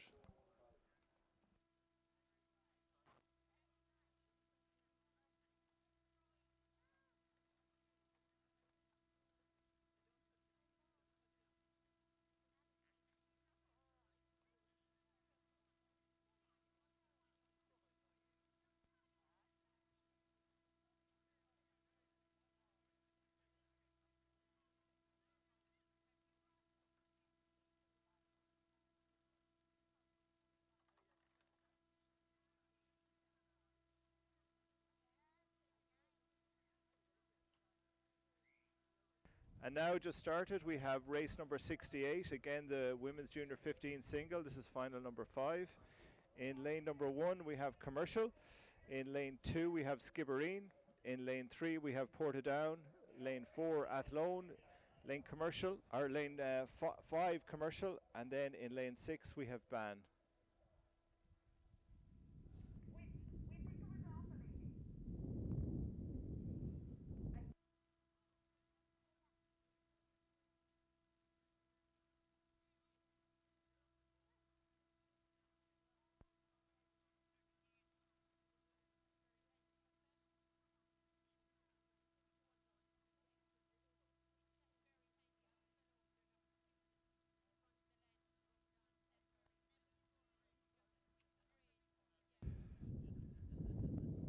So just coming up to the 500 metre mark, it looks like Ban are ahead, followed closely by Commercial and Athlone, who look to be neck and neck with each other. And then with Portadown, just following them. Skibbereen and Commercial then side by side. I think the Commercial crew just slightly behind, coming in at 6th place. But out in front, it's Hull from Ban, out there in lane 6. But closely followed, as I said, by Athlone and Commercial. So both of these crews, Athlone and Commercial, are going to be working off each other, racing down that Ban sculler who's out ahead. So there's a close race going on here, and I can see actually the Athlone sculler seems to be making a push up in the rate compared to the crew beside her. So we're going to get a good race between these crews now out there in lanes 5, 6 and 4, 5 and 6.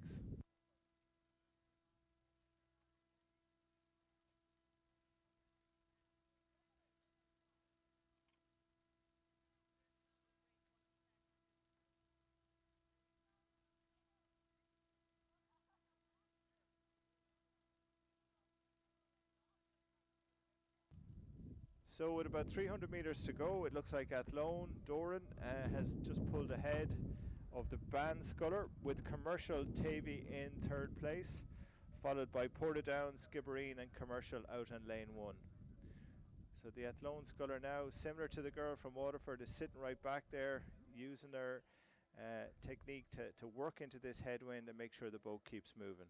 So she's pulling away from Commercial and Ban, and I think the Commercial Sculler is just going to overtake the Ban rower out in lane 6.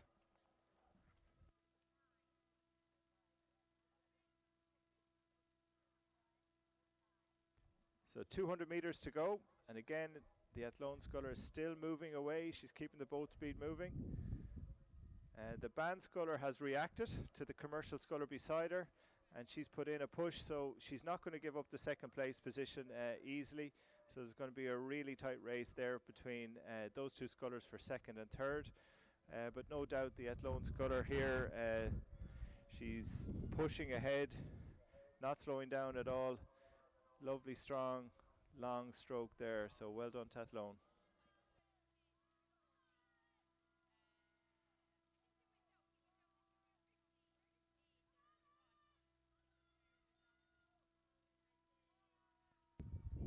So just coming into the last 200 or so, and as I said earlier on, Athlone, she just caught a little bit of a crab there, but yeah, keep going.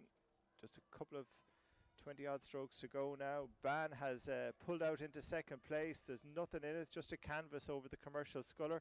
But the Skibbereen Sculler here, nearest to us in lane number 2, is really pushing on, up in the rate. Again, that same style from Skibbereen, racing high now, coming into the last few strokes. And I think it's going to be Ban just ahead of Commercial.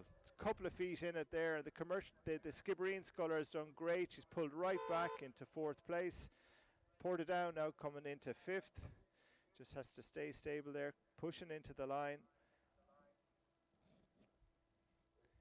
And there we go, Portadown in 5th, and Commercial racing into the line now here. Well done.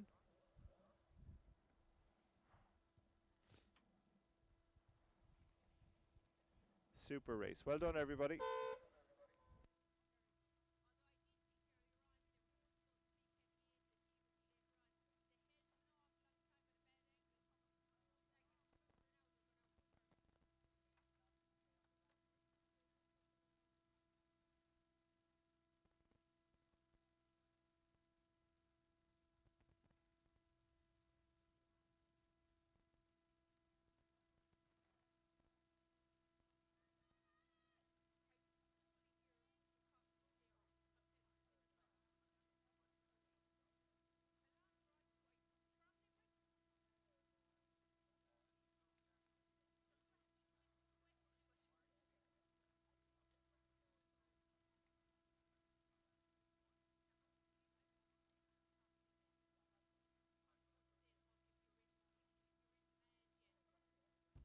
So the crews for race number 69 now are just getting on the stake boat. They're being lined up. So I think we should have a start there in the next minute or so.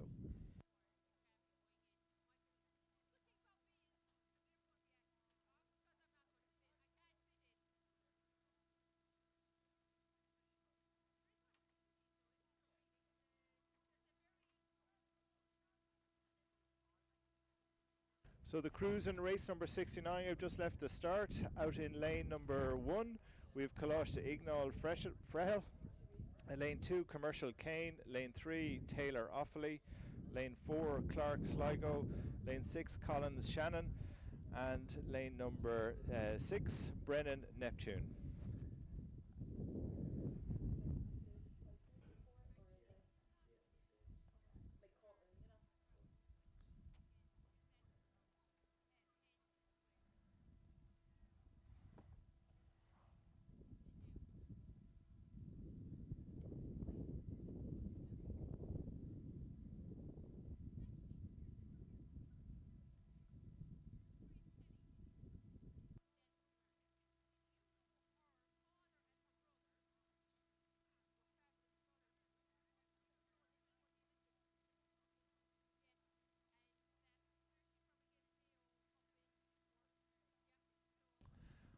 So the crews are just look like they've gone through about 300 meters, and it seems that there's a good close race here between Neptune, Brennan, and Shannon Collins out in lanes 5 and 6.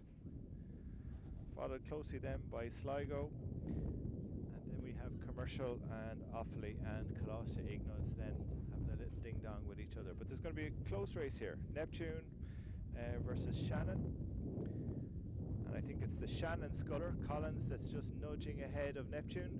Both of them seem to be having a similar rate of strike, so good long strokes there by both of them. Again, this little bit of a headwind now.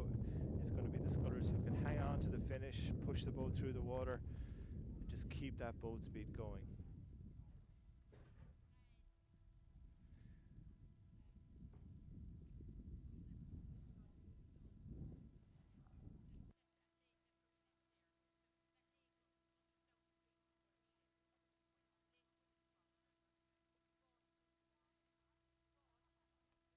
So just coming up to the 500 meter mark, it's Neptune who've looked like they've pulled ahead of Shannon, but it's very, very close between the two crews. Then in third place we have Sligo with Offaly and Commercial close with each other, and Colossia Ignaz actually looks like they've just pulled ahead of Commercial. So the chevron is slightly different there, but certainly out at the front of the field it looks like Neptune have pulled ahead of Shannon, and those two crews now are going to have a little ding dong against each other again. We're seeing over that side of the course the crews all very, very close and pushing against each other hard.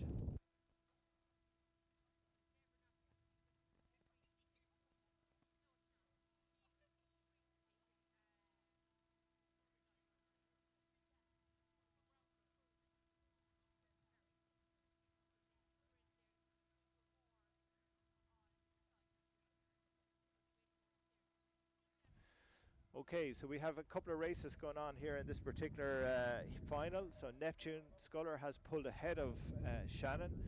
Looks like she's got about 1.5 lengths to 2 lengths on the Shannon sculler. In third place then we have Sligo, Clark. And then over on this side of the course we have the Colossia Ignaz sculler has pulled up to the Offaly sculler. So they're going to have a close race for third place. Sligo sculler going very, very well. Sorry, the Offaly sculler going very, very well, and but Colossia Ignaz not giving up whatsoever. But out in front we have Neptune. She's about 2 lengths ahead now of Collins from Shannon. And again we're seeing that style of where the scullers are sitting back and hanging on to the finish. They're able to really keep that momentum going. Little wobble there from Neptune. The breeze caught her blade, but she's recovered quite well. And in second place we have the crew from Shannon, but Offaly and Colossia Ignaz over here on this side. Both of those crews are pushing hard, so their second and third place is certainly not decided yet at this stage. So with about 150 meters to go, we're seeing the Sligo sculler really up the rate. She's pulling ahead of Colossia Ignaz on this side of the course, but I don't know if it's going to be enough to catch the sculler from Shannon. And out in front then, for about 2 lengths, we have the sculler from Neptune. So all of these crews racing hard into the line. They're certainly not setting back and just letting it happen. All of the crews working really hard. So that's Neptune first, followed closely by Shannon. And then over on this side we have the sculler Clark from Sligo in third, and then Colossia Ignaz fourth. And out there on the course we still have 2 crews. We've Commercial and Offaly, and both of them are racing neck and neck now. There's only about half a length between these two scullers. Both of them racing hard into the line. I can see the Commercial sculler up in the rate, but then she's been matched straight away by Offaly, so they can both see each other, and they're having a little race within a race, as they say. But it's the Offaly sculler now just coming into the line, just about 3/4 of a length ahead of Commercial. So well done Taylor from Offaly, and Commercial Kane in 6th, sorry. Well done.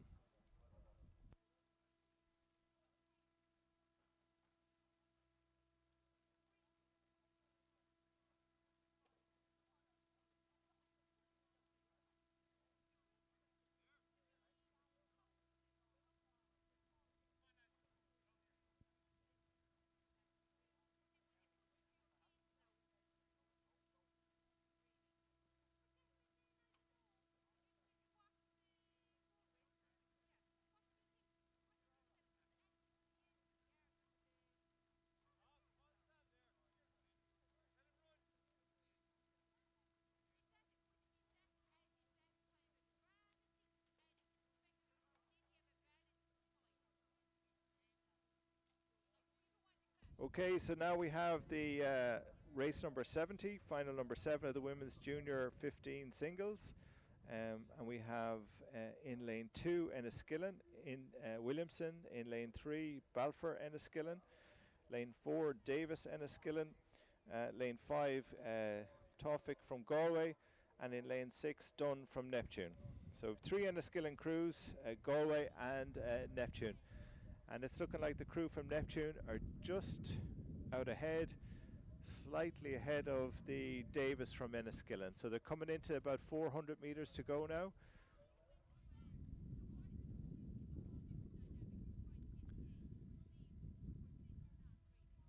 So out there in lane 6, Neptune, Dunn, but a couple of lengths ahead of, it looks like Davis from Enniskillen. Sorry, Balfour from Enniskillen. And then Galway is in 3rd place, Enniskillen Davis in 4th, and then Williamson Enniskillen in 5th.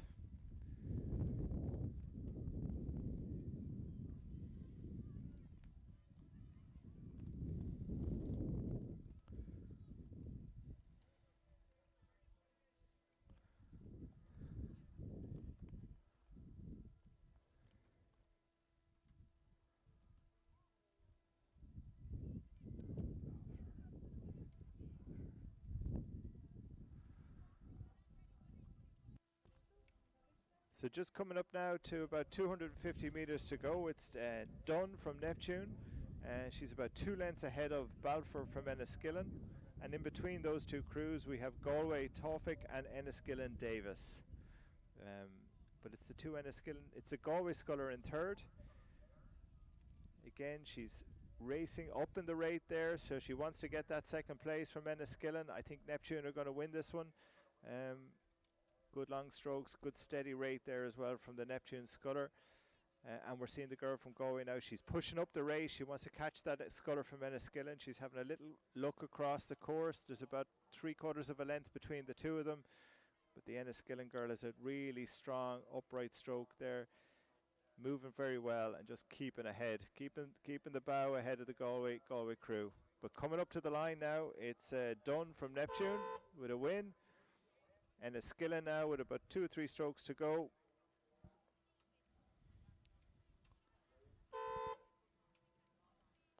And Galway in 3rd.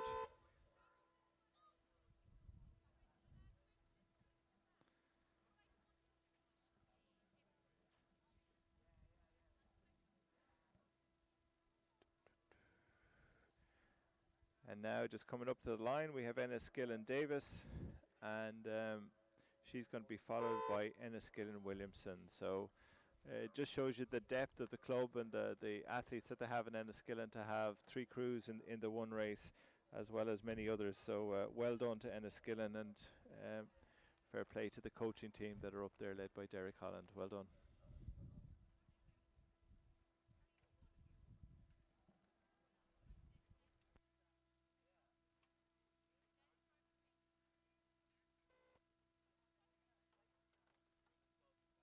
So out on the course now we have race number 71. In lane number 2 we have O'Sullivan Neptune. In lane number 3 we have Bolton Gill from Ban. In lane 4 we have Chambers Offaly. In lane 5 we have McCarthy from Lee Valley. And in lane 6 Kiley from Cork Boat Club.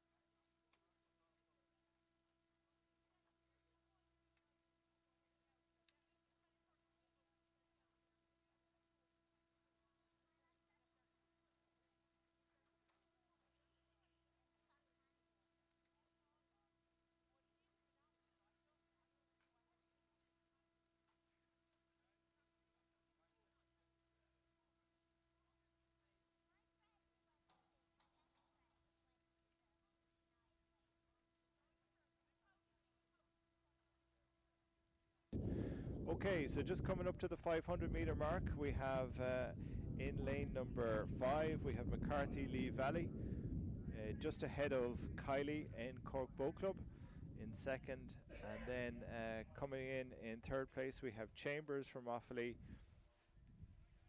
and Bolton Gill from Ban. So I think looking like very, very close race between Bolton Gill from Ban and Chambers from Offaly, but out ahead in lane number 5 is McCarthy from Lee Valley, who has about a 1.5 length lead over Kylie from Cork Boat Club and the crew from Neptune scratched.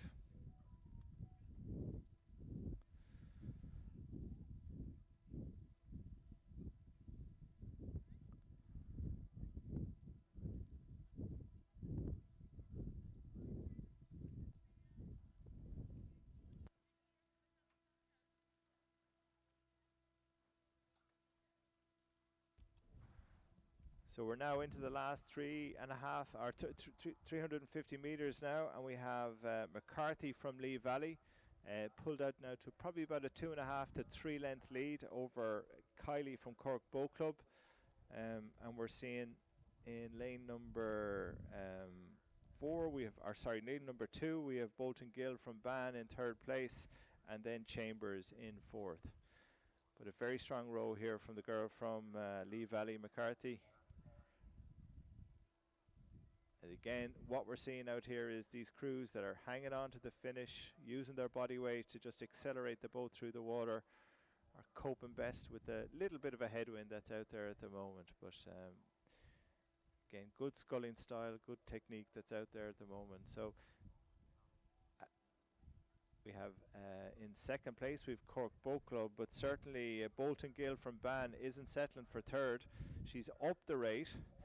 And the girl from Cork Boat Club now, she needs to look across because she's going to be caught. Both of them are starting to race. Both of them are starting to up the rate against each other. But it looks like the girl from Ban is moving a little bit faster. So there's another 150, 200 meters to go here. So it's going to be a ding-dong race now for both of them. But Cork has looked across. She's up their rate as well. So the race for second and third is very, very close now. But out in front, we have McCarthy from Lee Valley.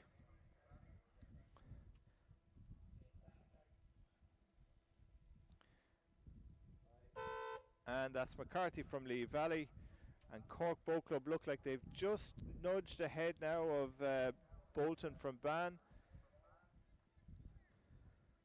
Just 2-3 strokes to go, and there we have it, Cork Boat Club, well done. And just coming in third place now we have Bolton Gill from Ban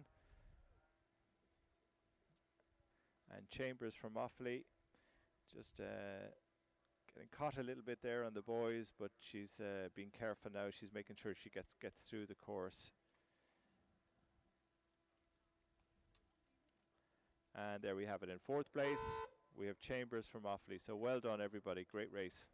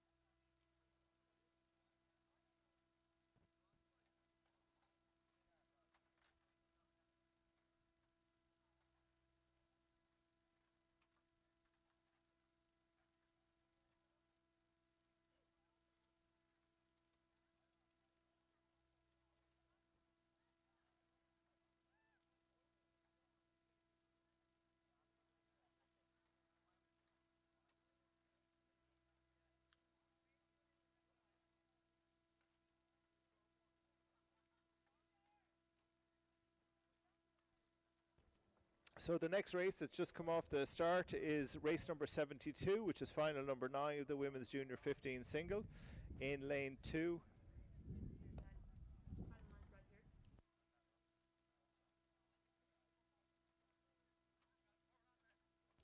Sorry, just coming into the line, we have race number 72. So out ahead is O'Brien from Cork Boat Club. And she's again being followed by, in second place, we have Holmes from Ban. But it's Cork Boat Club, who are leading by about a length and a half on this one.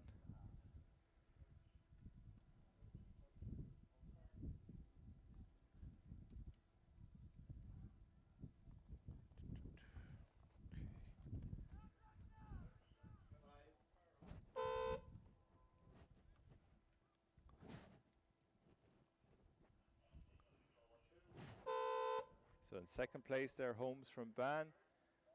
And then out on the course we have Monaghan from Lee Valley, Davis from Enniskillen, and Carney from Carrick. So coming up to the line now with another 5 strokes to go. Carney from Carrick.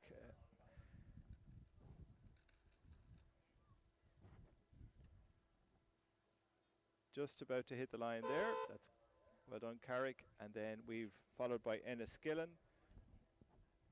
And then we have Holmes from Ban.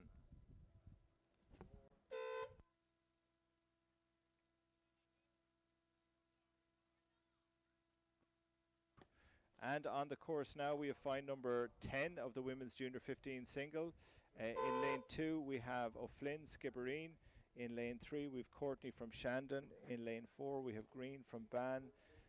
And lane 5 Sheehan, Skibbereen. And in lane 6 Carthy from Galway. So it's looking like Sheehan from Skibbereen is ahead of Green from Ban, followed very, very closely then by Carty from Galway, with Shandon in 4th and Skibbereen Flynn in 5th.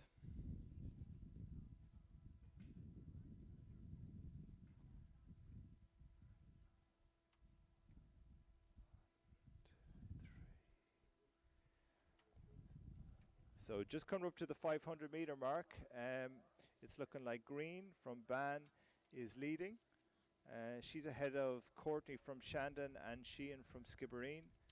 And then Carthy is a very, very close as well in that race. So this is interesting. It's a different race to what we've seen before. We're seeing the crews out here in lane 1 and 2 being more competitive.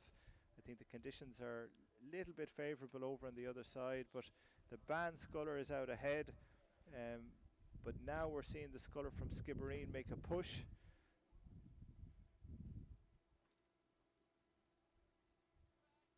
But still ahead is the sculler from Ban. Skibbereen in second. That's Skibbereen of Flynn.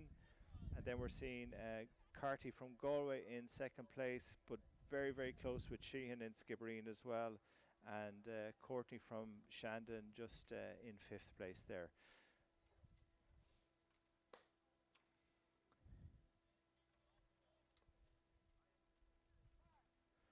So a good race here now. We're seeing the sculler Green from Ban still ahead. I'd say she has about a length to a length and a half on Skibbereen O'Flynn. But the Skibbereen sculler now is up in the race. She's taken a few more strokes now per minute compared to the Ban sculler. And then out there in lanes 5 and 6, we're seeing Skibbereen and Galway having a ding-dong with each other as well for the 3rd place. Galway slightly ahead of Skibbereen, but both crews are racing into the line. But just coming up now with about 200 metres to go, the Skibbereen sculler is up in the race. She's having a look across. Has to be careful now in her steering. It looks like she's pulled ahead of the girl from Ban. Yeah, for sure, that extra rate and push has really, really helped. Lot of strength there in that Skibbereen sculler. Very, very strong. Very, very, very good rowing going on there. But the Ban rower, she's looking to come back. I don't know if she has enough in it. The Skibbereen girl is looking across. Every stroke long and strong now, but it's neck and neck between these two crews. And just as we're coming up to the line, and it's Skibbereen from Ban. And then for the 3rd place, we have a good race now between Galway Rowing Club and Skibbereen, but it looks like Galway Rowing Club just about a half a length ahead of the Skibbereen sculler. And there's Galway by half a length from Skib. So very good racing there, and the girls there from Ban and Skibbereen just congratulating each other, which is great to see in the water. Super racing going on there between the two of them, real competitors, and the Skibbereen girl just taking that race by half a length.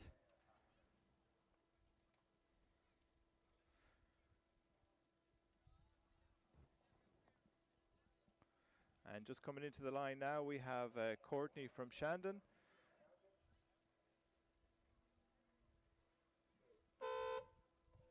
Well done. Now the next race that's on the course that has already started, and they're coming into the last 400 meters. We have the Men's Masters Quad, final CD. In lane number 2, we've Defence Forces Rowing Club. Lane 3, we have St. Michael's, and lane 4, we have Tribesmen.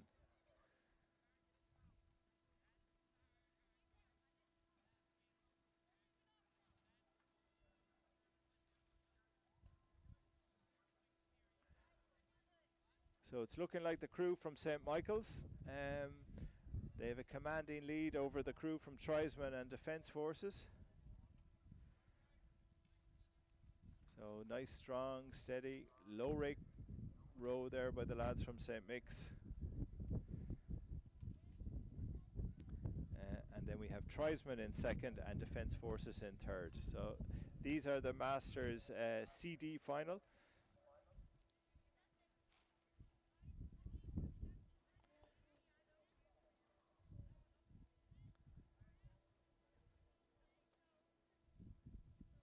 So St. Michael's Rowing Club there. Good lead now over the guys from Tribesmen and the Defence Forces, but Defence Forces certainly, they're only about a length behind the Tribesmen crew. They're making a push for it, but out in front, nice steady strong row now from the crew from St. Michael's.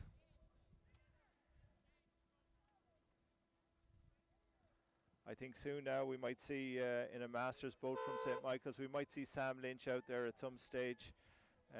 But I believe he's got transfer papers to Neptune, potentially could be signed. So St. Michael's might be looking for him, but Neptune might outbid them on this one. But he's known for his sculling skills and ability. Who knows what we might see out there in the future. There we have it. Tribesmen in second.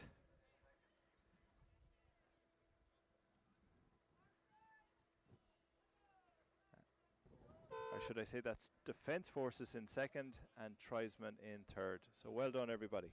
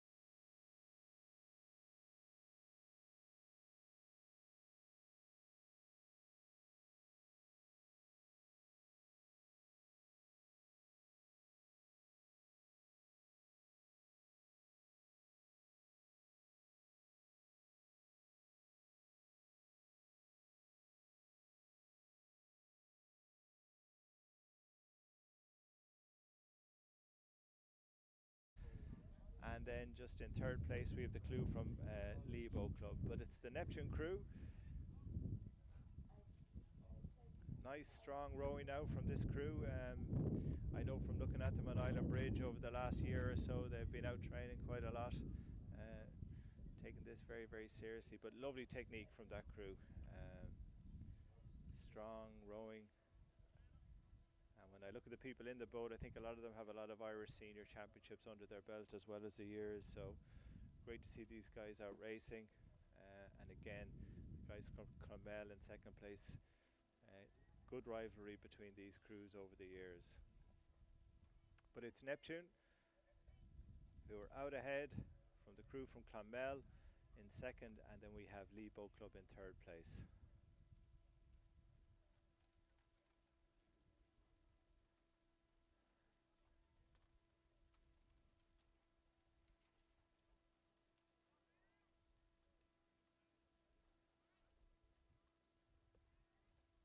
So with about 150 meters to go in this final of the men's Masters Final E, we have Neptune. And out ahead, the strong crew now, Neptune, also winners of the men's Masters 8s earlier on this morning. And we have Gary O'Neill there in the stroke seat. Behind him there, Spuddy Jerry Murphy in 3, and we have Martin in 2, and we have Colin Butler, the birthday boy, in the bow seat. So well done, Neptune. Followed by Clonmel.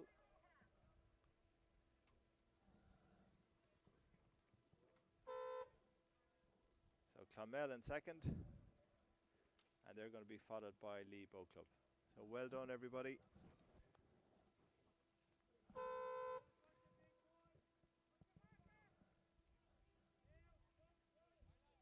Super race, well done. And now out on the course we have race number 76. They're just coming up to about 400 meters gone. This is the final FH between Galway Rowing Club, and they're against the composite of Athlone, Belfast Boat Club, Carlow and Lee Valley. So the Galway crew has 250 years between them, and the Athlone, Belfast, Carlow, Lee Valley composite 281.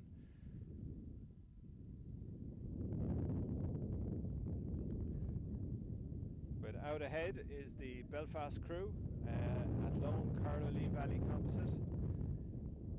Again, nice strong rowing from this crew ahead of Athlone. Athlone seem to be rating a bit higher than them, but the Athlone crew, or sorry, the composite crew, rowing very, very strong now. Little bit of spray coming up there with the splash. A bit of the wind. They're coping quite well. Again, nice, strong, steady strokes. The breeze is just beginning to pick up here on the course. So the crews that are hanging on to the finish, that have that ability to row long, row strong, will be able to keep their speed going.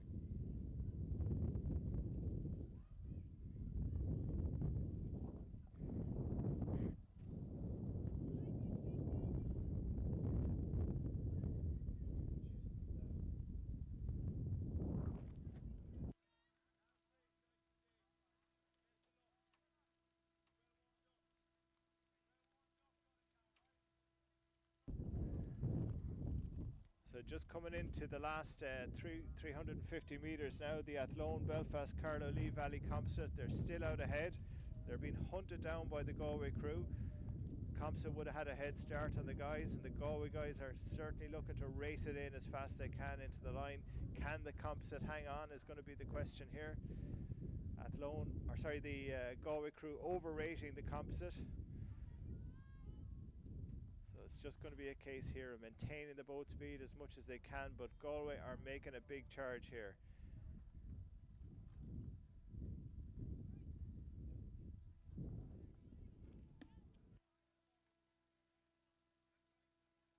Yeah. Just looking at that composite crew now from Athlone, Belfast, Carlow and Lee Valley.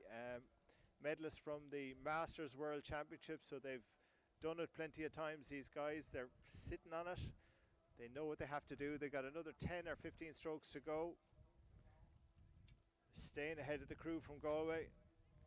Galway crew now working hard, but I think they're not going to have enough time to catch this composite crew. And there they are, across the line, the composite crew, gold for them. And in second place then, the crew from Galway.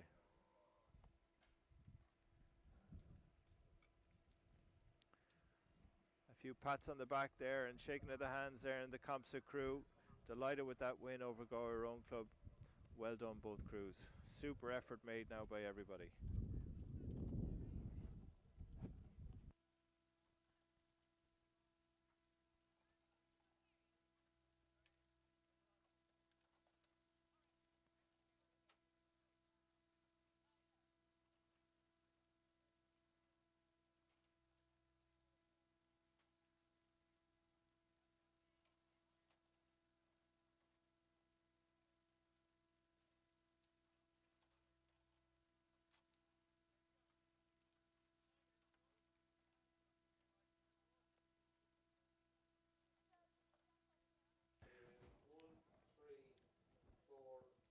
Okay, so we're now on to the final BC of the Women's Masters single. We have Sligo McEnroe in lane 1. Sligo Fuller in lane 2 is scratched. St. Michael's Basinska in lane number 3. We have Portora Flanagan in 4 and Cork and O'Hare Lee Valley in lane number 5, and Kelly Colossa Ignod has scratched.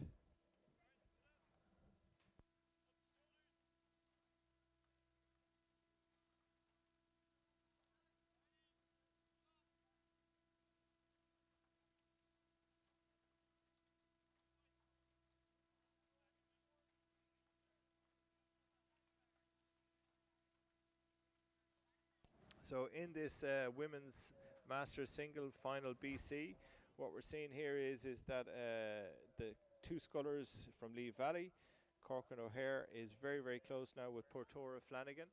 They're neck and neck with each other, and they're followed by St. Michael's and Sligo McEnroe.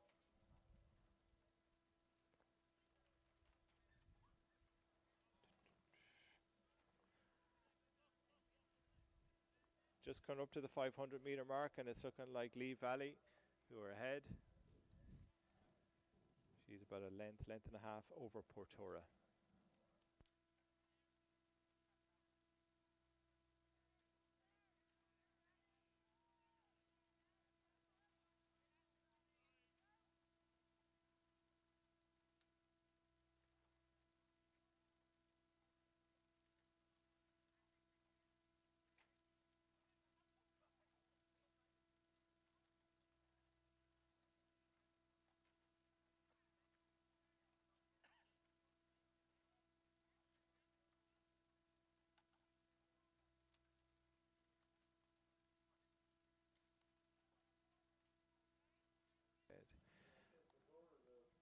So just coming up now to 400 metres to go, and it's looking like Lee Valley, Cork and O'Hare is ahead of Portora.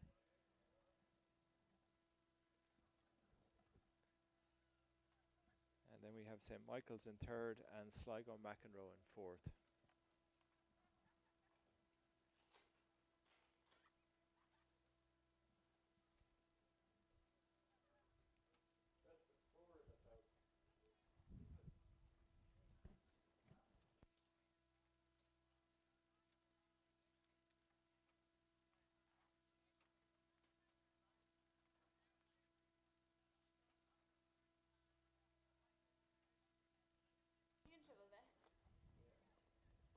So just coming up to 250 metres to go.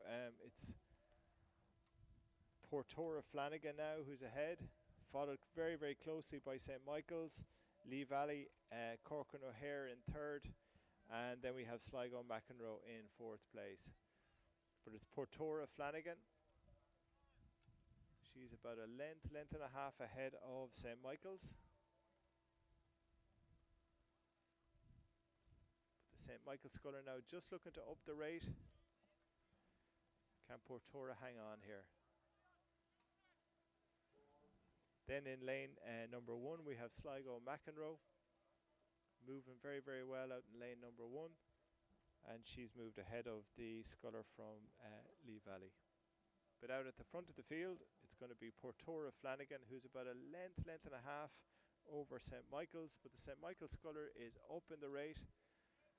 So she just needs a few more strokes here. She's gaining ground on Portora on every single stroke, but I don't know if she's going to have enough time to get the nudge her bow ahead. And just coming into the line now, and it's Portora over St. Michael's, half a length. And out here in lane number 1, it's Sligo McEnroe.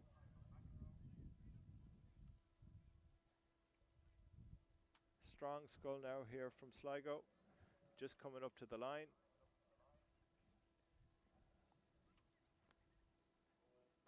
Third.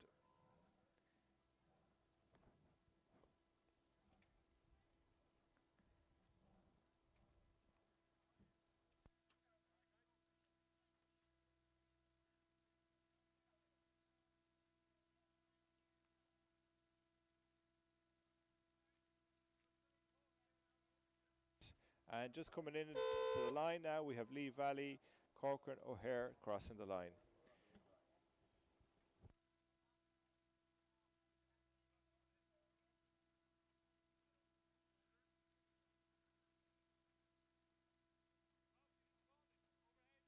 So now we have on the course, we've the Women's Masters Single, final D, F and G. In lane 2 we have Callahan Neptune, lane 3 Murren Skibbereen, lane 4 Beardsworth Lee, and in lane number 5 Fitzgerald Skibbereen.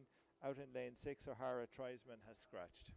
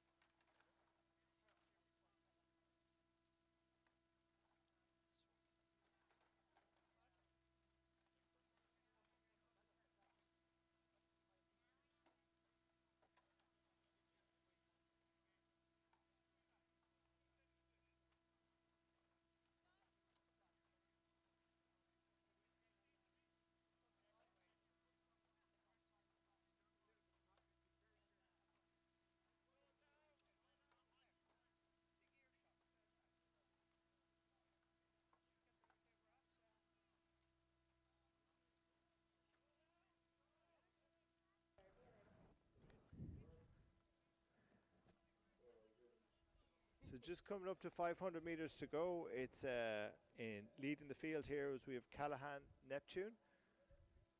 So she's got a lead then over the Fitzgerald from Skibbereen, and then in second, our third and fourth place we have Beardsworth from Lee and Murren from Skibbereen.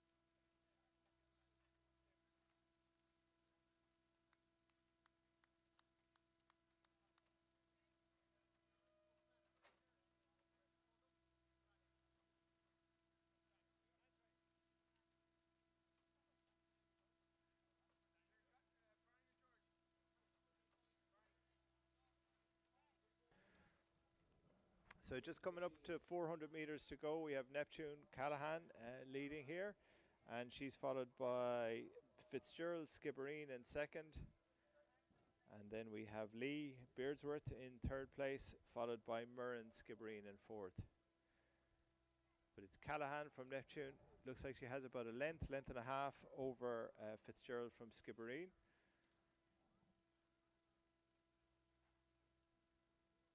Both crews rating very, very similar rates. So they've got about 300 meters to go here. So the norm is that you'll see the Skibbereen sculler try to up the rate again. So will Callahan from Neptune be able to cope with it? She's underrating Skibbereen at the moment.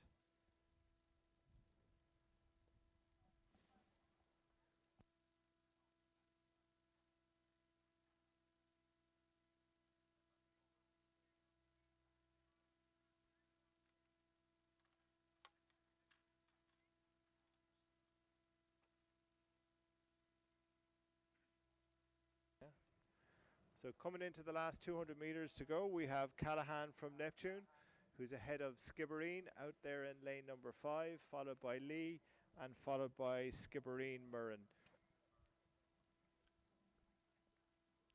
It's Callahan now keeping that long, steady stroke. She hasn't had to up the rate at all. She just kept it really strong in the water, steady. And she's got about a 2.5 length lead over Skibbereen.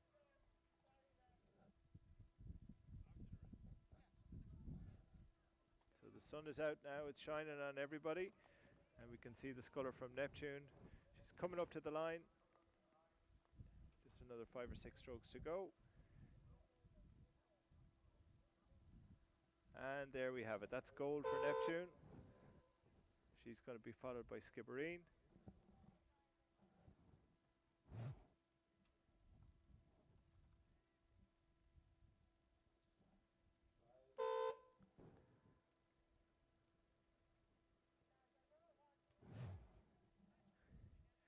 And a close race here between the two scullers from Skibbereen and Lee.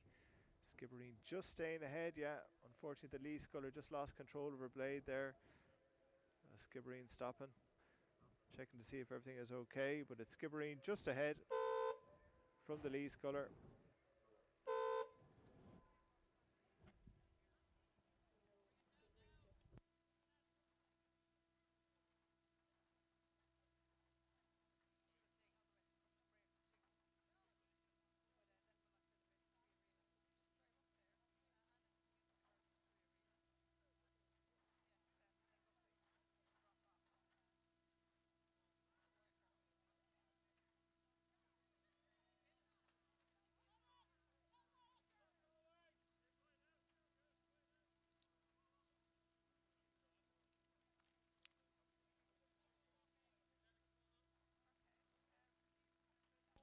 So we have race number 79. We're now moving into the men's junior 14 quads. Final one, we have in lane 1 we have Cork Boat Club, lane 2 Ban, lane 3 we have Muckross A, lane 4 we have Shannon C, lane 5 Shannon B, and out in lane 6 we have Lee Valley.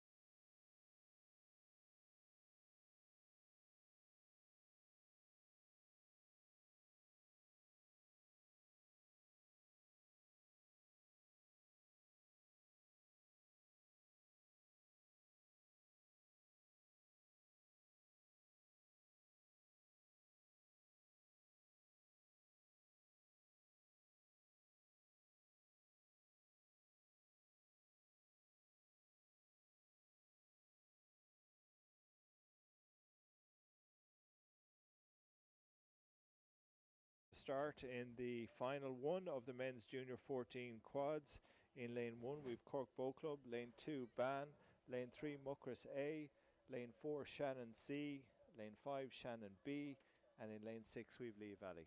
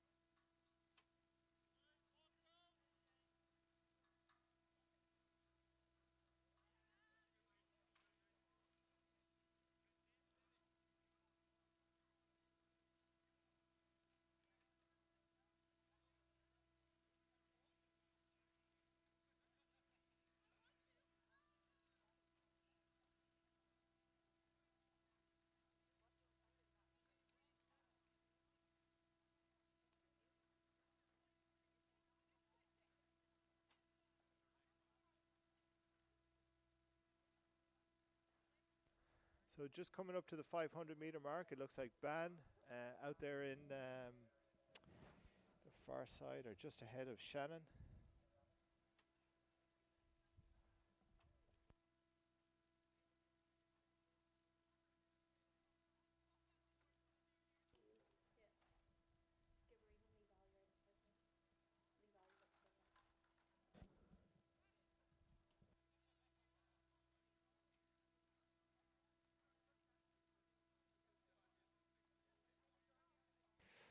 So gone through 500-meter mark. Sorry, everybody. We have Shannon B. Looks like they're ahead of Lee Valley. And then behind them we have Muckross, followed by Ban, followed by Shannon C. And then we have Cork Boat Club just behind them. But with about 400 meters to go, we're seeing the crew from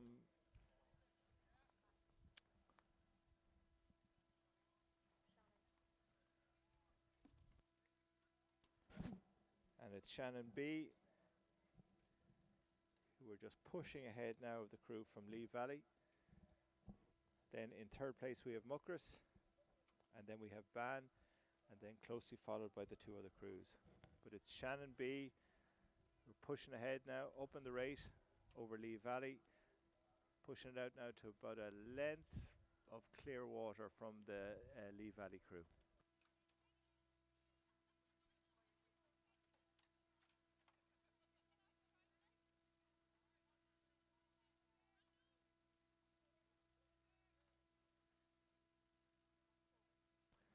So with about 20 strokes to go, we have Shannon B, who are ahead of Lee Valley. They've pushed it out now to about 2 lengths of clear water. Lee Valley then heading the field then behind them. We have Muckross, followed closely then by Ban. But Cork Boat Club now are pushing up on Ban. They're looking to take that 4th place. But in 2nd place now we've Lee Valley, and they're going to be followed closely by the crew from Muckross. So that's Muckross just crossing the line, and in 4th place is going to be a tight race now here between Ban and Cork Boat Club, but it's just Ban. Take the result now from Cork Boat Club, and then they're going to be followed up by Shannon C.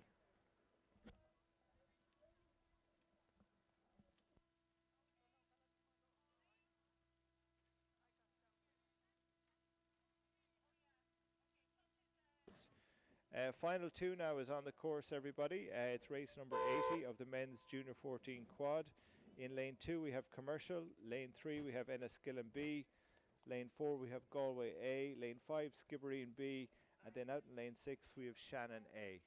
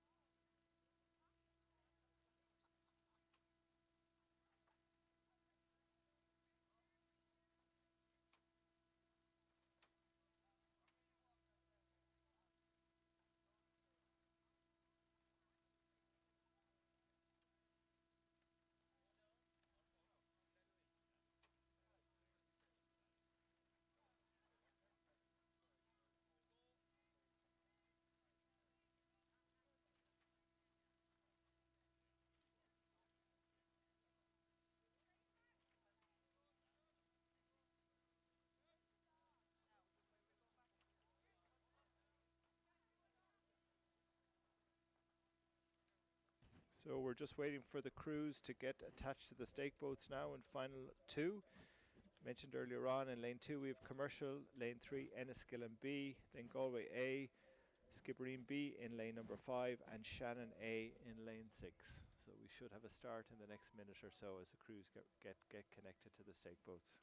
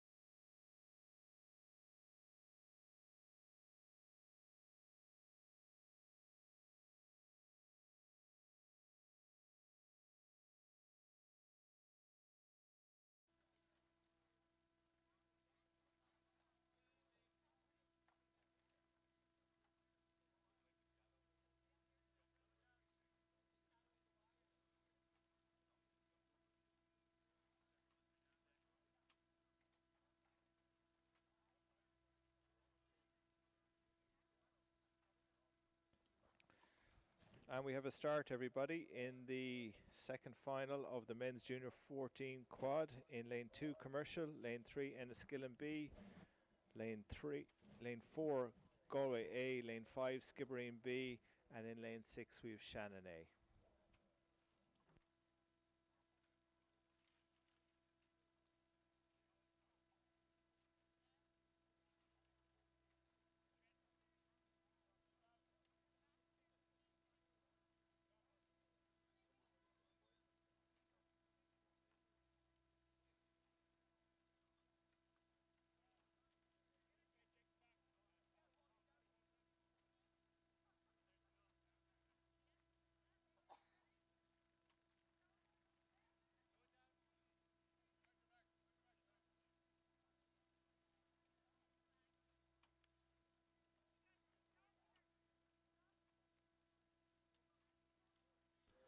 So just coming up to about 400 metres gone, it's looking like Shannon A and Commercial are neck and neck.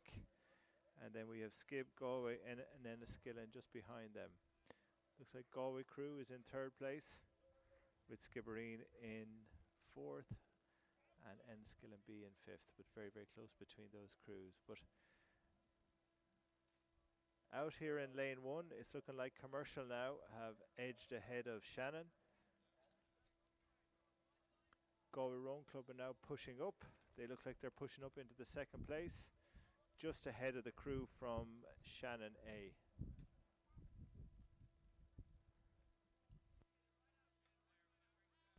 But just gone through 400 metres to go, and it's the Commercial crew from Dublin who are out ahead here in the second final of the men's junior 14X, and overrating all their crews that they're racing against. They're really clipping it along now. Strong row by this Commercial crew. Out ahead now of the crew from Shannon A, in just ahead, I'd say, of the Galway crew. In third, with Enniskillen B and Skibbereen B then in fourth and fifth place. But it's the Commercial crew, very tidy, very strong now, really banging in those catches, overrating everybody out there in that course.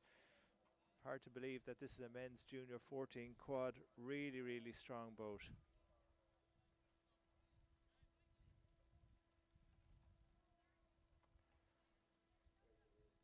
That's a super bit of rowing I think we're seeing here from the tower, from the lads from Commercial. Overrating everybody, but very, very tidy, very strong. At least 5 or 6 lengths ahead of everyone else in the race. So the race is really on now for second and third. Looks like Galway Rowing Club in second place, just ahead of Enniskillen. But the Shannon crew out there in lane number 6, hanging on as well. So there's a big race here for second and third, but out ahead is this super crew here from Commercial Rowing Club. Really strong row now here. We can hear the cocks from the tower giving them the instructions. The lads are having a little look around. They don't need to. They're going to hit the line now in a couple of strokes. And that's it. Great win there for Commercial. They can rest now. They're still going. Over the Cox tells them just to slow down a little bit, but behind them we have a super race here now going on between Enniskillen, who are a couple of feet ahead of Galway Rowing Club, who are about a half a length ahead of the crew from Shannon. But it's Enniskillen now pushing ahead. Guys from Galway having a look across, but they have to up their rate. They have to push it now to see if they can catch the crew from Enniskillen, but Enniskillen are hanging on just about a third of a length ahead of the crew from Galway Rowing Club. And then out there in the far side we have Shannon A in fourth place.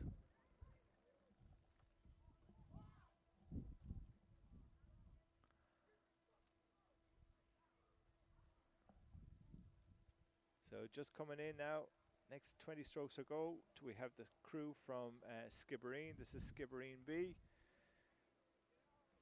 With a super win there for Commercial Rowing Club, followed by Enniskillen, Galway Rowing Club and Shannon. And just coming up to the line now, we have the crew from Skibbereen. I suppose what's really important, everybody, when you look across at all these crews, these are the junior 14 rowers that we have in the country, representing all the clubs, which is great to see. in my mind, I start thinking about 4 years and 8 years' time. Hopefully, we'll be seeing some of these guys and girls racing in Brisbane at the Olympic Games. As we all know, we have the Paris Games coming up in a couple of weeks' time, and again, they're represented by a super bunch of athletes that have come from all corners of the country. So we have athletes from north, south, east, and west. So when you're looking at these crews that are racing, just have a think. They're going to be out there representing Ireland, hopefully in the future, be it Los Angeles or Brisbane or beyond that.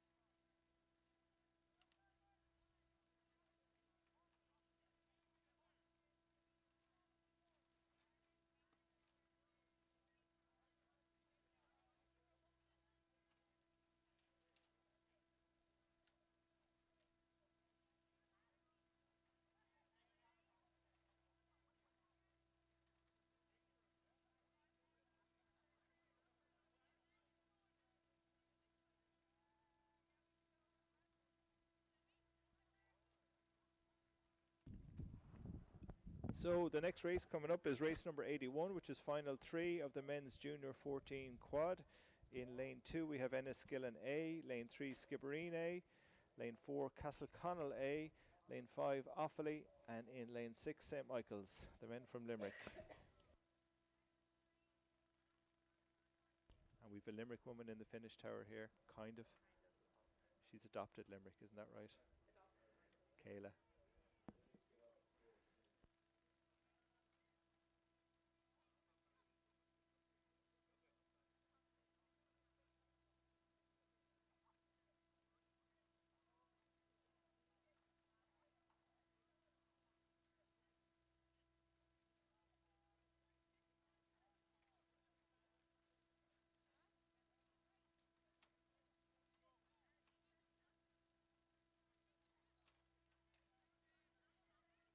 Just waiting for the crews now to get connected to the stake boats.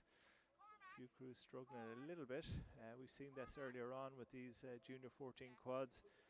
Just getting used to racing, and getting connected to stake boats is obviously an integral part of what they have to do. We should see these crews now getting ready in the next minute or so, and we'll be able to let you know when they've gone off the stake boats.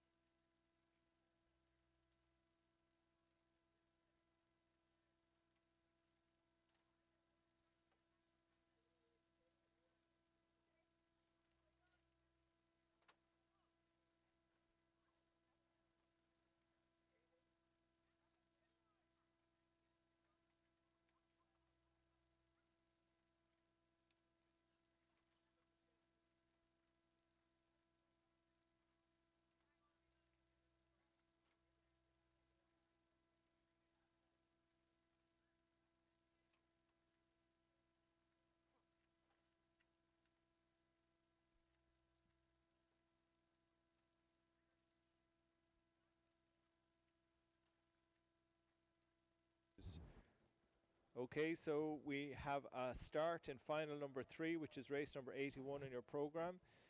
Lane 2, Enniskillen A. Lane 3, Skibbereen A. Lane 4, Castleconnell A. Lane 5, Offaly. And in lane 6, we have St. Michael's.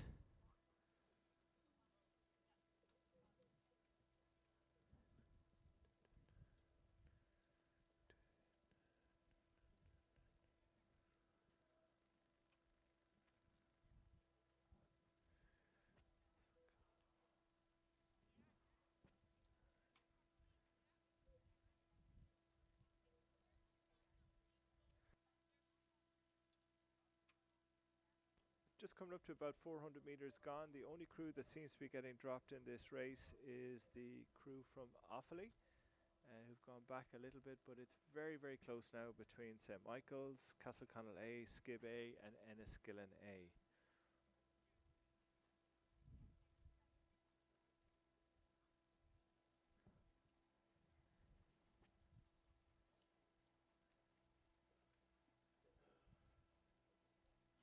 Just coming up to, I'd say, about 500 metres, and we're seeing the crew from Skibbereen. That's Skibbereen A, who are ahead of Castleconnell A and Enniskillen A. Offaly have dropped back, and then we have St. Michael's as well on that outside lane, but they're probably just in third place at this stage. Crew from Offaly seems to be pushing back, but out at the front of the field it's Skibbereen, who are ahead of Enniskillen A. Both crews now rating quite high. These two crews would be great competition with them, and obviously Skibbereen with a huge tradition in sculling, rating slightly higher now than Enniskillen, but Enniskillen look like they're going to put in a push here. So I'd say there's no more than half a length here between the two crews, so Skibbereen and the crew from Enniskillen. Offaly then are in a big battle out there on the far side with St. Michael's. And then we have Castleconnell, who are just taking up the rear there at the back of the field, but out ahead it's the crew from Enniskillen. Enniskillen A have pushed out to about a half a length lead over Skibbereen A. So these are the two top crews from these two clubs. Enniskillen up the rate, they've straightened up, sitting up tall there, whereas the crew from Skibbereen just caught a crab there. Very unfortunate for them, but it's Enniskillen out ahead. They've pushed out to about a length lead over Skibbereen. Enniskillen crew here very strong, up on the rate again. They want to push away from the crew from Skibbereen.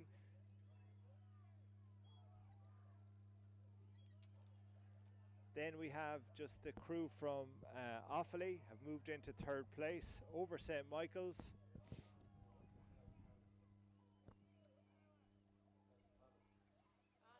Sorry, that's Castleconnell that are in third place. But unfortunately, one of the Castleconnell rowers lost his oar. He's got it back, but they've still stayed ahead of St. Michael's.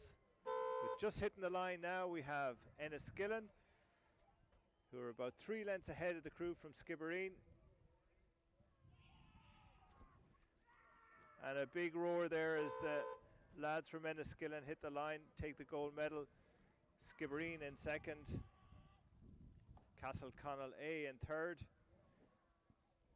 And they're ahead of St. Michael's. Just about 3/4 of a length though. So not much in it between those two crews. Local rivalry there between those two clubs. And still on the course we have Offaly. I think they might have had an issue with one of the oars out there, but they're still rowing along.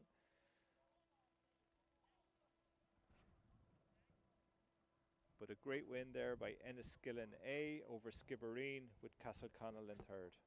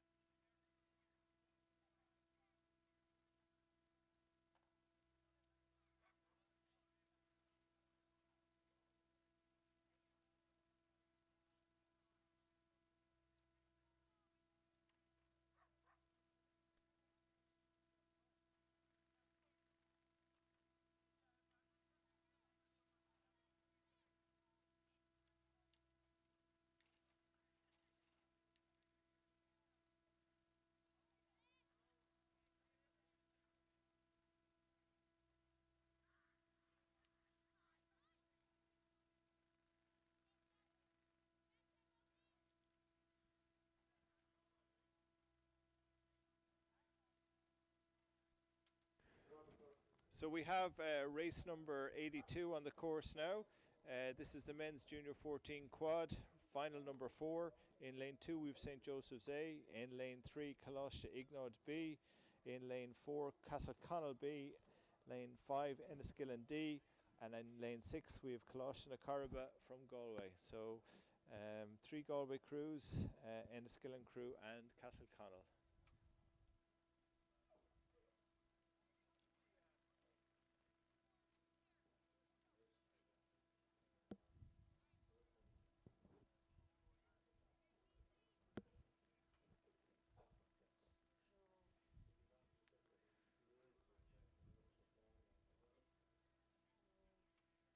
So just after about 400 metres, it looks like it's Castleconnell who are out ahead, followed by Enniskillen. Then we have Coláiste na Caraba, Enniskillen D, and then St. Joseph's.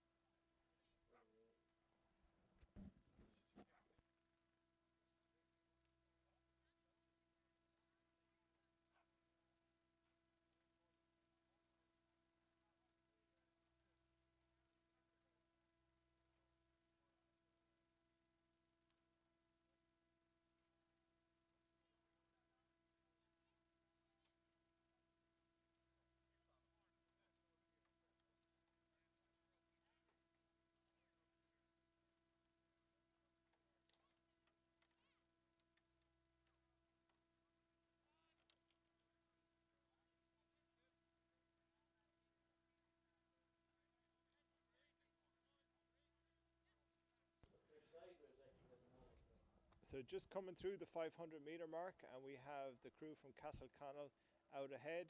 In second place it's looking like the Coláiste Ignod from Galway, followed by Coláiste Caraba. Then we have St. Joseph's, and there's a crew out there in the course that's struggling a little bit. Might be a steering issue, so I'm just going to focus really on the top 3 crews at this stage. But out ahead, Castleconnell, really strong rowing from this crew. Head of Coláiste Ignod, who there's about a 4 or 5 length gap between those 2 crews, and Coláiste Ignod look like they're about a length and a half ahead of the Coláiste Caraba. So the 2 Galway crews are neighbours, but out ahead we have Castleconnell, the crew from Limerick, looking very strong, really hitting a lovely tempo there on their rate. Solid crew. Just way ahead of their competition here in this particular final. So well done now to Castleconnell, that looks good. You can hear the cox giving them good instructions. They're certainly not sitting back on it. I think they want to win by as much as they can. That's the way junior 14s should race. Just don't stop until you hear the buzzer. And I think what we were saying earlier on is even when they hear the buzzer, they want to keep going. So if you are a coach, remind your crews to slow down before they hit the blocks. But out ahead here is this crew from Castleconnell. Really strong, solid rowing. Head of Coláiste Ignod. And they have a sizable lead then over Coláiste Caraba.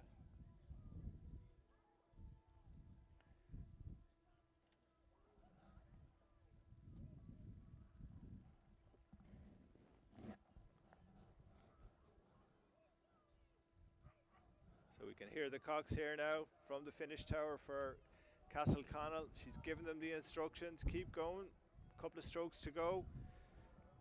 Just coming up to the line now, and that's it. It's a super win there for Castleconnell, well done.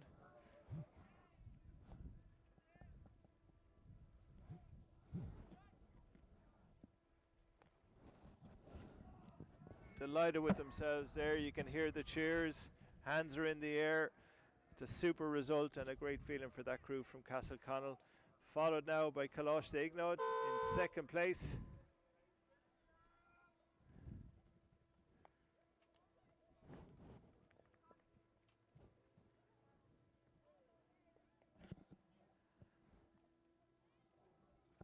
And now coming up to the line we have Coláiste Caraba, one of the newer clubs in Galway, but again producing loads of athletes, making sure they're all having lots of fun out here on the water racing. and competitive as well, which is important too to see. So that's Coláiste Curva coming in third, and they're going to be followed by Enniskillen.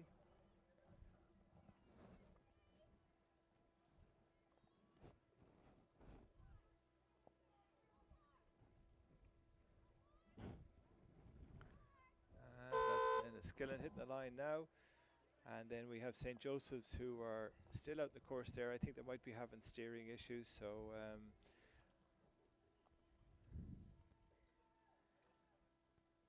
probably not a reflection of their ability at all, but I think when it's difficult to steer a boat out in those conditions, it's going to be difficult to get down the course. But they're followed very, very closely by the next final that's out in the course, and that's going to be race number 83. We have St. Joseph's C in lane 2, Coláiste Ignod in lane A, or sorry, in lane 3, that's Coláiste Ignod A, followed with Shandon in 4, Enniskillen C in 5, and Muckross B in lane 6. But it's looking like St. Joseph's C, who are ahead by about, I'd say about a half a length over the crew from Coláiste Ignod, and followed very, very closely by Shandon.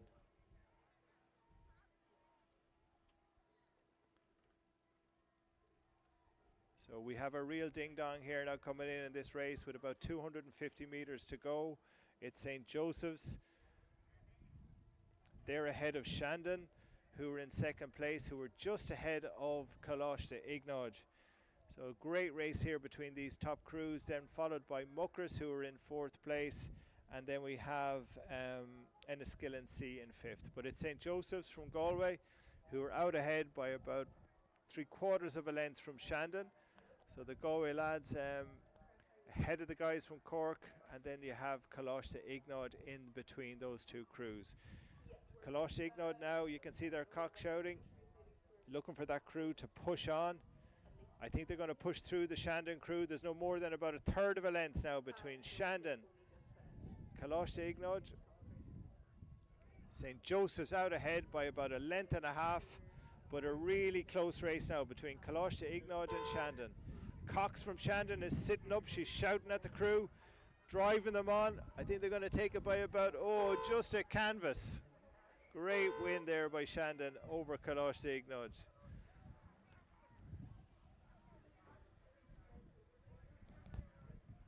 So it's a win for St. Joseph's, second for Shandon, and third for Coláiste Ignod. So good race there between those three crews. Now we have coming up to the line, we have Shandon, and then we have Muckross and Enniskillen. So Muckross in that distinctive yellow vest. Just going to hit the line now.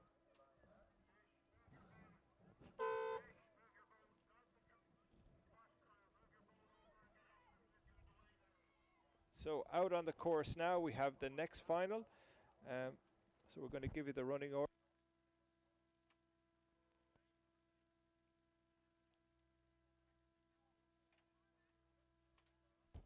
So this is final number 6 of the men's junior 14 quad. We have in lane 2 St. Joseph's B, in lane 3 we have Athlone A, in lane 4 Galway B, in lane 5 Coláiste na Curva A, and then in lane 6 we have Athlone B.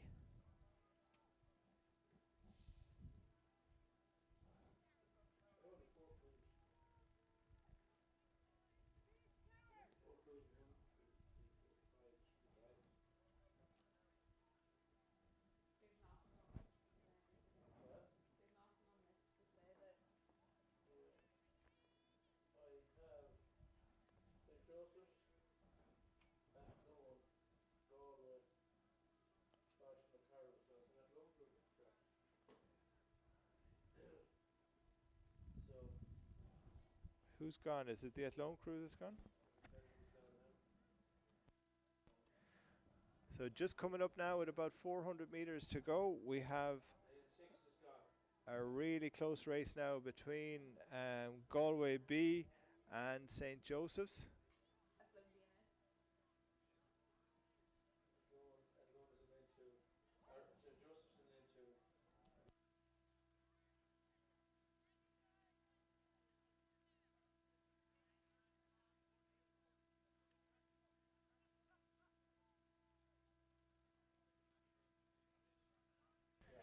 So the race here now coming into the last 250 metres, very close between Kalosh and Akaraba and Athlone, followed by Galway and St. Joseph's, but it's looking like Athlone Boat Club now are about half a length, I'd say, ahead of Kalosh and Akaraba, followed by St. Joseph's with Galway in fourth. But it's the lads from Athlone keep pushing ahead. The stroke man is looking over now at the guys from Galway, but he needs to keep a close eye on Kalosh and Akaraba, who are only about, I'd say, about 3/4 of a length behind them. With about 20 strokes to go at Lone, having a look around, doing a little push there just to stay ahead, and they've just pushed it out now to a length. They just upped the rate, head of Kalosh and Akaraba, who are about 3/4 of a length ahead of St. Joseph's from Galway. And that's second for Kalosh and Akaraba and second for St. Joseph's, just by half a length. So well done Athlone over Kalosh and Akaraba, and we have St. Joseph's in third. And then coming up to the line now, we have Galway Rowing Club in fourth place.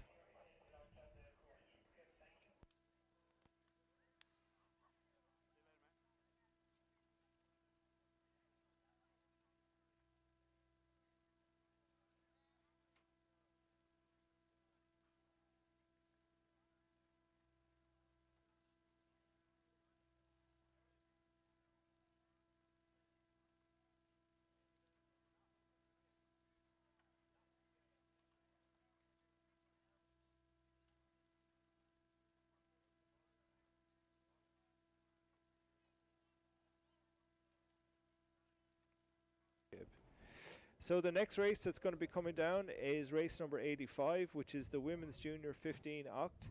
In lane 1 we have Muckross, lane 2 Shandon, lane 3 Galway, lane 4 Kalosh Ignodge, lane 5 Enniskillen, and lane 6 Skibbereen.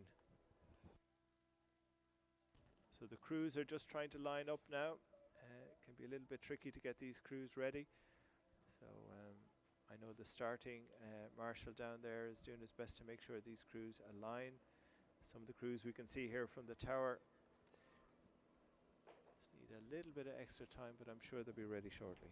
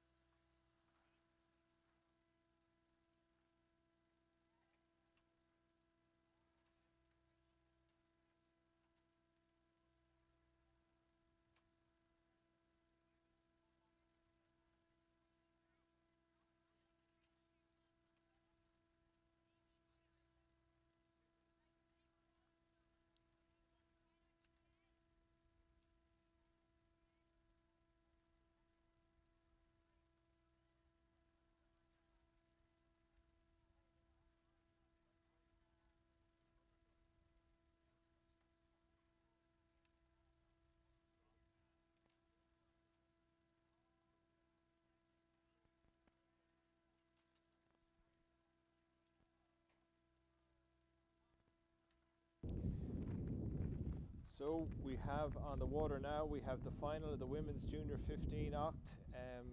In lane 1 Muckers, lane 2 Shandon, lane 3 Galway Rowing Club, lane 4 Coláiste Ignod, lane 5 Enniskillen, and out in lane 6 we have Skibbereen. So these are the fast moving boats now. All the rowers in these boats have 2 oars, so it's an amazing sight to see them coming down the course. Obviously they have to really keep in sync with each other. Anything goes wrong and rowers can lose an oar. So it's a great boat to watch here as all these crews are coming down the course.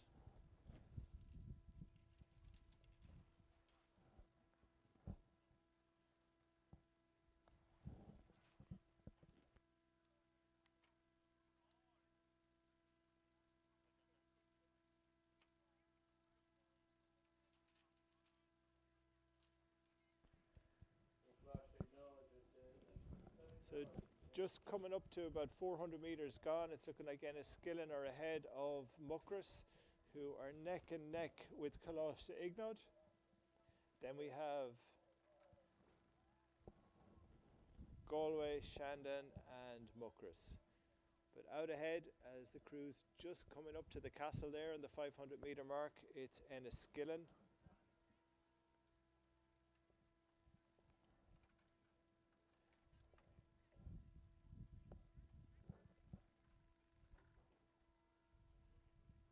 Enniskillen ahead of Galway, who are slightly ahead of Skibbereen, and they're followed very, very closely then by Galway, Shandon and Muckers.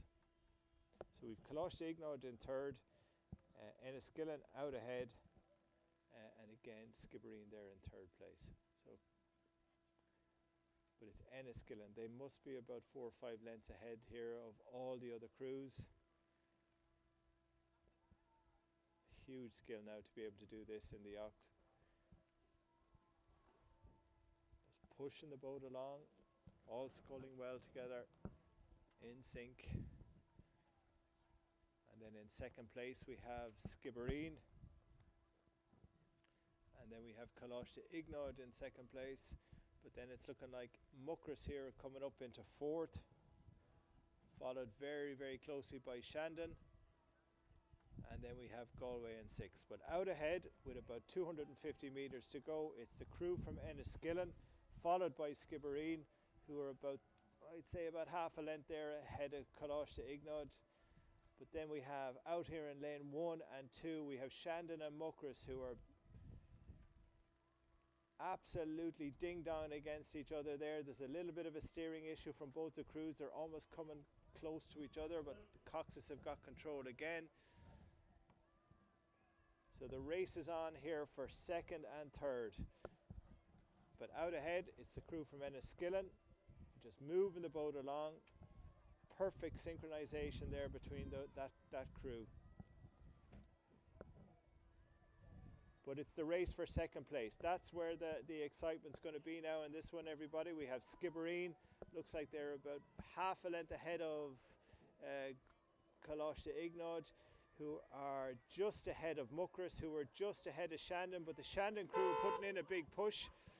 So Skibbereen are just hanging on, but we have a big race here now. Coláiste Ignod pushing hard, Shandon pushing hard, Muckers, all 4 crews now here racing so close against each other. But it's just going to be Skibbereen, who are about half a length ahead of Coláiste Ignod, and it's Muckers, who are just putting their bow ahead of Shandon, and it's Muckers just ahead of the crew from Shandon.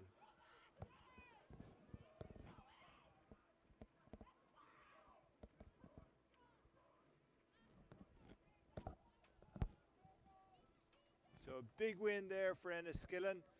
Super row by them, followed by Skibbereen in second, Coláiste Ignod in third, and Muckers in fourth, Shandon in fifth, and then we have Galway Rowing Club coming in sixth place. But unfortunately, one of the rowers there in the Galway boat lost an oar, and that's what can happen in the oct. So it's super racing there by all crews. So well done, everybody.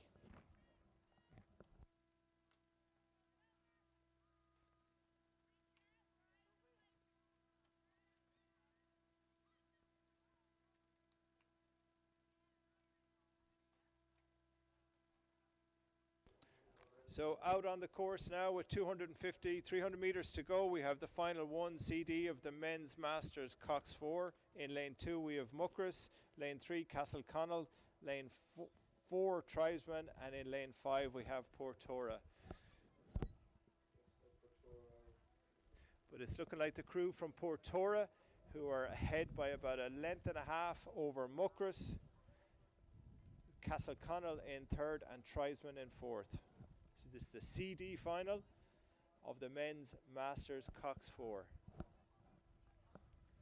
So Portora, this stage probably a length ahead, but we have the crew from Muckross are overrating them. They're racing into the line here, trying to catch them. Portora underrating the crew from Muckross, but have Muckross just run out of water here. They again are about a length and a half over the crew from Castleconnell, who are just ahead of the crew from Tribesman. But it's going to be Portora who take the win from Muckross. And just coming in behind them, then we have the crew from Castleconnell, who are a length ahead of the crew from Tribesman. So great to see all these crews here. 4 men's Cox 4 crews. So that's a win for we've a win there for Portora. We have Muckross in second, Castleconnell third, and Tribesman in fourth. So the next crew that's going to be on the water here for the Men's Masters Cox 4 is going to be the final 2, which is the EG final. In lane 2 we have Ban, lane 3 we have Old Collegians Boat Club, and in lane 4 we have the composite of Galway, Neptune, Commercial and Belfast Boat Club.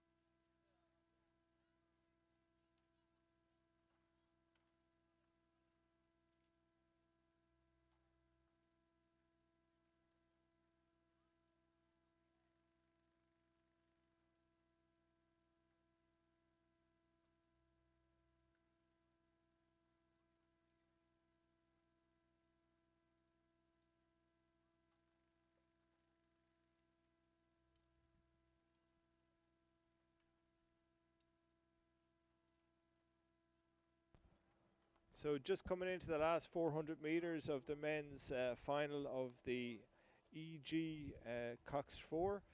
It looks like the composite of Galway, Neptune, Commercial and Belfast are ahead of the crew from Ban, and Old Collegians were scratched. But it's the composite crew that are out ahead.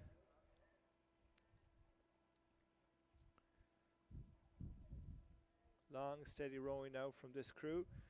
Plenty of experience in that boat.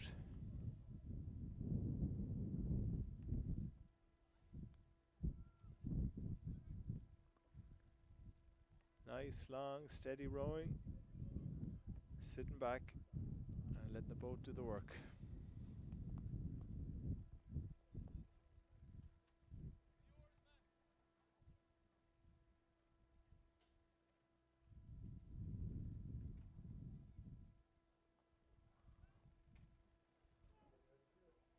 And just coming up to the line now, it's a composite crew from Galway, Neptune, Commercial and Belfast.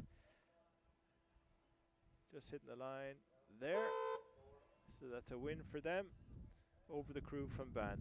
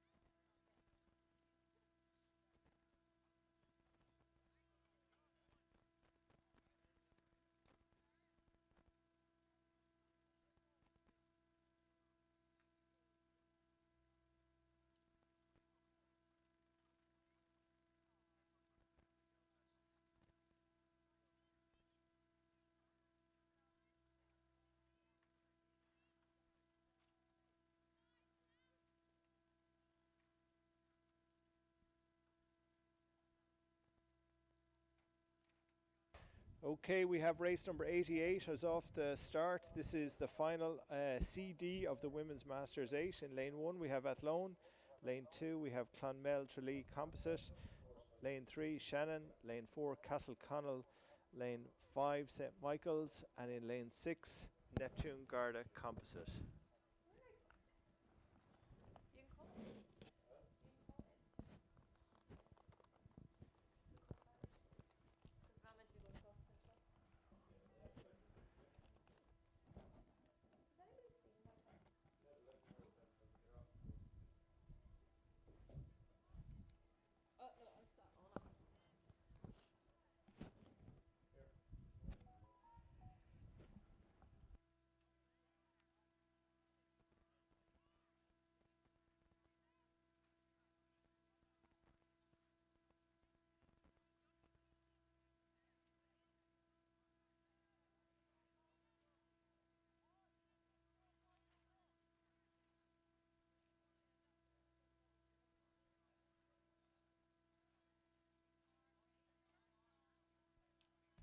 So coming up to just 400 metres gone in this final of the Women's Masters CD.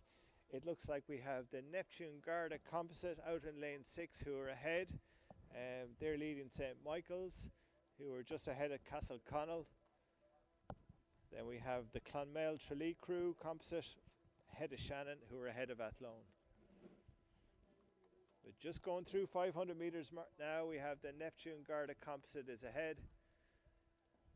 And again, they're being pushed very, very closely now by the two crews from St Michael's and Castleconnell. But out there in lane number 2, we have Clonmel Tralee, who are pushing as well. And just at the back of the field, then we have the Athlone crew, and we have Shannon in between them. So close race here now between the women's crews in this final of the CD. Coming into about 400 metres to go. It's still the Neptune Garda Composite, but they're being followed very, very closely by St Michael's. So St Michael's have an overlap on them now, so it's going to be to see who can hang on the best here. I think the final between gold and silver is going to be between these two crews, and the St Michael's crew look like they're up in the rate a little bit. Are Neptune going to react? Let's wait and see. It's the Neptune Garda Composite just ahead of St Michael's. Then we have Shandon in third place, who are ahead of that the Castleconnell crew, with Clonmel, Tralee in 5th and Athlone in 6th. But at the front of the field now, it's still neck and neck between Garda Neptune Composite against St. Michael's. St. Michael's look like they're putting a push on here. But with another 250 metres to go, let's see who can hang on. But it's, yes, it definitely looks like St. Michael's are pushing through here. They've just made a break now. They're about a half a canvas ahead of the Neptune Garda Composite. St. Michael's pushing.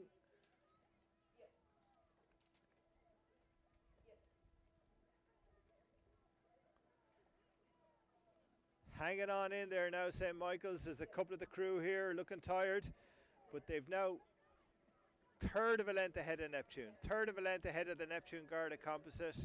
St. Michael's just coming up to the line. They've pushed through. And that's it. It's a win for the St. Michael's crew over the Neptune Garda Composite. Then we have Clonmel just ahead of Castleconnell. About a third of a length. Great race here now by these crews. Super race there.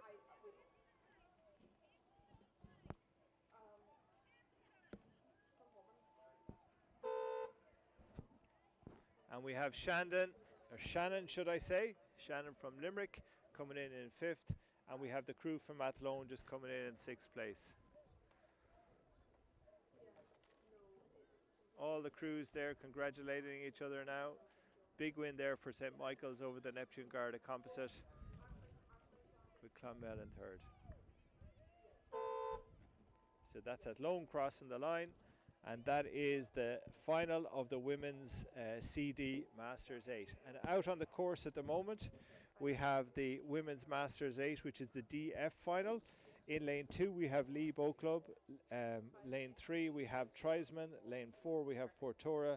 Lane 5, Cork, Tralee, Shandon. And in lane 6, we have Trisman A.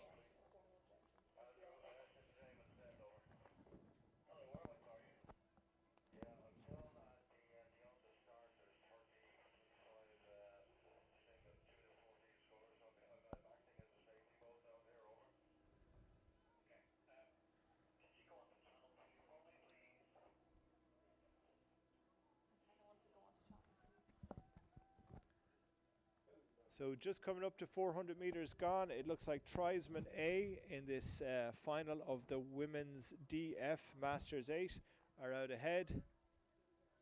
And then it's a very, very close race between the crews from Lee Boat Club, Portora, Trisman B, and Cork, Tralee, Shandon.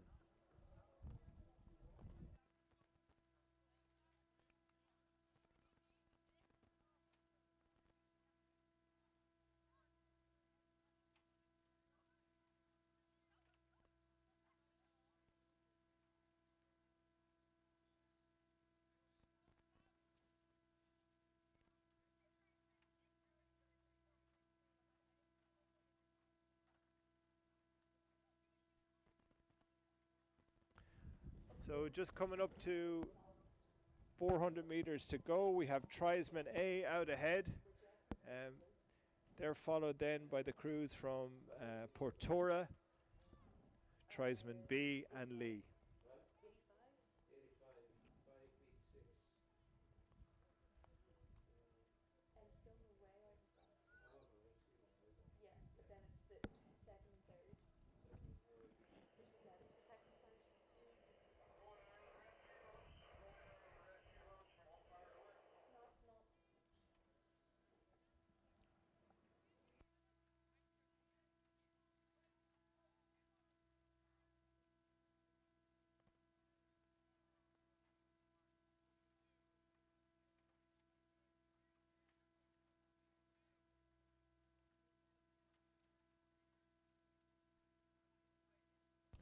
So with 250 metres to go in this final of the Women's DF Masters, we have Trisman A out in lane 6 with a good lead, just ahead of Lee Rowing Club.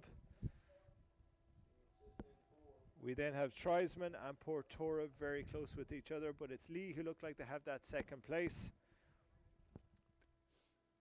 But They're challenged now by Portora. Portora look like they're pushing ahead by about half a length, but out in front, 7 or 8 lengths ahead, is that crew from Treisman.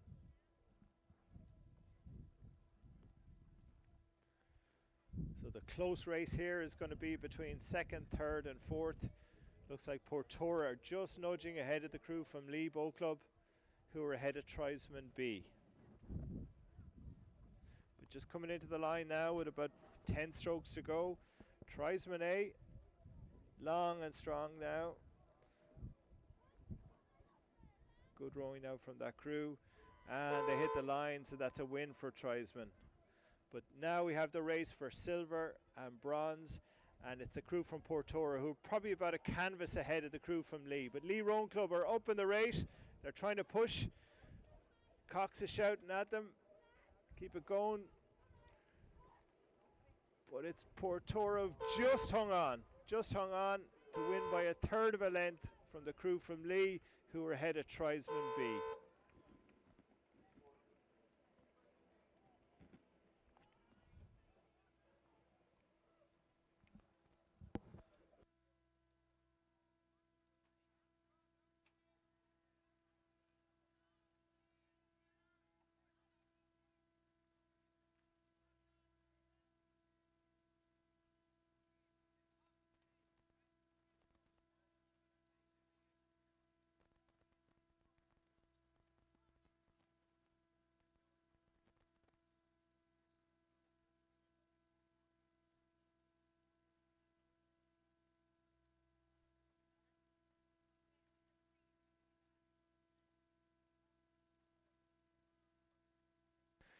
So now out on the course we have race number 90. This is the women's junior 14 single, final one. In lane 1 we have Lee Valley Goggin, lane 2 Lemon from Waterford, lane 3 Buckley from Shandon, lane 4 Walsh from Offaly, lane 5 O'Flaherty from Waterford, and in lane 6 we have Cotter from Lee Valley.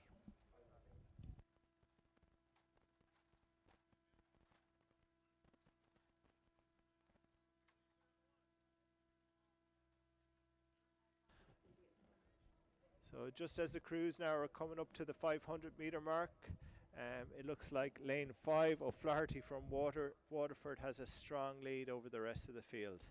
So as they get a little bit closer, we'll be able to call the second, third and fourth place, but way out ahead, it looks like the girl from Waterford is leading this race.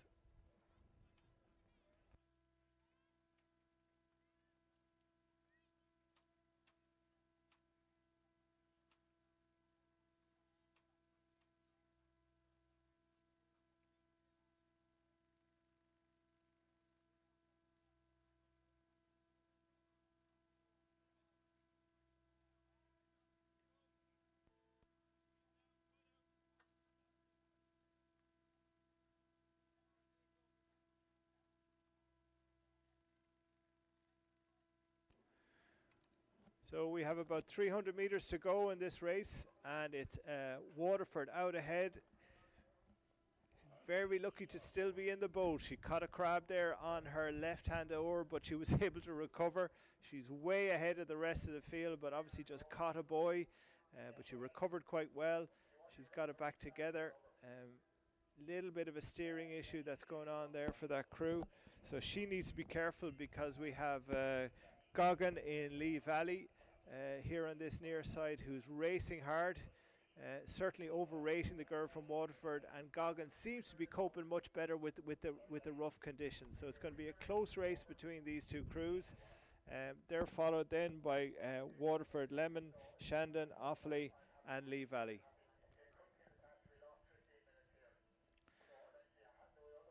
But we have a great race going on here now between the two crews, Lee Valley and O'Flaherty from Waterford. And Waterford are just ahead, but the girl from Lee Valley is not giving up. Okay, Goggin is absolutely racing. Both of them are banging the few boys there as they're coming down the lanes. Lee Valley, Goggin, she's overrating the girl from Waterford. She's absolutely jacking the rate up here. She's racing for the line now. I think she can sense that there's something going to happen here for her if she gives it a go. Waterford, she needs to make sure she hangs on here. She's looking across. But I think we're going to have a really close race now between the crew from Waterford and the crew from Lee Valley. And it's Lee Valley. She's up the rate again. She's had a look. I think she knows she's got about 20 strokes to go. Has she put her bow ahead of the girl from Waterford? Let's see now as the crews get closer to us. Waterford might just have hung on. Got another 10 strokes to go here. And it's going to be the crew, the girl from Waterford, who just hangs on to win by a length from Lee Valley.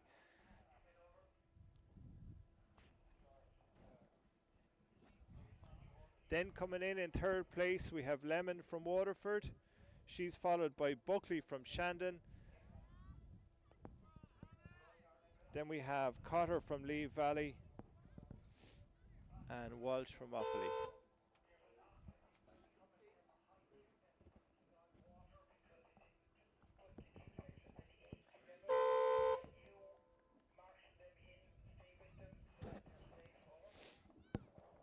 So the next race we have on the water is going to be the final two of the Women's Junior 14 single.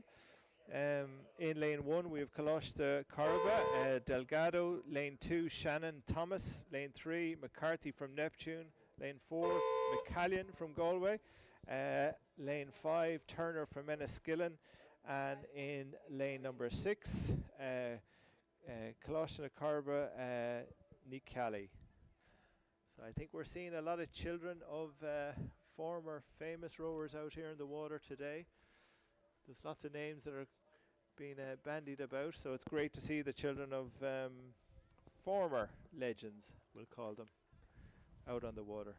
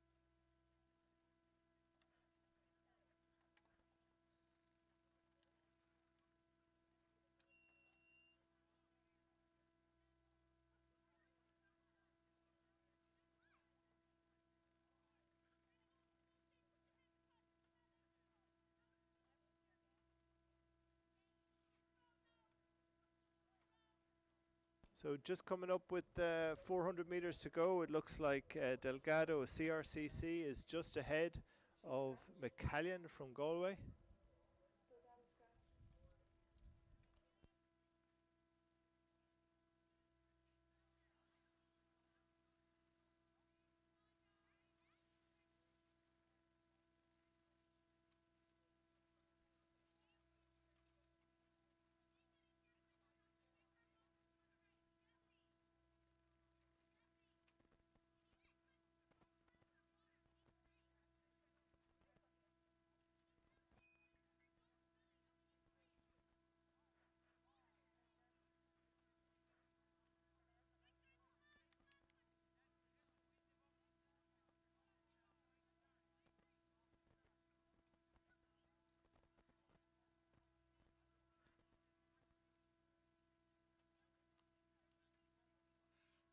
So just coming up to about 300 meters to go, it's Thomas from Shannon, who's ahead of McCallion from Galway.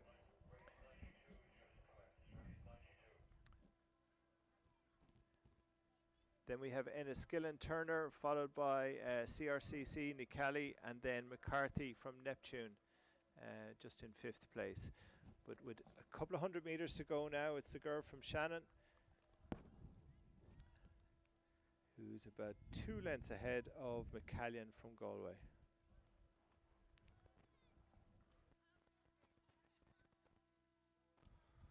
So the Shannon sculler now coping very well with the wind conditions here. Oh, just caught a buoy, but she's recovered well. She's had a look around, but she's still kept the momentum in the boat, and she's staying ahead of McCallion, who is about 3 lengths behind her. Then in 3rd place we have Nicali from CRCC, followed by Turner from Enniskillen, and then McCarthy from Neptune. But just coming up to the line now with about 15 strokes to go.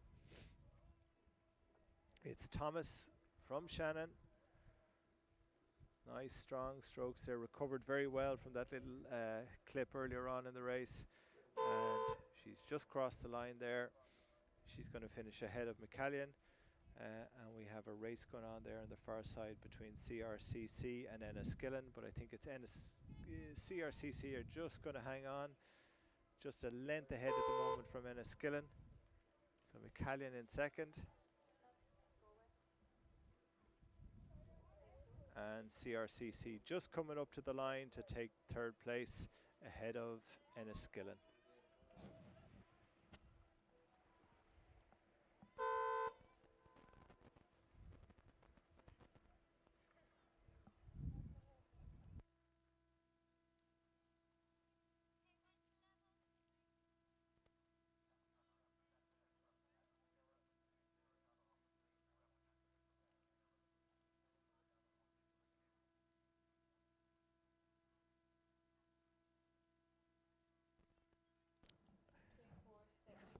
And the next race on the water is race number 92. This is final 3 of the women's junior 14 single. In lane 1 we've Castleconnell Hurley. In lane 2 Enniskillen Huddlestone. In lane 3 Skibbereen Conley. Lane 4 Athlone Cunningham.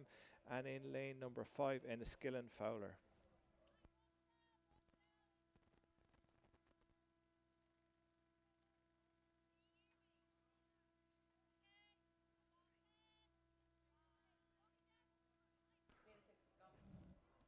So just coming up to about 400 metres to go. It looks like it's Conley from Skibbereen who's ahead.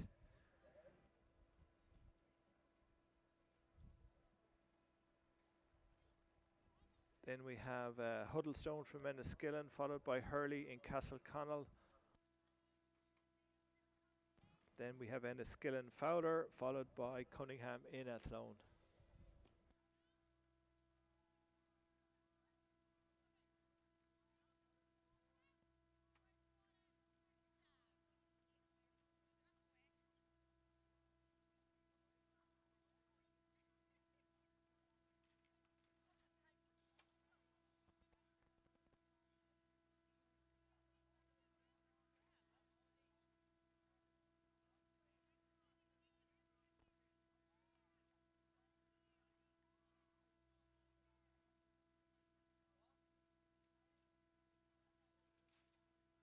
So just coming up to 250 metres to go, and it's Conley from Skibbereen with a really good length lead over the cruise. In behind her we have Athlone, but it's Skibbereen way out in front here. She's got a length, at least 5 or 6 lengths, but rowing very strong, smooth, rowing against that headwind. Ahead of Cunningham from Athlone. And again, who's ahead of Huddlestone from Enniskillen and Fowler from Enniskillen and Castleconnell Hurley. So we also have a start in the next race, race number 93 of the women's junior 14 singles. We have St. Michael's Small in lane 1, Remedios Enniskillen in lane 2, Malloy Castleconnell in lane 3, Walsh from Sligo in lane number 4, Kelly from Galway in lane 5, and Harrison from CRCC out in lane number 6. But just coming up to the finish line here in the final three of the women's junior 14 single, it's Connolly from Skibbereen. Nice, strong, steady rowing here. I'm sure these girls have all had a lot of races, so there's some tired legs and bodies out there. But Connolly from Skibbereen, strong, and there it is. She's crossed the line first, so well done to her. She's followed then from Cunningham in Athlone, from Athlone, should I say.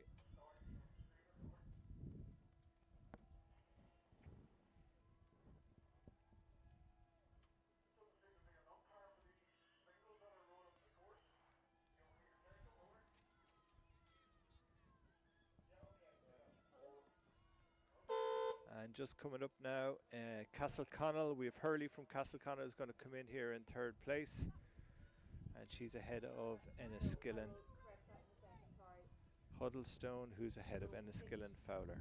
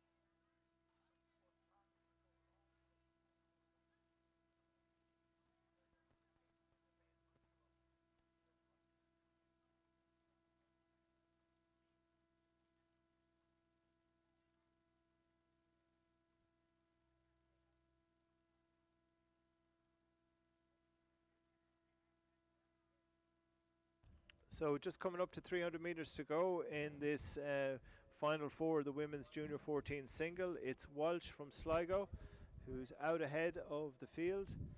Then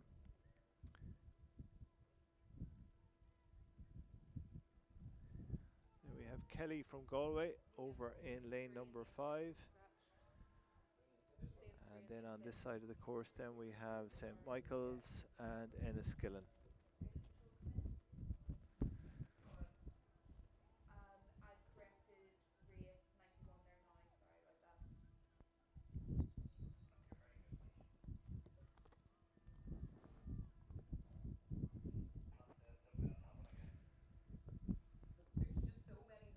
Wind is beginning to pick up here now, and again, as I said earlier on, there's some tired bodies and tired legs out there.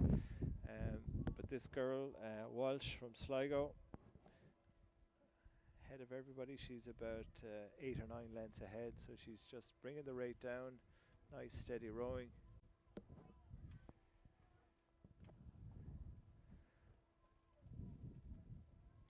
Coming up to the line. And that's going to be a win in the final four, the women's junior 14 single for Walsh from Sligo. She's going to be followed in now by Kelly from Galway.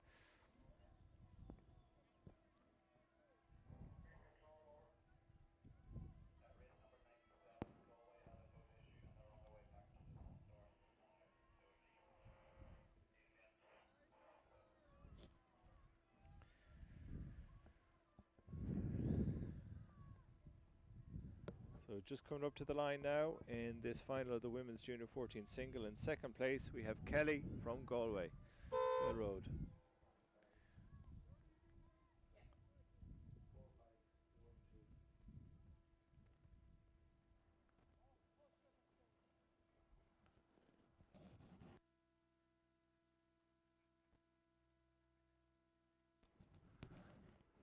And coming in third place is St. Michael's. That's Small from St. Michael's in third place, who's just ahead of Remedios from Enniskillen.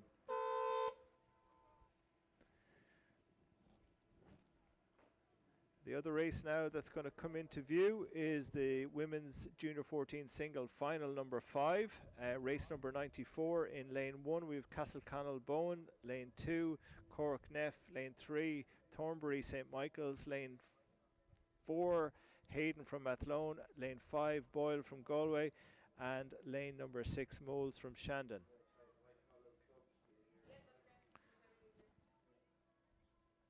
This is a very, very close race now coming up here, and I think it's going to be very close between Cork and St. Michael's. So Thornbury St. Michael's against Neff in Cork Boat Club. And we also have Hayden from Athlone in there as well. So these three scullers very, very close with each other, staying ahead of the other three. But I think it's St. Michael's who are just about a length and a half over Cork Boat Club. So that's Thornbury from St. Michael's about a length and a half over Cork Neff. But don't rule out the sculler from on the far side there. We have Boyle from Galway. She's in third place. But it's St. Michael's. Little bit of steering difficulties there, but she's still hanging on. But the Cork sculler now is up the rate. She's in the middle of the lane. She's pushed the rate up.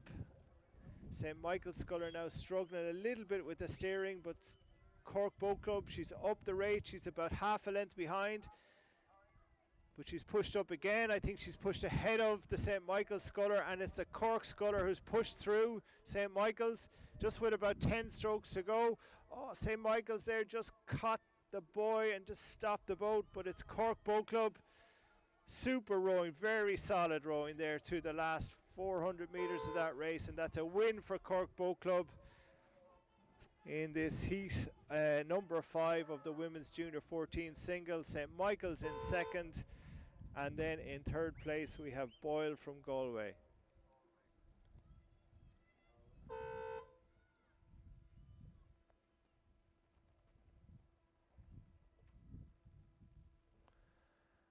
Just coming up to the final now, we have Shandon just coming up to the line. That's Moles and Shandon, and then across here we have Castleconnell coming up to the line, and then followed by Athlone Boat Club.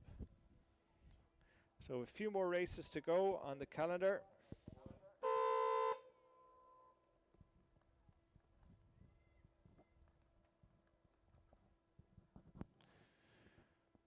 So race number 95, which is the women's junior 14 single final 6. In lane 1 we have Connaughton from Athlone. In lane 2 we have Connaughta from CRCC in Galway. In lane number 3 O'Donoghue from Shannon. Lane number 4 we have Nugent from Methody. Lane number 5 Ribeiro Neptune, and lane number 6 Harrington from Athlone.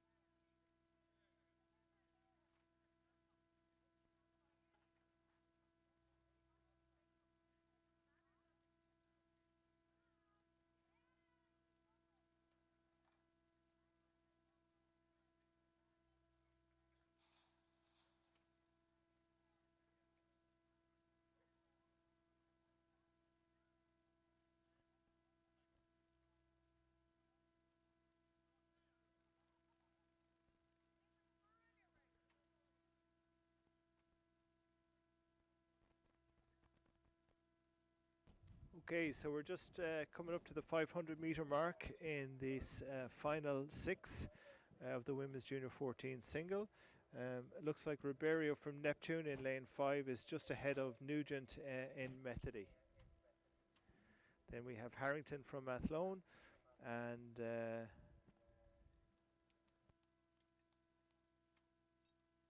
followed by CRCC and Connaughton Athlone as well. But out at the front of the field now, as they're just going through the 500 meter mark, it looks like the race is between Ribeiro in Neptune and Nugent in Methody.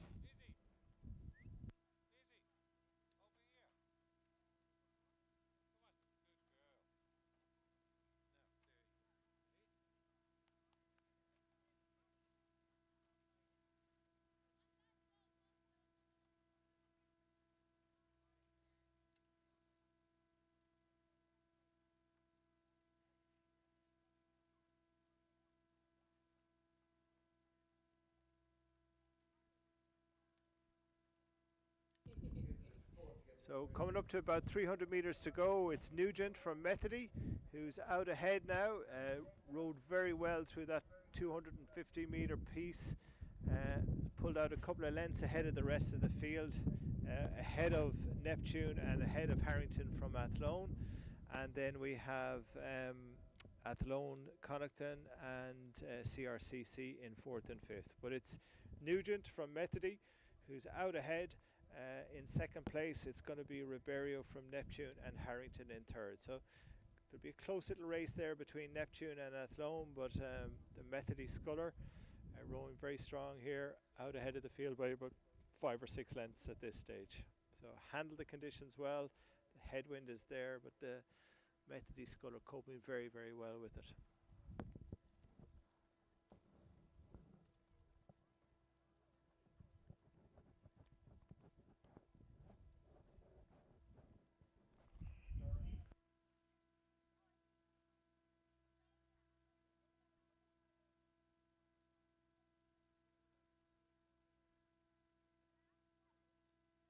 So just coming up to the line now, it's Nugent from Methody who's out ahead of Ribeiro from Neptune in 2nd and Harrington from Athlone in 3rd. Then we have Athlone and CRCC in 4th and 5th. But on the course, just off the start, the men's junior 15/8 has just started in lane 2 Galway, lane 3 St Joseph's A, lane 4 Coláiste Ignaid and lane 5 Castleconnell.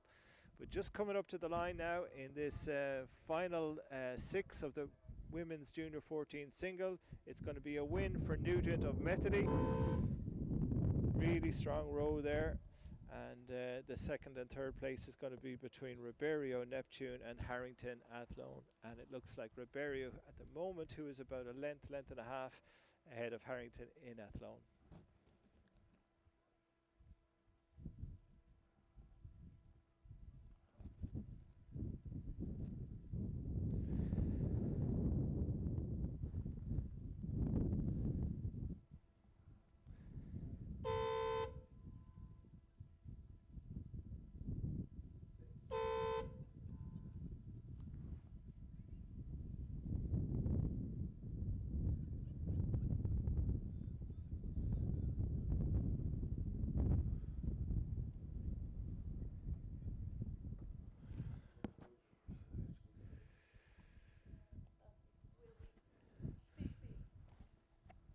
So just coming up to 500 meters to go in this first heat of our first final of the men's junior 15/8. It looks like it's a close race now here between St Joseph's and Galway Rowing Club, with Coláiste Ignaid in 3rd, and or should I say Castleconnell in 3rd and Coláiste Ignaid in 3rd. But it's Castleconnell. Castleconnell have just pushed ahead of St Joseph's. I say they're about 3/4 of the length. They're the neater of the two crews. No splash whatsoever. You can see in the crew there from Castleconnell. Very, very neat, very strong. Little bit of splash coming off the finishes of the St Joseph's crew, who are ahead of Galway, who are ahead of Coláiste Ignaid. But St Joseph's are making a push. But it's the guys from Castleconnell, really strong, very, very neat rowing there in that 8. So this is the men's junior 15-8 final number 1.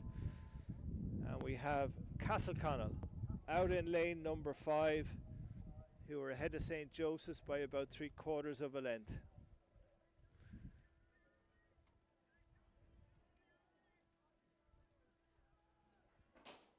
So Castleconnell 3/4 of a length ahead of St. Joseph's, who are ahead of Galway Rowing Club, who are ahead of Coláiste Ignod. But it's the Castleconnell crew, very, very neat. Higher rating there, I think, than St. Joseph's, a little bit longer. So its technique is really, really good here on this Castleconnell boat. And that's a win for Castleconnell. They pushed out that lead to just a length and a half over St. Joseph's. We have Galway Rowing Club now coming into 3rd place. And again, racing hard into the line.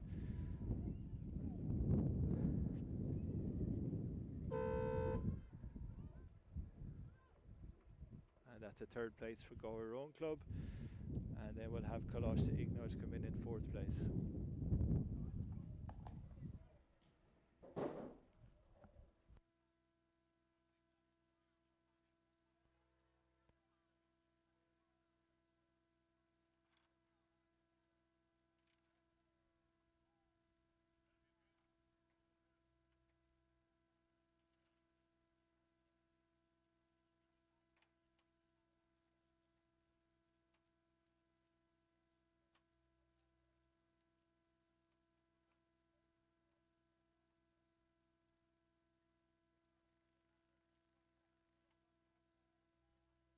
And we have a start in the men's junior 15-8 final number 2. In lane 2 we've Skibbereen, in lane 3 St. Joseph's B, in lane 4 Enniskillen, and lane 5 Commercial.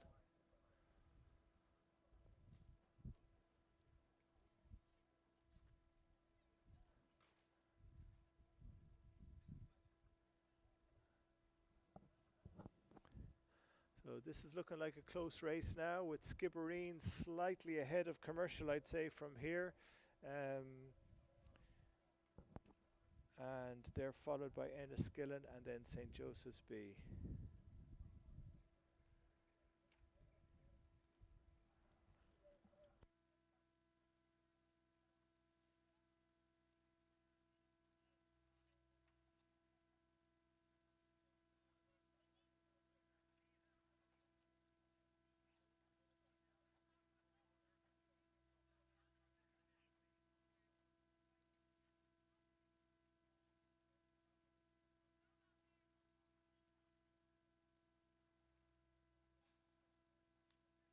Yeah. So just coming up to 400 meters to go now in this second final of the men's junior 15-8. It's Skibbereen, who are out ahead of the crew from Enniskillen, who are just ahead of the crew from Commercial. But it's Skibbereen now. Strong, solid rowing there from that crew. But the crew from Enniskillen won't give up, that's for sure. Enniskillen have upped the rate.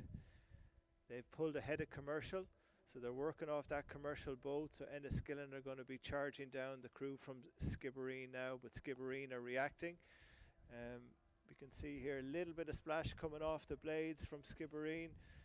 Enniskillen crew a little bit neater, but the crew here from Skibbereen are up in the rate again. Absolutely great run to see from these crews.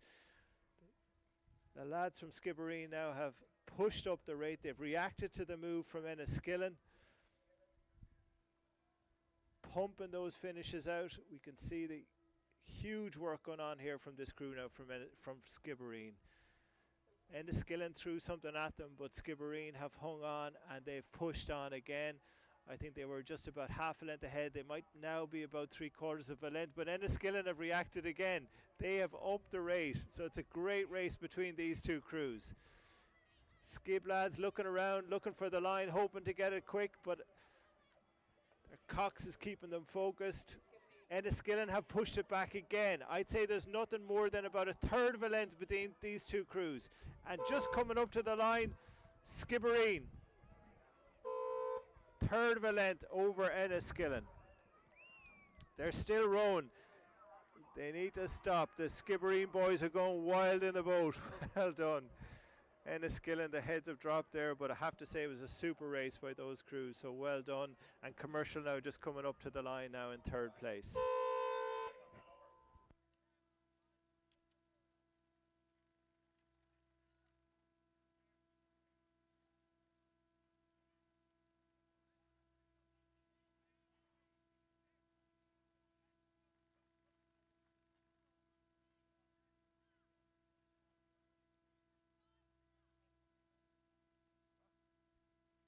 So the next race is race number 99, which is the final one of the women's junior 13 coxed quad. So in lane 1 we've Ban, in lane 2 we've Enniskillen C, in lane 3 Enniskillen B, in lane 4 Castleconnell C, followed by Enniskillen A, and then Athlone in lane 6. So the crews are off the start. The racing now coming down thick and fast as we get to the last couple of races of the regatta. And as they click closer, we'll let you know who's leading.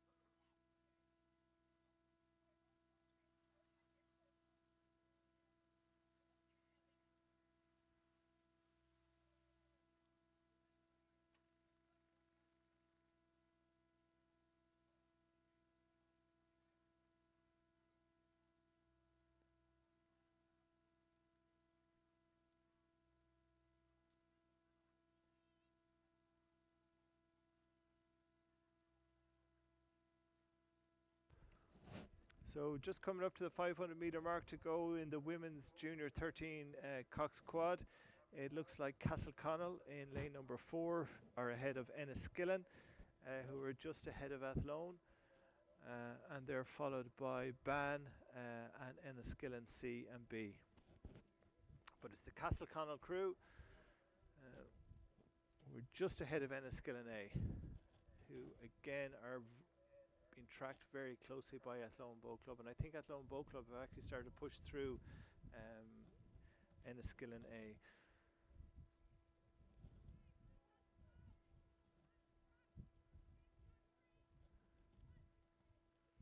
Athlone Boat Club moving very well out there in lane number 6. They've started to make ground on the crew from Castleconnell. So it's going to be a close race, I think, between these crews for first and second. They're followed by Enniskillen A, and then we have Ban and Enniskillen C and B.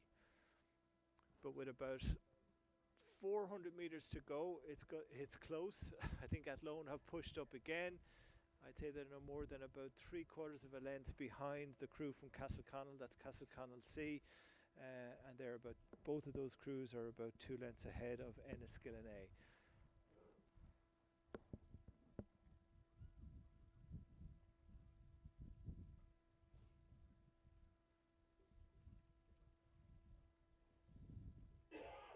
So just looking at now this race with about 300 metres to go, it's the crew from Athlone who are overrating the crew from Castleconnell at this point in time, but Castleconnell are hanging on.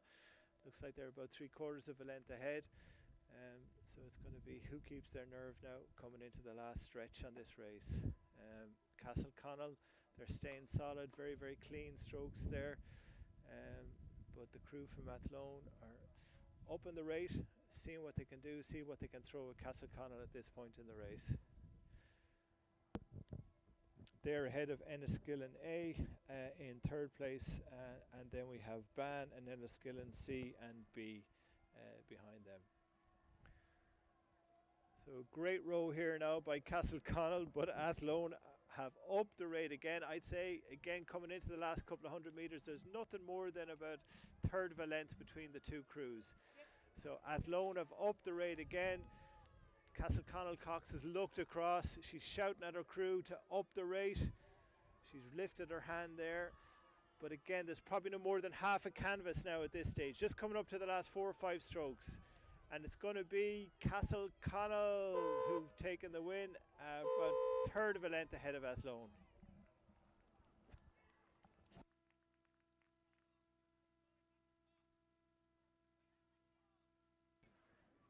And just coming up to the line now, we have Enniskillen A in third place. They'll be followed by Ban. And then we have Enniskillen C and B who are going to be on the course and finishing shortly.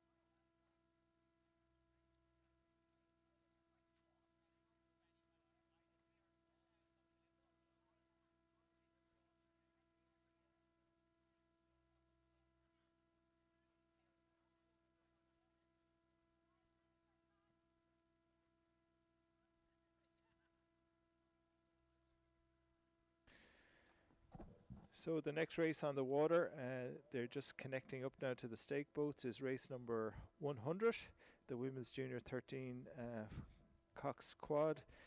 In lane 1 we've St Michael's, lane 2 Castleconnell A, lane 3 Castleconnell B, lane 4 Skibbereen, lane 5 Shannon, and lane 6 Muckross.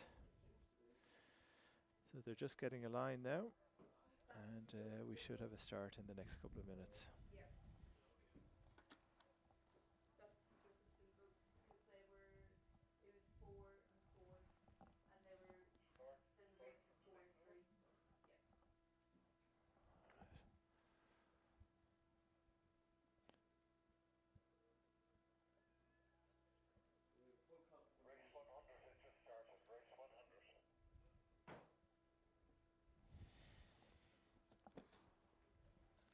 And we have a start in race number 100. So just to remind you again, in lane number 1, St Michael's, lane 2, Castleconnell A, lane 3, Castleconnell B, lane 4, Skibbereen, and lane 5, Shannon, with Muckross in lane 6. So this is the second final of the Women's Junior 13 Cox Quad.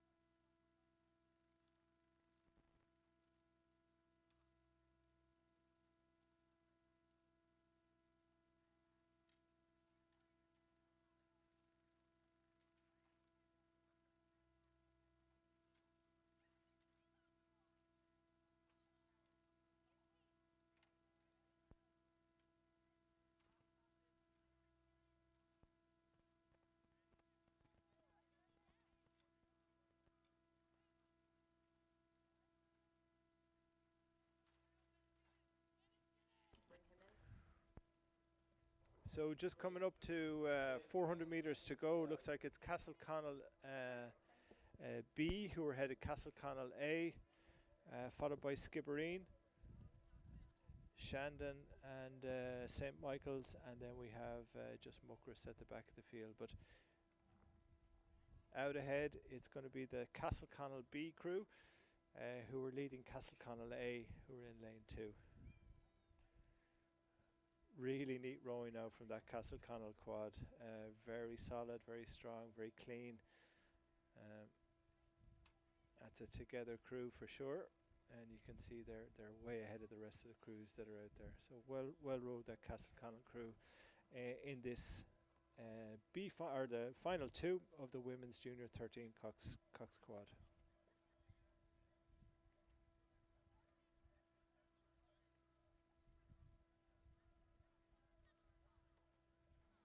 So we have Castleconnell B out ahead of the rest of the field, and it's quite close now between Castleconnell A, Skibbereen, and Muckross. So the race is on now for 2nd and 3rd. It's looking like Castleconnell will be in 2nd. Muckross just ahead, I would say, against Skibbereen.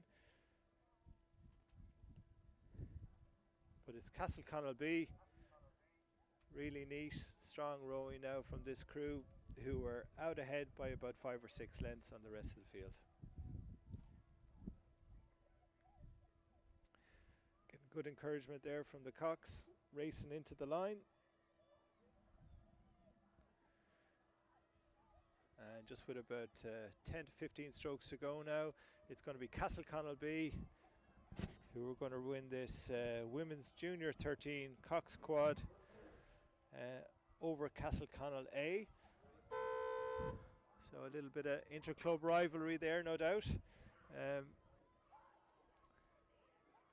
Castleconnell now just need to stop rowing.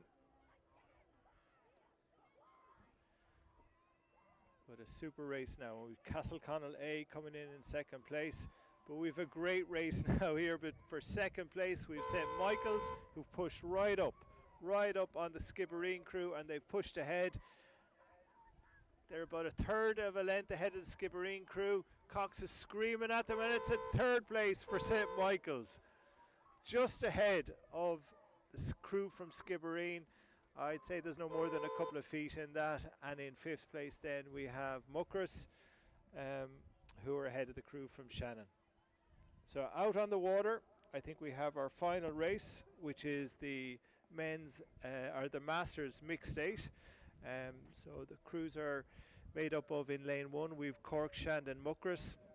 In lane 1, in lane 2 we've Ban, lane 3 Castleconnell, lane 4 Clonmel, Lee Valley, Athlone, and in lane 5 we have St Michael's, Tribesman, Neptune, Commercial Composite, and in lane number 6 we have Lee Rowing Club.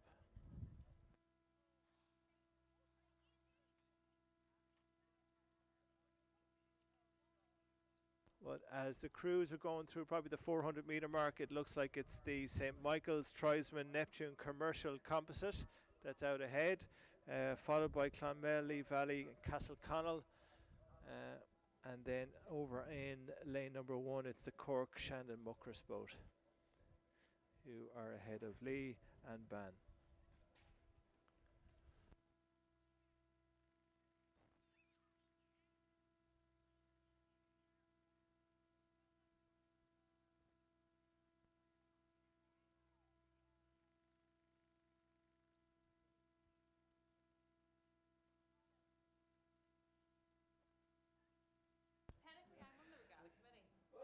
So here we have the last race of the day, and it's the Masters Mixed 8.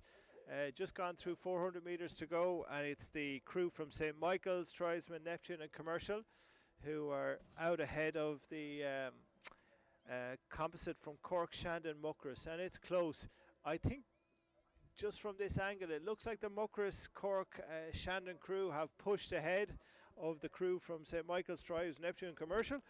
We'll get that all in one go. And they're ahead of Castleconnell, who are ahead of Clonmel, Lee Valley, Athlone, Ban and Lee.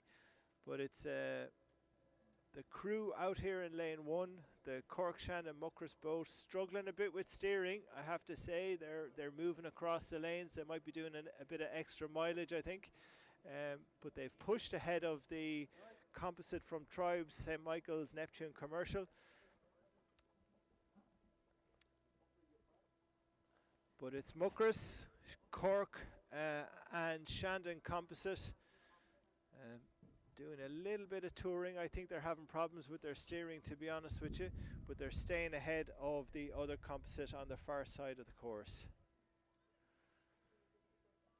But here we go with about 25 strokes to go. It's going to be the Muckross, Shandon, Cork Boat Club composite, who are out ahead of that crew from Neptune, Tribes, St. Michael's and Commercial.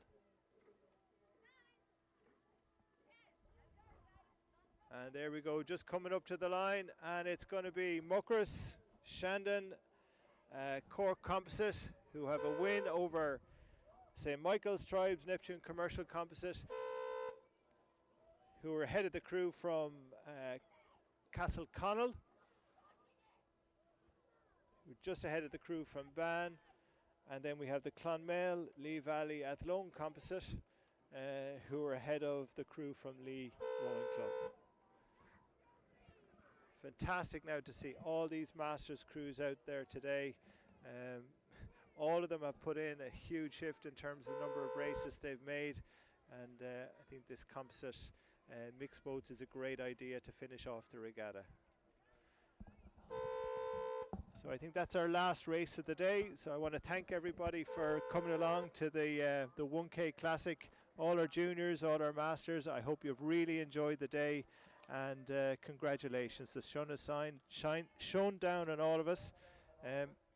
Big thank you to Leitrim County Council for all their help, for the staff who've been helping out here, the Rowing Ireland staff, the Regatta Committee, the Championship Committee, and all the volunteers. So thank you very much, everybody, and safe travels home. Well done.